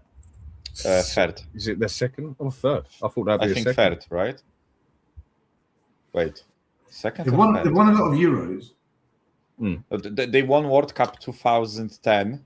Right? Yeah, they won Euros, World Cup, and Euros back to back, didn't they? If I remember. Yeah, but right. they won earlier, right? I think they won some.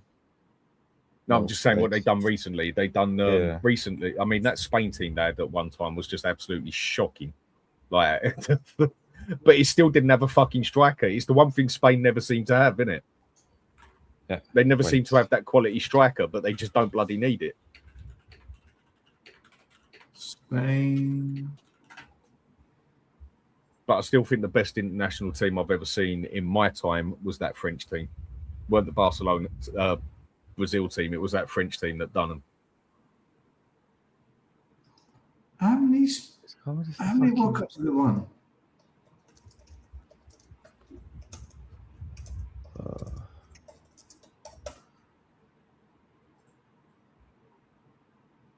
They've won it once. Yeah, once. Okay. Shit, I thought it was So twice. this will be their second Won time. a lot of Euros. If They they won a win. lot of Euros. Yeah. And Argentina, will this be their fourth or fifth? Fourth. Fourth. I think Yeah. they've won it 3. Yeah, so this would be their fourth, I think. Argentina's won 3 World Cup. Yeah, 4. So that means they tie with Italy. Mm-hmm. And And Because Italy Germany. won it And for- Germany. Yeah, right. and Germany. Because if you remember what Germany used to be like animals. They was a nightmare to play against. And they was never the fastest, never the flairiest. But fuck me, I've never seen a more organised team in my life than like them, some of the German teams I've seen. I used to like them. Even though I couldn't stand them, I used to just like the way they were just that organised. No piss balling about. It's that thing when you don't like someone, but you can respect what they do well, right? It's like, Yeah. I fucking hate you, but you are good at your job, right? Yeah, basically. I mean, some of them German, and again, German, it's very rare that they've had quality strikers. All right, they've had Klinsmann and that before, but usually it was just always what they would do with the team as a whole as such. They've had some excellent teams. Mate, I can picture it now. Penalties, sudden death, Spain miss. If Argentina score the next one, they win it. Romero. Roof of the net and a shithousery celebration. Just something ridiculous. If it goes to penalties and that, then it's got to be Argentina because look at the strikers that they can put on there. Yeah, if it goes to pens, Argentina win. I just don't think it gets to pens. I think Spain will just. And Martinelli's a out-football good goalkeeper as well. He's Mate, it depends. It depends what players are on the pitch because a lot of players will be tired, man. They might come off during extra time. I mean, what is it as No, well but that's happening there, like half time, like a 45-minute break or something, isn't it? 45-minute break. Yeah, there's talking about. There's been there's been serious talk at half time in the final that America wanted to do a 45-minute break on there to have some. Music You know that's not safe. That's not safe because no, I know the muscles are relaxed too much. Yeah. Like if they fucking do this sport is ruined. Like the hydration breaks already kill me. Fucking. What the hell is that? I don't mind the hydration breaks. I can't stand before it's kickoff. needed. 10, 9, 8, 7. Like, I mind the fucking ads that I have to watch when there is the hydration break. That's what I mind. But why is it like a countdown to kickoff, man? Is that what? Right, hang on a sec. By FIFA, 3, what is it? 2, The Spain Argentina 1. game will take place in that one. So ice hockey. Poof. Hit the Because I'm button. trying to see what it says on there. There's something that they want to do. There we go. Oh, Official apparently FIFA Shakira's confirmed on that the half-time. World Cup final half-time break will last 17 minutes now, not 30 minutes. It was going to be 45 minutes sort of thing, and the 11 minutes remaining will be a stage set up when the pitch is watering. 30-minute half-time break. No, that's why it's gone down to 17 minutes now, or something like that. It was gonna be 45, then it was gonna be 30, but now I think it's gone down to 17. Why add 2 It's extra minutes? American. It's American. That's all I'm gonna say to it. It's American. Would you expect? Is it American or is it Donald Trump? Mate, I just One or the I just opened the fucking Reddit and first thing that popped up was Donald Trump calling out Tuchel's tactics. So I don't fucking know what's going on like with this World Cup. No. No. But it was going to be a Tell me 45-minute break at first. But as I say, and then it went down to. I mean, a 45-minute break. That's not good. That's quite dangerous for the players, isn't it? They can bust themselves in that aspect.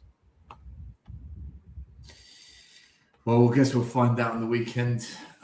Is the France-England game first or after? It's before, isn't it? It should be, right? It should be. I don't really give a shit because I ain't going to watch Saturday, it. I think. Well, pointless game. I think that's an insult. I think that game is an insult. Who wants to play for third place, really? Yeah, I think Tuchel came out and said that neither them nor France want to play the game, right? Yeah, who honestly wants to play for fucking third place? We should just play. We should play the second team. Yeah. Honestly, if Poland were playing that game, I would be willing to play for the third place. But Start Dan Burns up front. Bring in the other goalkeeper. Is it Henderson? Start Henderson. But I wanted to say that it will never happen. But to be fair, we have 2 World Cup medals, so you know. Maybe I mean, sometime in the future. If I was to play it there and they tried making me play for third place, I'd say, fuck off, I'm going home. I'd go on holiday. You think I'm staying out here another day to do this shit? No, mate, I'm off. Third place. It's all marketing, isn't it? Listen, peoples, thank you for watching. Smash like, subscribe, hit the notification bell. Follow Dan, follow Alex, follow Benji, follow the Dan list, follow everyone, follow Michael, who normally sluts himself around YouTube on a regular basis. He loves it.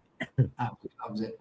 We'll be back. When am I back? Sunday morning, 8 a.m. your time, which is 10 for me. I don't know why. I'm just going to do a morning little chat. If anyone wants to come on, they come on. If not, I'll just chat with the comments for about an hour or two. But alrighty, thank you. Have a good weekend. Look after yourselves. Ciao.